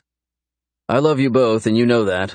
I figured something was up the night you treated me like the fucking pool boy and sent me to fetch shit left and right so you could make out while I was gone. Matt laughed loudly, everyone else joining in but Bethany. Are you sure you're not disappointed? Bethany spoke up, her voice broken with emotion. No, baby.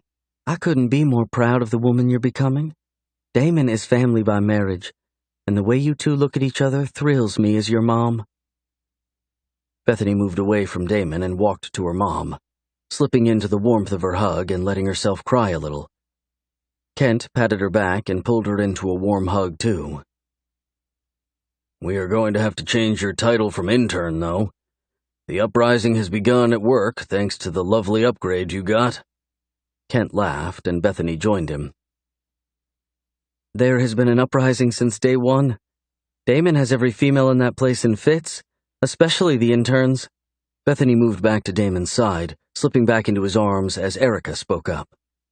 Yeah, but it doesn't matter who wants his attention. It's you who has it.